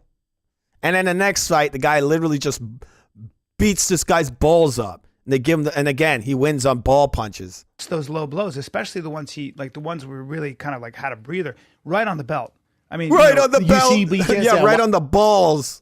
Watch those low blows and they're legal because we can't see them unless you had an angle we can see. I did because I saw it in slow motion. No, I did too. I watched. I saw it in slow motion. The ball punches in slow motion. The guys are such shit talkers. They're so full of shit. They think they know what they're talking about, and they literally don't know shit. They don't fucking know anything. He speaks like it's all in absolutes. I saw it in a slow motion. Well, if you saw it and you didn't think that was a low blow, then what the fuck is wrong with your eyes? Can't say I'm talking about during the fight. I'm not talking about during the fight. I'm talking about the ones where they stopped it. Yeah, we can't see those because Kovalev's bent over. But yeah, exactly. People, they tried not to show those shots, and then they lied and said it's on the navel. But watch, we're gonna go forward a little bit. Watch. Even this Brendan Shaw guy knows this motherfucker's full of shit. What happened here? And then I don't know. They finished the fight. So how you can say they're not? You know what I'm saying? Like it's not fair to say that. Well, but it is because the blows that I saw, the blows that he was claiming were low during the fight. That to me was borderline. That's what it looked like. Oh, let's see it again. The guy's a total moron. They're gonna show it right now. Look at this shit. And these fucking guys got some of the most popular sports shows on the internet. This is fucking disgusting. That these guys get all this fucking success and they don't even know the fucking sport they talk about. And I was like, See, this is the end of the fight. Look at this. Let's watch this. All in the dick. See, that would be below the belt. Way below. Where is that? That's on his. Way below the belt. Way below. That's right in his wiener. the belt. But where It's is hard that? to That's tell, on his. man. I feel like that's his pubic bone at the most. Like it's not his Exactly, people. That's his fucking pubic bone. Just like I said. Remember, I said it earlier in the stream where Tim Bradley comes out and he says he punched him in the bladder. Well, what's right? Look, your bladder is right behind your pubic bone. It's not legal to hit somebody in their fucking pubic bone in any combat sport. You're not supposed to hit people. I feel like that's his pubic bone. And so once again, this fucking idiot shows that he don't know shit. He don't even know the sport. This is what a lot of these idiots say. They think if you're not getting hit directly in your cock and balls, that it's not a low blow. No, you cannot punch people in the pubic bone. And your pubic bone is right next to your wiener, okay? It's way below your belly button. It looks like it's the pubic bone. Idiots. It's fucking retarded, man. That guy they should have revoked his ability to talk about anything when it comes to sports after that. Any kind of combat sports. Unless it's ball punch competition. They should make that. You know how Dana's got like slap fight competition? They should make ball punch competition. I think Ward would be a champion. That's right. We don't know because his arm's in the way. I'm looking. So that so this is wait. I think he said that wasn't in his balls. So this is the we don't know because that's his pubic bone at the most. Like it's not his balls, right? So once again, these idiots show they don't know jack shit. You don't have to hit people, punch people in their balls for it to be a low blow, right? They don't know that. They're saying, well, it's not his balls. I actually had an argument with the guy years ago, and he's telling me that Crawford didn't hit Amir Khan low. He said he didn't hit him low. Are you crazy? He punched him way, way below the belt, right? They say it. It's very clear. They say anything under the belt. That's even the legs. But he punched him right next to his wiener. Actually, some of it in his nuts, some of it on his thigh. He punched it very clearly low, and it was incredibly intentional. We don't know. So he should have been DQ'd in that fight.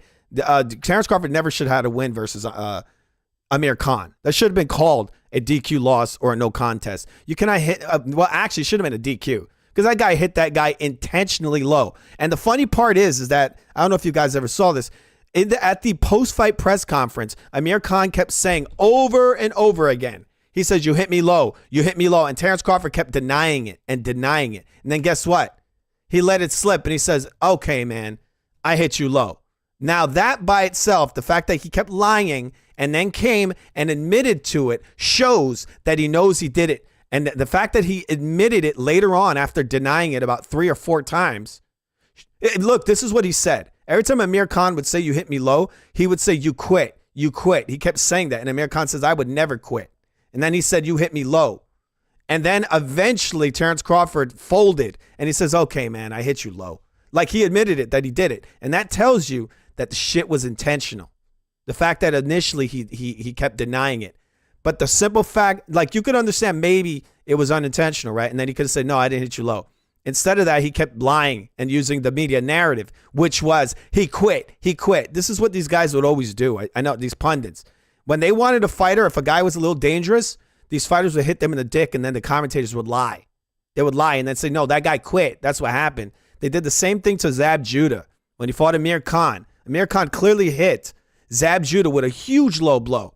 And then they called it, right? And they said, and then they kept saying Zab Judah quit. That's what he did. He quit.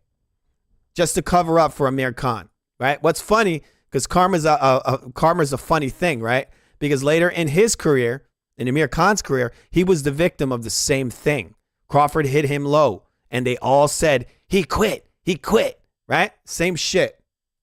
Because his arm's in the way. I'm looking. So this I'll tell you this, if Usyk would have stayed down in the Dubois fight, they would have gave that shit to Dubois, and they would have said, Usyk quit. He's a quitter. He quit. Line here, B. Yeah. Okay. So according to that, the view we're seeing there, that'd be a low blow. He's already bent over here, though, right? So what happened here? He's already bent over. Yeah, he's bent over from other low blows. This guy's literally bent over from receiving multiple low blows, and then the one they're seeing is like the 3rd or 4th or 5th in a series of low blows. That's why he's bent, because he was already hit with a low blow. And the one they're seeing is like the 4th one in a row.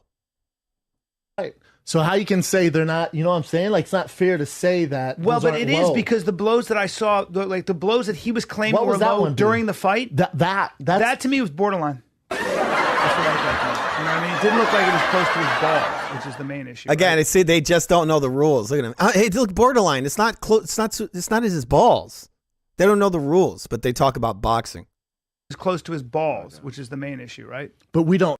That's what it looked like to me. You know what I mean? It didn't look like it was close to his balls, which is borderline. That's What was that one during the fight. That to me was borderline. To me was borderline. That to me was borderline. That's what it looked like to me. You know what I mean? It didn't look like it was close to his balls, which is the main issue, right? But we don't know where is his balls in that picture. You know what Here, I'm saying? Yeah.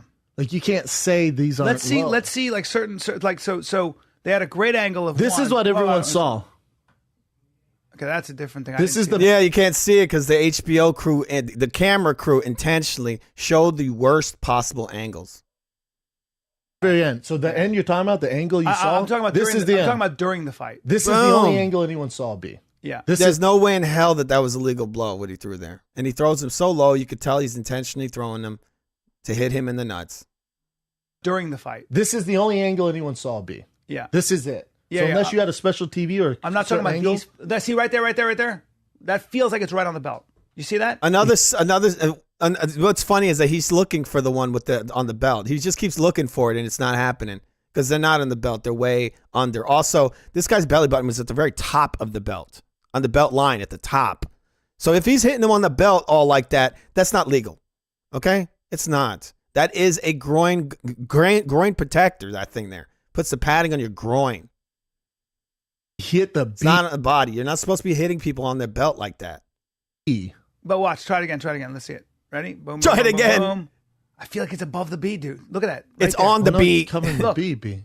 I got that. To me, that's not below It's the belt. so borderline. It's borderline. It's borderline. I'll give it to you. It's Borderline. Under the trunks is borderline. Look, he hits him right on the O. Right there. Well, no, he's covering. Look. Hits him on the B and the O, which is way under his belt. Get the B. But watch. Try it again. Let's see it. These people are Ready? so dumb. Boom, boom, boom, boom. I feel like it's above the B, dude. Look. They showed, dude, these guys just looked at an HD video of it, of him being hit low. Look at this other guy's face over here. He's like, oh my God, I'm a fucking idiot, but this guy's even dumber. This guy's a fucking idiot. I feel like it's borderline. You would be a retard. But I know things about boxing. Floyd Mayweather's the greatest fighter that ever lived. You would be correct. Beta. He hit him right on his junk. Why do I sound like Fauci? All right, sorry. Look at that. Right there. Well, no, he's covering the Look. B. B. I got that. To me, that's To not, me, that's borderline because I didn't see his nut sack fall out of the left pant leg. Anyway, these people are fucking retarded. Okay, that's what we're dealing with when it comes to sports commentary, huh? It's sad stuff. These motherfuckers are making all this damn money. People, remember to donate to our Venmo. You're watching Food Sports Live. People, YouTube fucking hates us. They really do. Thank you. Maybe it's because our sports show's mostly about balls. If you want to talk about ball punches, come to Food Sports Live. It's where the ball punches live. It's because we're always trying to expose this bullshit, people. A lot of people don't talk about it. I got $1. I got $1. Hey, Okay. All right, we're doing it because it's relevant to Mr. Dubois, who I call Mr. Do Cheat, because he's doing a lot of damn cheating, people. And Usyk was tired of getting gaslit, and this is what happened. There's a reason why I think that bitch Andre Ward didn't fight Kovalev in his home country, right? Because he probably wouldn't have gotten away with all those fucking low blows, right? That would be a fight I would watch, right? You have Kovalev at like cruiserweight. Make this bitch, or he tries to fight this Andre Ward bitch one more time and has Turkey pay for it, where there's no low blows. I'd love to see that because I think Kovalev in a fair fight would absolutely destroy that guy, and he destroyed him in 2 fights, beat him both fights, got fucking robbed. But here's Dubois, do cheat. I hit a fair square in the nuts. I just gaslighted him into a rematch. He beat the living fuck out of me. Beat him in his own fucking home country. Beat the shit out of him. That's what you get, bitch. Right? Enemy territory. And that's just yet another reason why the guy is one of the best to ever do it. Okay? But isn't that amazing, guys? They're over here, they have the nerve to say that this guy, oh, he's complaining. Why are you complaining? He's complaining because he's being hit low many, many, many times. But that's a little bit of that, you know, the complexion for the protection. Right, Dante? Is that what Kovalev got? The complexion for the protection? Was he protected versus Ward? Was he? You got two Drakes in there being mad racist, just letting that dude do whatever the fuck he wants. Right? Punch this guy on his wiener. And then the boxing commentators come out and just basically piss in your face and tell you it's a navel shot. That's what this guy does, Max Kellerman. You think he doesn't know that was a low blow? He knows that. That's why it's crazy that this guy employed him, Turkey. But it shows you how corrupt he is, right? Obviously, he's fucking corrupt because he hired this guy that's proven to be a fucking bullshit artist, right? That's what Kellerman is. He's a bullshit artist. Yeah, he knows some statistics here and there, but he's on average, he's a piece of shit. That's really what he is. He'll lie. I remember after the Kovalev fight, I went to his Twitter and I told him a bunch of shit. They blocked me, of course, because Twitter's all about free speech, right? It is what it is, people. It's full of shit. But on Saturday, justice was served, right? Really was. I remember Dubois said he didn't get justice in that first Usyk fight. Exactly. He didn't get justice. He didn't get justice on Saturday. Usyk hit him with a rabbit punch. There was actually a guy the other day on YouTube. I went on the BDA show. Not me as Fauci, me as myself. Fu. Fu went on the BDA show. And he was talking all this shit. This guy put out this image. He said that Usyk had hit Dubois with a rabbit punch. It's obviously true. He did. If he didn't hit Dubois with that rabbit punch, then, you know, because I got him all confused. Because Dubois got confused. But if it wasn't for that rabbit punch, then Dubois would have won. That's a fact. We got to have that third Dubois fight. Everybody's asking for it. He hit him with a rabbit punch. That's a fact. Sorry, that was weird. But I'm not sorry. Fuck you. Yep. There's Shakur 19, the guy that pushed Shakur 19. We're over that. Shakur pretty much got schooled in many ways. And I scored it for Zepeda, just so you know. A lot of people would say you're crazy. You're an idiot. You don't know what you're talking about. But those are the same guys that say that Andre Ward landed legal punches on Kovalev. Right? Those were legal. It's those kind of guys. It's these kind of idiots. These kind of fucking idiots. They're staring at the screen intensely, and they're like, those are legal. This borderline. That didn't hit him. That fist didn't go straight up his fucking ass. It's like, what do you want? What more do you need to be a low blow? What's he got to do? Punch him in his toes? Oh, that one was low. That was low. Right? Punch him in his fucking toes. All right. I mean, he almost did. I think he almost hit him in his toes. Nah, I'm kidding. Unless his toes are nuts. All right, people. I don't know if we saw this earlier, but this guy here, he knows the secret. I might have showed this before, but we'll watch just a tiny bit of this. There's a guy that's getting a lot of push on U-Cylinder, right? The guy we saw earlier who did the weird, funny dance. He says he knows that Dubois knew the key to how to beat Usyk, right? Dubois found the secret to beat Usyk. This is before the fight, obviously. Small rebuild. You know, he'd had the loss to Joe Joyce that Look at that eye. Funny. There's pressure to Usyk. He'll go on his bike. He'll get on his bike. He'll move laterally around the ring. He'll escape the danger and he'll defuse the scenario, and then they'll reset. And I don't think anybody in the heavyweight division has as good feet as Usyk does. And indeed, it's very hard to keep up with him when he decides to go into that mode. But what I will say is that something we've seen from Dubois in his recent fights is that he does actually have pretty good foot speed, especially for a man of his size. Again, people, they talk about Muhammad Ali. I mean, people, this is kind of could be a lot of people would not like this opinion. But this guy actually, in some ways, the way AJ does, he does more basic blocking. Ali many times would come in with he would back up against those ropes with his hands down. So what do you think a guy like Dubois would have done to a guy like that? Not to say that Dubois is better than Ali. I mean, Ali does have some attributes that are better than Dubois. He's definitely a fighter. He's a tougher man. But when a guy's laying shots all over your head, you tend to go to sleep. And so look at what Dubois does to AJ when his back hits the ropes. He'll defuse the scenario and then they'll reset. And I don't think anybody in the heavyweight division has as good feet as Usyk does. And indeed, it's very hard to keep up with him when he decides to go into that mode. But what I will say is... All right, look at the way he comes in. He parries. I mean, the guy's trying to block. He just cannot escape. He's getting hit with all these hooks. His block is way too leaky, right? It's too leaky. Usyk just has very good defense. Does actually have pretty good foot speed, especially for a man of his size. The way that he's actually able to maneuver himself around the ring. He just beats the living fuck out of him. You think this guy's going to be able to rope-a-dope this fucking guy? If you get stuck up on the ropes by this guy, you might get fucking killed. That's the difference, right? Now, people will shit all over him, but the thing is that the skill level is just so high with Usyk that this ain't going to work with him. Is quite impressive. Usyk was caught up on these ropes for literally seconds. And when he got caught up, he tucked and shot.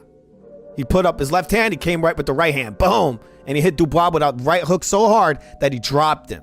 The next time Dubois tried to load up on the right hand, he was near to the, what was it? It was towards the ropes. He takes that step back. Boom. Just hits him with the left hand as hard as he could throw it. And that's when he almost knocked him out. He wasn't playing around.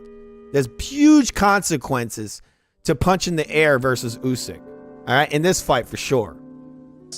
He's got this bouncy mode he goes into where he can be extremely fast, quite elusive actually, and pretty explosive. He's not very elusive because if you throw anything down the middle, he's eating it. Look at that. He steps in a straight line. I think there was context. He doesn't never really slips. In their first fight that meant Dubois really struggled. So to give you the context, he was arriving in that fight after a... All right, so this guy goes on. He talks about mindsets and all this shit. And then he says how, the way to beat Usyk is to come in all like energized. Well, he tried it. I said it in my last video when I did the breakdown. I said it. What happens when that doesn't work? And on Saturday, it didn't work. Mentioned. Maybe on par with Joshua when Joshua was at his best. But for sure, in the Usyk fight, he quit. And they didn't have a significant injury to his eye this time either. But I think the mental scars of that were still there. And the fact he was just so frustrated, he just couldn't hit Usyk clean. Meanwhile, Usyk was constantly tagging him with shots. And while none of them were fully concussive, you've actually been knocked down shots, they were painful, no question. As I've said, Usyk could definitely punch hard enough to get your respect and stop you as a heavyweight. But then he's been in there with three guys, in Miller, Hrgovic, and Joshua, who are all very hittable. So even when... they'll never point out the fact, these guys don't do this. Because as much as they make all these videos, this guy makes all these videos, got ridiculous amount of views. It's crazy. It makes me think like they fucking pay for their views. Because their takes, in my book, are garbage. And many times they're very dishonest. Like he'll say this Hrgovic shit, but he'll never bring up the fact that Hrgovic was destroyed by headbutts. I showed it on I was breaking down, I have a video called The Nutcracker. Return of the Nutcracker, it's called. If you guys want to watch it, it's on the Real Food TV. And I showed people, I literally drew lines and showed the angles this guy was throwing these headbutts at. He was changing the fucking angles on them. I've never seen a guy throw headbutts like this. You could tell he's intentionally aiming. The guy's got a neck like a damn lizard or like a snake. He's like shooting it to the left and smashing this guy in his face. He's leaping in with these headbutts on these weird angles. And it's obvious that he's hitting this guy with intentional headbutts. And so he breaks both of Hrgovic's eyes, and the fight gets called on cuts due to headbutts. If you look in the rule book, that kind of shit gets you disqualified. Okay? And he had done it early in the fight, broke this guy all up. A fight being called due to illegal headbutts? I guess Hrgovic had the complexion for protection there. Huh, Dante? They hit you, you're still in it. You still got a chance. So I guess the question is he fully ready to go in there and implement what I think he needs to do against Usyk, which is apply aggressive, relentless, and I wouldn't say reckless, but I would say highly, highly aggressive front foot pressure against Alexander Usyk to skip out the technical boxing part and just go for him from round one, I'd say. What about just using what about actually using fucking setups? What about that? Maybe, let's see what Usyk's weapons are. And let's try to slip and rip, right? Try to slip and hit. I think at times he did try, but Usyk's he's too fast in every single way. Not only hands, not only feet, but of thought. He's got a much sharper mind. Like when he sees these punches, he sees them. He knows your setups because he got the boxing mind, right? Most of these guys don't. Maybe some of these guys sort of have it. Like a guy like a Floyd or these defensive guys know they know what's coming, right? That's how they're able to block them, because they're defense first many times, or most times. And so they know what's coming next, and that's how they're able to slip it or block it. But a guy like Usyk, he knows what's coming next, and he slips it and he rips. He's thinking, I'm going to slip this and hit you with this fucking left straight. And then I'm going to slip that one and hit you with a right. I'm going to slip this one and go out beside your lead foot and hit you to the body with his left hand. He times the movements very well. It's just a whole nother level the way he's thinking, right? And then very rarely will you see this guy just simply block. The turtle up in the fucking corner like a bitch. This is why then when this Dante guy's trying to come over here and basically it's insulting. To compare Usyk to Shakur Stevenson is fucking insulting. You should say sorry, Dante. You really should. You should apologize. You should send an apology letter to Usyk for that one. He's got to do this. He's got to apply effective, aggressive pressure. Cut the ring off. Get your front foot as close to him as possible. Switch into southpaw. You know, when you throw your right hand, bring your back foot through, which he does already do, but sometimes you've got to bring the back foot through to cut the ring off and then throw from the southpaw stance. There's a lot of things he's going to have to do as a pressure fighter to get to Usyk in this one. Has he shown enough that he's able to do that, to go in there and replicate what Chisora was able to do, but be a more powerful, younger, fresher version? Do what Fury couldn't do. He couldn't consolidate that 5th round because Usyk was able to get away again, and Fury didn't have the gas tank in my opinion. He needs a fucking left hand and a lot more than just running forward like a fucking idiot. Okay? You saw it. He tried and he got his ass whooped. You see it in that poster right there. Okay, people, this is the last story. Over here, we got Mr. Jake Paul. He had a face-off with Usyk, and they're actually in talks right now. We're in talks of him fighting AJ. People, that would be the comedy extravaganza of all time. You imagine this guy actually knocked AJ out? Wouldn't that be crazy? That would be hilarious. But I think AJ would knock this guy out fairly easily, right? He's probably thinking, oh, Dubois hit him with that overhand. I could probably hit him with that overhand, right? Hopefully AJ could eat. But look, if he gets hurt by Jake Paul, bro, that guy for sure is 1,000,000,000% shot. Can feel like there's no way out of treatment-resistant depression. There's a weird commercial here where it's about depression. You take one. That's what Dubois is right now.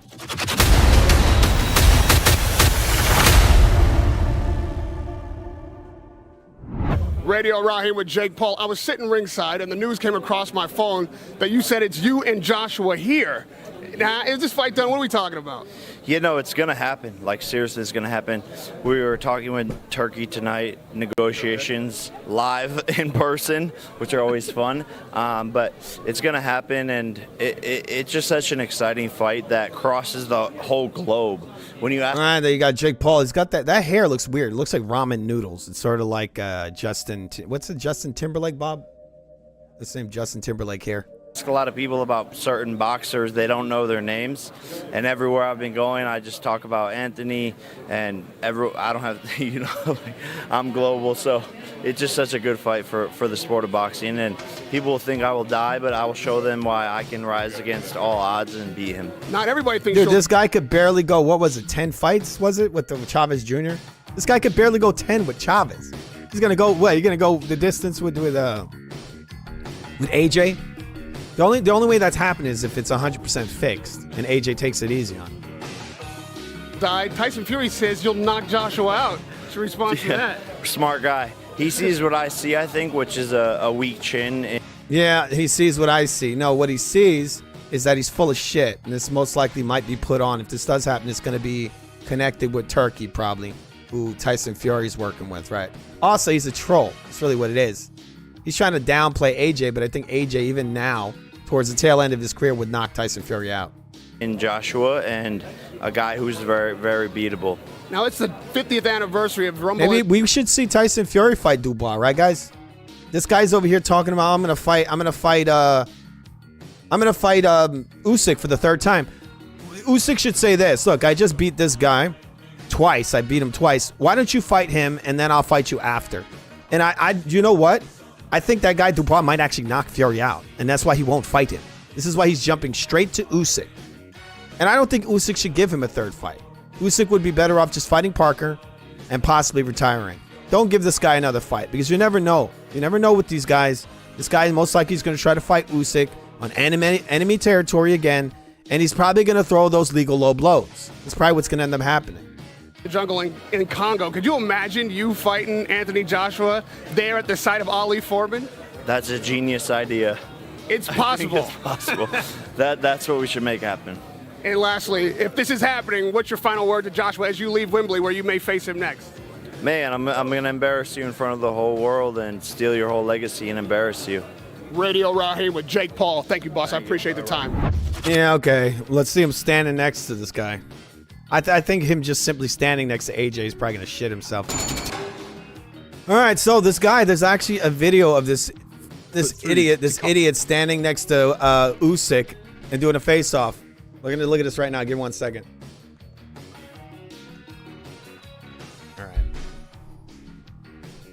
This guy. Yes, I can hear you. I'm with Joseph Parker. What did you say to Alexander Usyk there when you came in the ring, Joe? I said, congratulations. You deserve a break. I'm next. How good was he tonight, though? Jake Paul as well here. How good was he tonight, Alexander Usyk? He's the GOAT. He's one of the best of all time. Like, seriously, silence everyone. That's why I said to him, zip it and throw the key away. You weren't calling him out then, no? You was? A little bit. Fight him? In MMA. Okay. I want. The funny part is in MMA, this guy would also wipe the floor with him. Usyk has a wrestling background. He destroyed this guy in any sport, pretty much. I want to see Usyk in MMA. Our teams have already been talking about. He thinks that he can wrestle better than Usyk. It's like, okay. Does this guy ever seen Loma wrestle? The guy picks up big ass people and moves them around like they're nothing. It. I think it would be just. Unlike Crawford, who could barely move these guys, this guy Loma, I've seen him pick dudes up. It's insane. He'll like basically bring them to the ground and lift them back up and do almost like a suplex, but like put them down gently while he's doing the suplex. It's insane. Like the amount of core strength is like through the roof. So much fun, and I respect him first so in much. boxing for his last fight. No, then you can have him. We can take him over. Okay, we're gonna let you go. Thank you, Jake. Anyway, I want to look for that Usyk. There's a face-off with him and Usyk. It was like the most cringe shit ever. Like, what are you doing in there?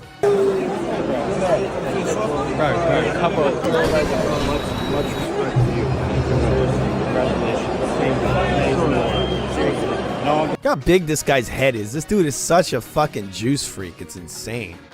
The guy got to slow down on the HGH. His damn heart's gonna blow up or something. Look how big his head is. Zip him up and throw the key away. Let's do a face-off. Yeah, no problem. They want to fight each other. So he's saying MMA, right? That's what he's saying. He wants MMA because he wants to be able to grab this fucking guy and just hold him all night, right? That's probably his plan, is to just grab him and not do anything. Yeah, because in MMA, you have the ability to hold and to stall. Like, you could stall in MMA, really. It's legal to stall. Well, it's legal in boxing as well. Many times, the greatest to do it, Floyd Mayweather, guys like that, they stall all day.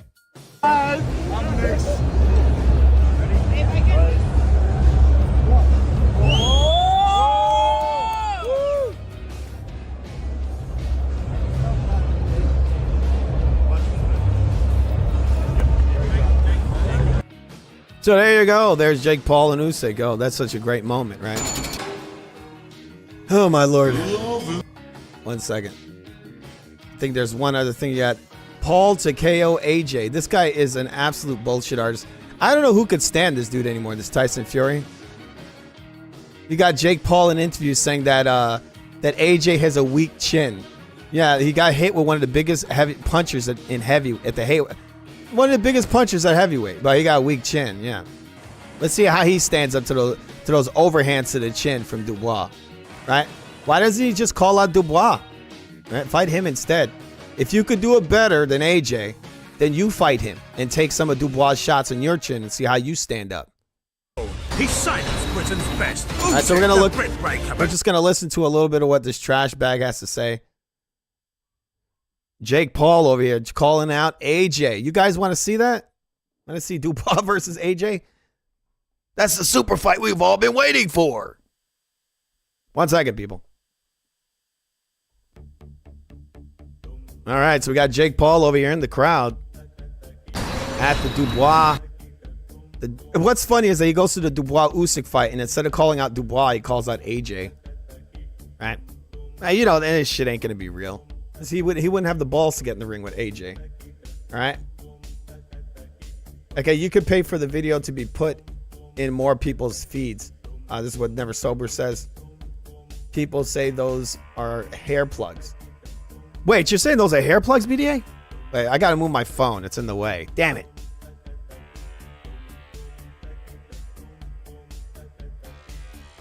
I think it might actually be. You might be right on that. Those might be hair plugs. I mean, the guy, him and his brother are balding.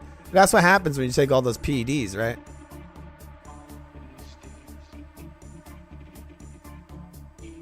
All right, black guy calling a white guy boss. What's wrong with that? You think that's a little beneath him?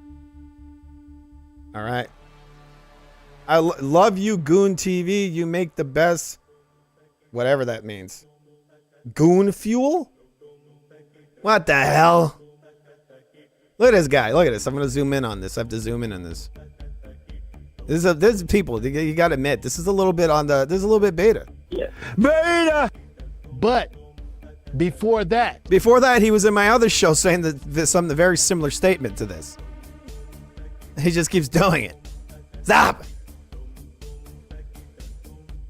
Say, there it is. Goon fuel.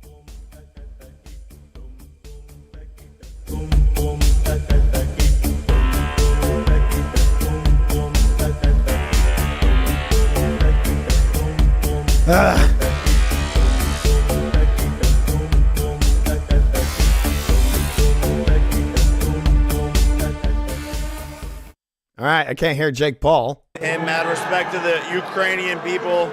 He inspires me. Sorry about that, born people. on his birthday are legendary, and this is just silencing everyone. Well, how does he come up with that? There's all these weird people obsessed with numbers. These are people born on his birthday. What?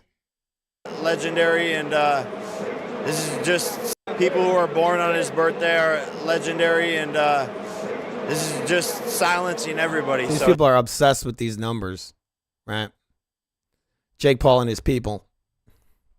It's cool to see. I hear that January birthday is yourself, Alexander Usyk, and the great Muhammad Ali. Yeah, I didn't say anything about that. You've seen Wembley at its best tonight. How much do you want to fight here now? No, I'd say that Usyk isn't as much of a bullshit artist as this guy in Ali, right? And yeah, I would love it. I would love it. I would love to walk into the Lion's Den and have everyone saying fuck Jake Paul and then knock someone out like he did tonight. So we'll see what happens, but I know I can do it. Who's that someone? Anthony Joshua. I know there's been a lot of noise today about a certain Tyson Fury placing $1 million on you to knock Anthony Joshua out if that fight's made. What's your response to Tyson? I'll 10x it.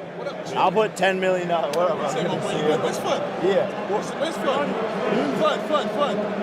Where's Fun? What? Oh, Floyd. Where's Floyd? Yeah, I'll 10x it though. I'll put $10 million on me versus Joshua. Easy work. Like seriously, I believe in myself. Tyson Fury's a smart guy. A lot of people think it's talking shit, but Joshua has a weak chin, so. I was strong. Yeah, but you got to eat shots. I mean, this guy ate shots, right? And it ain't even a weak chin. And this guy hits you as clean as anybody gets hit with that shot as clean as what Joshua got hit is going down. It's not his chin. It's his defense. Problem's his defense, not his chin. Okay? Because anybody gets hit with that overhand right that Joshua got hit by is going, they're getting hurt bad. And he got hurt bad. He got up and he continued to fight. He even hurt Dubois. He hurt him a couple of times. But then he got caught with more of those shots. That's the problem. And the fact that he ate those shots and didn't get knocked out shows that he does have a chin. He took one too many of them, and that's what put him out. But he got up very soon after that. Right? Jake Paul gets hit one of those shots, he's going to be in the ER probably from just one of those Dubois shots. He ain't built for it, right? What have those conversations been with Turkey? Have you spoken since you've been in London? Yeah, it's going to happen. It's going to happen. Live. This is a guy that gets rocked by Chavez Jr. straight out of rehab. Right? He's running around hugging Chavez Jr. round after round after round, running away and hugging this guy who's not even a big puncher. On the zone. He's signed. All right, so we got one more video. We got Tyson Fury. He's over here talking trash still. 1 second. I had the video over here somewhere. Tyson Fury, people, he's in the media again. He says that Jake Paul can beat AJ. Of course. I mean, look.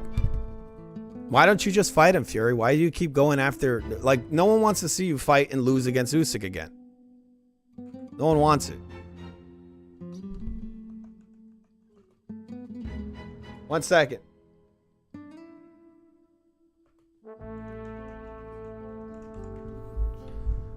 I don't know who the hell wants to watch this fucking guy fight Usyk again. I don't. Unless Usyk is allowed to kill him, right? And then I'll watch it, I guess. But they're not. They frown on that, right? They're not gonna let him kill.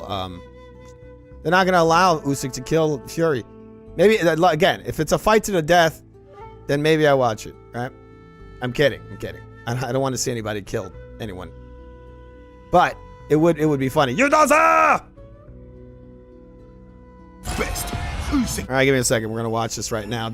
It's an interview with Mr. Tyson Fury where he's gonna talk about how Jake Paul is gonna beat AJ. Why is it boring? Yes. Well, who knows? This is coming from a guy that got his ass whipped by an MMA fighter. That's not too impressive there, Tyson Fury. You get beat up by an MMA fighter with one boxing match, and that one match is versus you. Hold your breath. It's not going to be this year, but it might be next year. If I get the right offer, I'll come back in 2026. And what is that right offer? Well, whatever it might be. If it turns me on, then I'll come back. But if there's no turn on, I'll stay retired. Really? Yeah. So, give me an example of what would turn you on. We're not here to talk figures, to talk business deals. So, that's what fighter would turn you on then? AJ, USYK, Dubois, any of them. Okay. He calls him USYK. USYK. Wait, is that supposed to be a joke? USYK. USYK. Or maybe all of them. It's not about belts for you. You've won every single one. No. That's it. What do you think happens? The only guy I want to see him fight is Jake Paul. That's it. That would be funny. I want to see him. Hopefully he knocks him out. He actually tries, right? Right, have you got? I think it'd be a good fight. People say Dubois early, Usyk late, but I'm going to go with a fucking apple cart. I'm going to say Usyk stoppage early. Fuck it, why not? What round? Early, within 6 rounds. Tyson, if that's the same prediction I had for the fight. Yeah. Can I just make a comment? As a fan, known you for years, if we don't see you and Joshua fight before you to retire, it's a fucking disaster for British boxing. Fucking disaster. So. Listen, I think so. I think you've had me. You've had the use of me all years for the past 20 years. I've made more fucking millionaires than the lotto was in this game, yeah. And if I never box again, I'm happy. Very happy. And you should be too, because I'm out of this in one piece, still good looking, still able to turn every content out there and make them happy, and that's what I do. All right, recognize the Matrix. Let me see this. He says, let me try to see this. 1 second, people. 1 second, please. All right, we're going to read some comments. We're going to be getting out of here real soon, people. Been here for a little while. All right. All right, so Recognize the Matrix says, Ali and Usyk are listed 6'3", 78 arm reach, both born January 17th. They are 8 life path in numerology, and Usyk kind of believes it because he calls himself a rabbit. He was born in the year of the rabbit. Yes. The only difference is that, unlike Ali, he doesn't run around like a rabbit. Yeah, Ali fights, but he did do a lot of running in that ring. He's one of the guys that popularized the punch and grab. Not a fan. Which I find funny because you got guys like Floyd Mayweather that talks all this trash about Ali, even though he robbed all kinds of stuff from him. That punch and grab shit is all Ali all day. Punch and grab, punch and grab, punch and grab. Rope-a-dope, right? This is how many times you see Floyd try to do that shit? The only difference is Ali's actually hurting guys off the ropes. So this guy's just hitting you with ba-doink, ba-doink, while he's on the ropes. Hit you with a ba-doink. Does a bunch of shoulder rolls, and he grabs you. And then he does more shoulder rolls and grabs you again. Alright, what the F? Goon fuel. I'm gone. Come on, man. Stay here. Where are you going? Fury is saying Jake Paul knocks AJ out because he wants to separate himself from the AJ fight. Oh, really? Sorry, guys. My eyesight is a little messed up. I need to get glasses, maybe. I've been staring at this screen. Kind of hard to read the small text on my phone. The 8 represents the brotherhood or something like that. I learned all this in my days in Jackson Heights. Oh, so you what's going on over there? Is it like yeah, is that, what do you mean? How'd you learn it in Jackson Heights? What, you're hanging out with hipsters and they told you this? I know some things about numerology, but I read it. I just read it online or something. Some of the stuff. I know some of it. Bob's sort of into it. This the same dude that almost got knocked, what is that, KO'd by a washed up MMA fighter. Exactly, that's what I said there, Matador. Yeah, I think you're probably right, Recognize.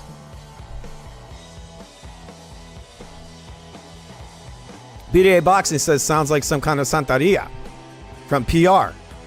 You know that that is something they do over there. They're big into that for some weird reason. I remember I had some family members that did some weird stuff. They used to read, I remember one of my family members read a tabloid and they were talking about how it's the end times. And so I ended up with black candles around me having something chanted to me, and, I had a hand on my head with black candles and chanting. It's a bit weird. It explains a lot, doesn't it? It really does. It really does explain a lot. Wait, what the hell's going on? Not this again. I did the same thing one time. I'm at the 20th plateau. That racist fruit was on a whole nother level. What the? What the?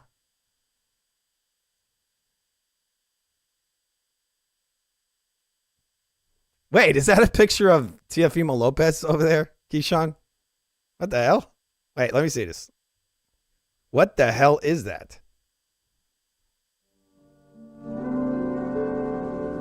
Wait, let me see this freezing. Okay, there's a fruit basket. It's an interesting padded room you have here, Keyshawn. What's up with the background? There's like blood everywhere. Whoa, it is Teofimo Lopez. That's weird.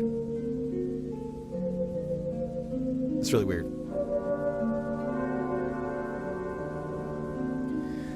Okay. So with that said, this idiot's gonna say something about AJ. Although I didn't go down more than the first one, really, because he did have that one round. Why does the dude look so insane? Look at his face. At times, he's just got bug eyes. Got out of there, but I've watched that fight 100 times, and even the last one, the last one more than the first one, really, because he did have that one round in round 8 where he wobbled me all over the place. Although I didn't go down, I refused to go down like a fucking Spartan. But the second...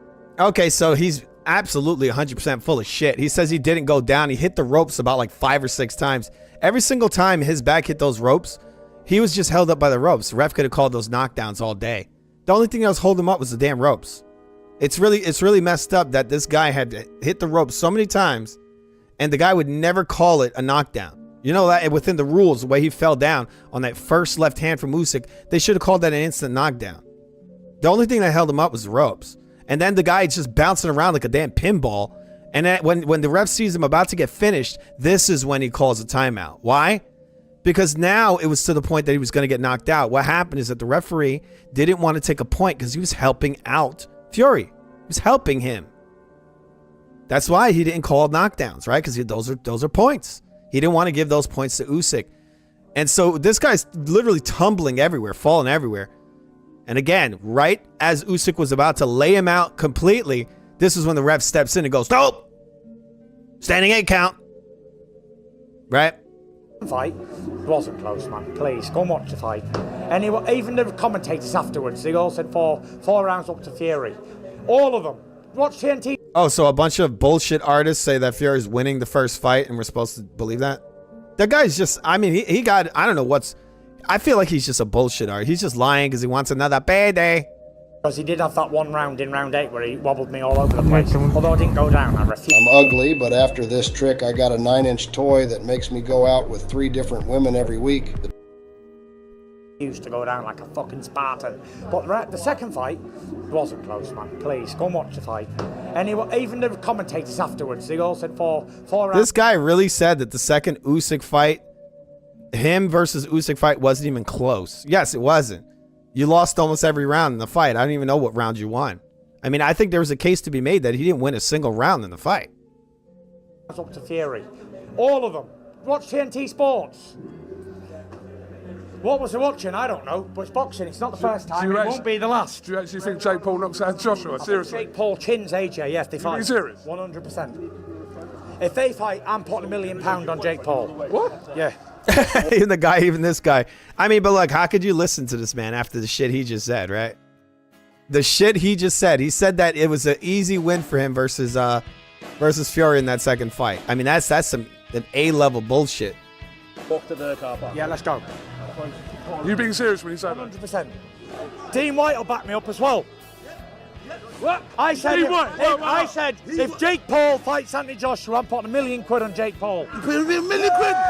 What the fuck? Why would you do that? Just because I want some free money. What's this? Is that for me? Get up. What the fuck? You don't got all the fucking power. What's that? Train ticket home? Yeah. Stop pushing me. No, I'm not pushing you. What do you think you mean? You know this fucking cunt. Right, can you have a picture of this boy here? I was like, there he is. There's Tyson Fury. He's mentally ill. He's all over town, just hanging out, being mentally ill.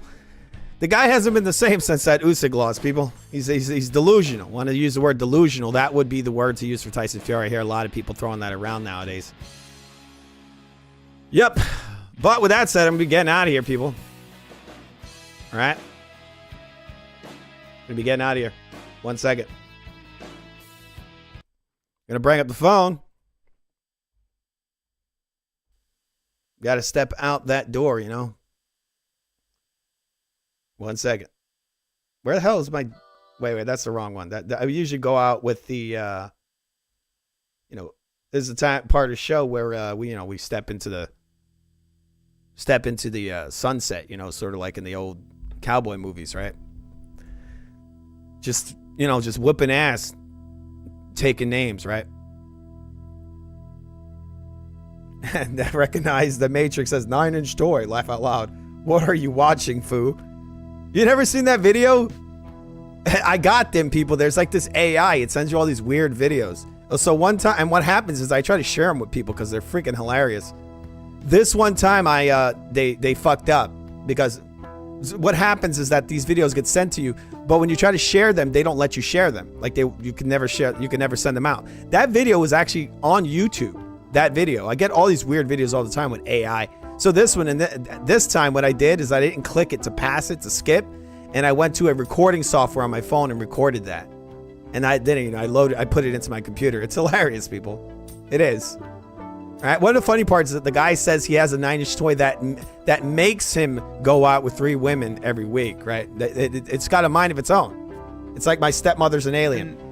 Let me show you that real quick. He's going down like that, but I feel like...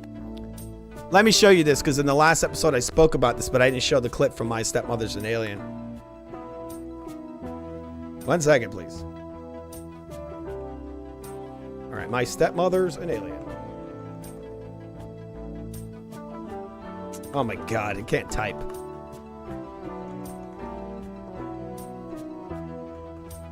All right, let's see if we can find this thing, because it's like a monster. It's this weird alien she has in a bag. Watch. So we're going to watch that clip, and then we're going to watch a little clip from the movie, My Stepmother's an Alien. I know this is very relevant to boxing, people. That's what the show is. Right? Look. Okay, let's hear that clip again. All right. Listen closely, guys. All right, we're going to turn off the walk-away music because we have something to show you, okay? Okay, wait a second. Where the hell's this clip? Let's see if I can find it. Oh, here it is. Listen closely. I'm ugly, but after this trick, I got a 9-inch toy that makes me go out with 3 different women every week. All right, so look, it's got a mind of its own. It's telling him to go out with 3 different women every week. The guy's lost control. It's like a parasite that lives in his dick. 9-inch toy that makes me go ugly, but after this, I'm ugly. I don't understand why. Look, it starts with the wire. So I'm watching the video, and look, you see this? The guy like doing power lines or some shit. And then out of nowhere, it becomes this. I'm ugly, but after this trick, I got a 9-inch toy that makes me go out with 3 different... I think the reason it turns into that is I think I was scrolling and then it turned into this. One more time. I'm ugly. And it looks weird. His lips look sort of like, I don't know if you guys ever watch Conan O'Brien and they have like the weird faces with they're like superimposed someone else's lips on someone's face. That's what this is. I'm ugly, but after this trick, I got a 9-inch toy that makes me go out with 3 different women every week. The trick is based on a 7... You drink limes and eat lettuce and bananas and your dick grows. that must be the trick. But once again, people, look, he says it's basically got like a mind of its own, right? It tells him things to do. It makes him go out with 3 women every week, right? One more time. It makes him. It's in control. 3 different 9-inch toy that makes me go out with 3 different women every week. All right, so it makes him. All right, here's the bag from My Stepmother's an Alien. This is the reference if people don't know it. It's some weird, like, I call it like a dick alien that comes out of a bag. I saw this as a kid. I was really creeped out. It really was. You're right. He should have no excuses not to work. Here it is again. Now we've got to get Dr. Steve something to eat. Oh, you're right. He should have no excuses not It's to like a weird space alien that tells people what to do. It has like superpowers and stuff and lives in her bag. work. See?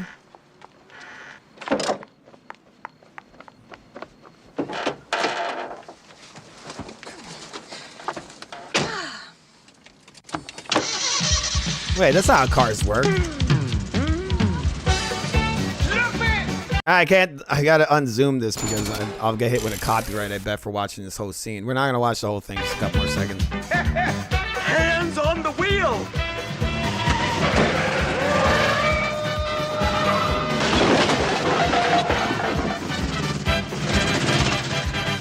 Darling, when the party is over, I'm gonna take you home for the night.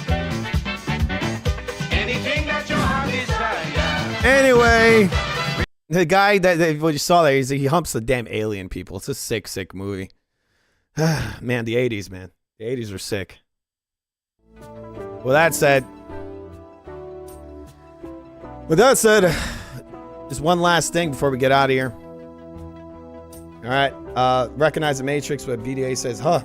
He says never. Anything says never. Oh no, that's not BDA. Matador sobers. What in the world? The El Barbarino. Laugh out loud. He's honest when he says he's ugly and a perv. My stepmother is a Muslim cat. What? The hell does that even mean? Just reading some of the comments over here, people. His stepmother's a Muslim cat. I don't understand that, man. I just don't get it. But with that said, USYK did on Saturday exactly what he wanted to do. Got to send it out dramatically. Give me a second. Got to get the right music.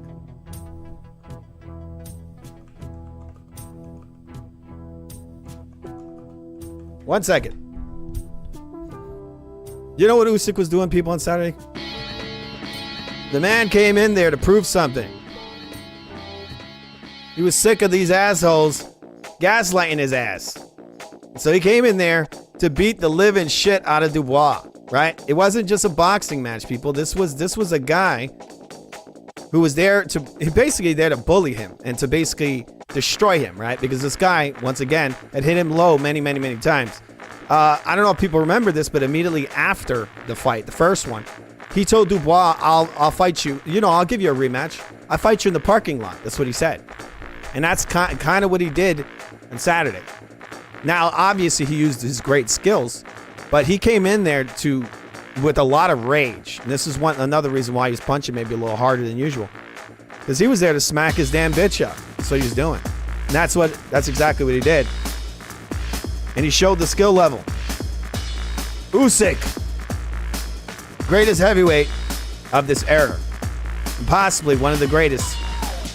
Possibly, you know, it's arguably could beat any heavyweight in history. And that's for sure going to be guys like Muhammad Ali, you know, Vladimir Klitschko, George Foreman, and so on, right? People don't want to believe it because they're full of shit. But with that said, Remember to subscribe to the Real Food TV, people, the greatest channel on demand. All right? See you guys later. Have a good one.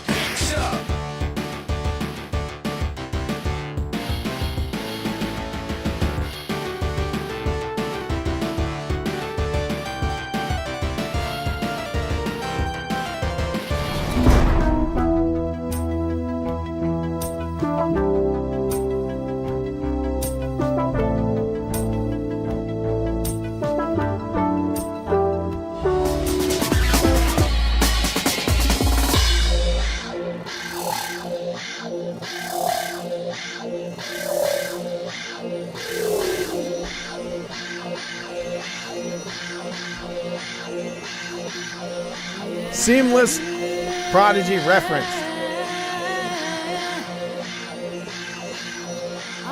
It sounds like, yes, it's probably, hopefully they don't remove the video, right?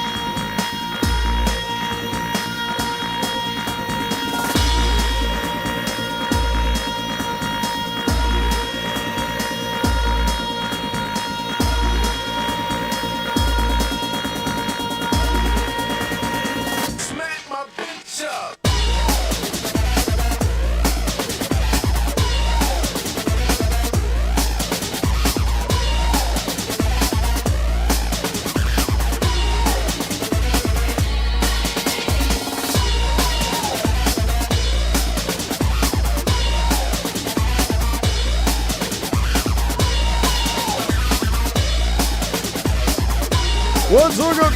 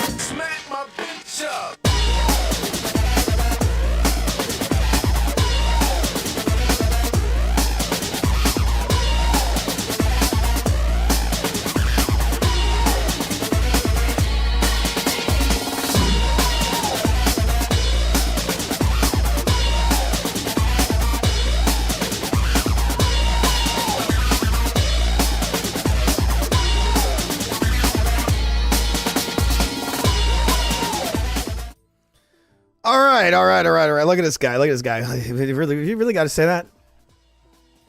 You really got to keep saying that, huh, man? The guy in the comments. You see this? All right. You think, Bob? You think BDA got to deal with this? This guy over here. Look at this comment over here. He says, gooning has ended. Edging will commence. What the hell? What is going on in there?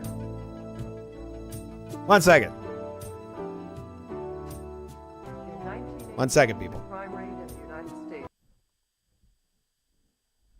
People, have yourselves a good night for the last time. See you later.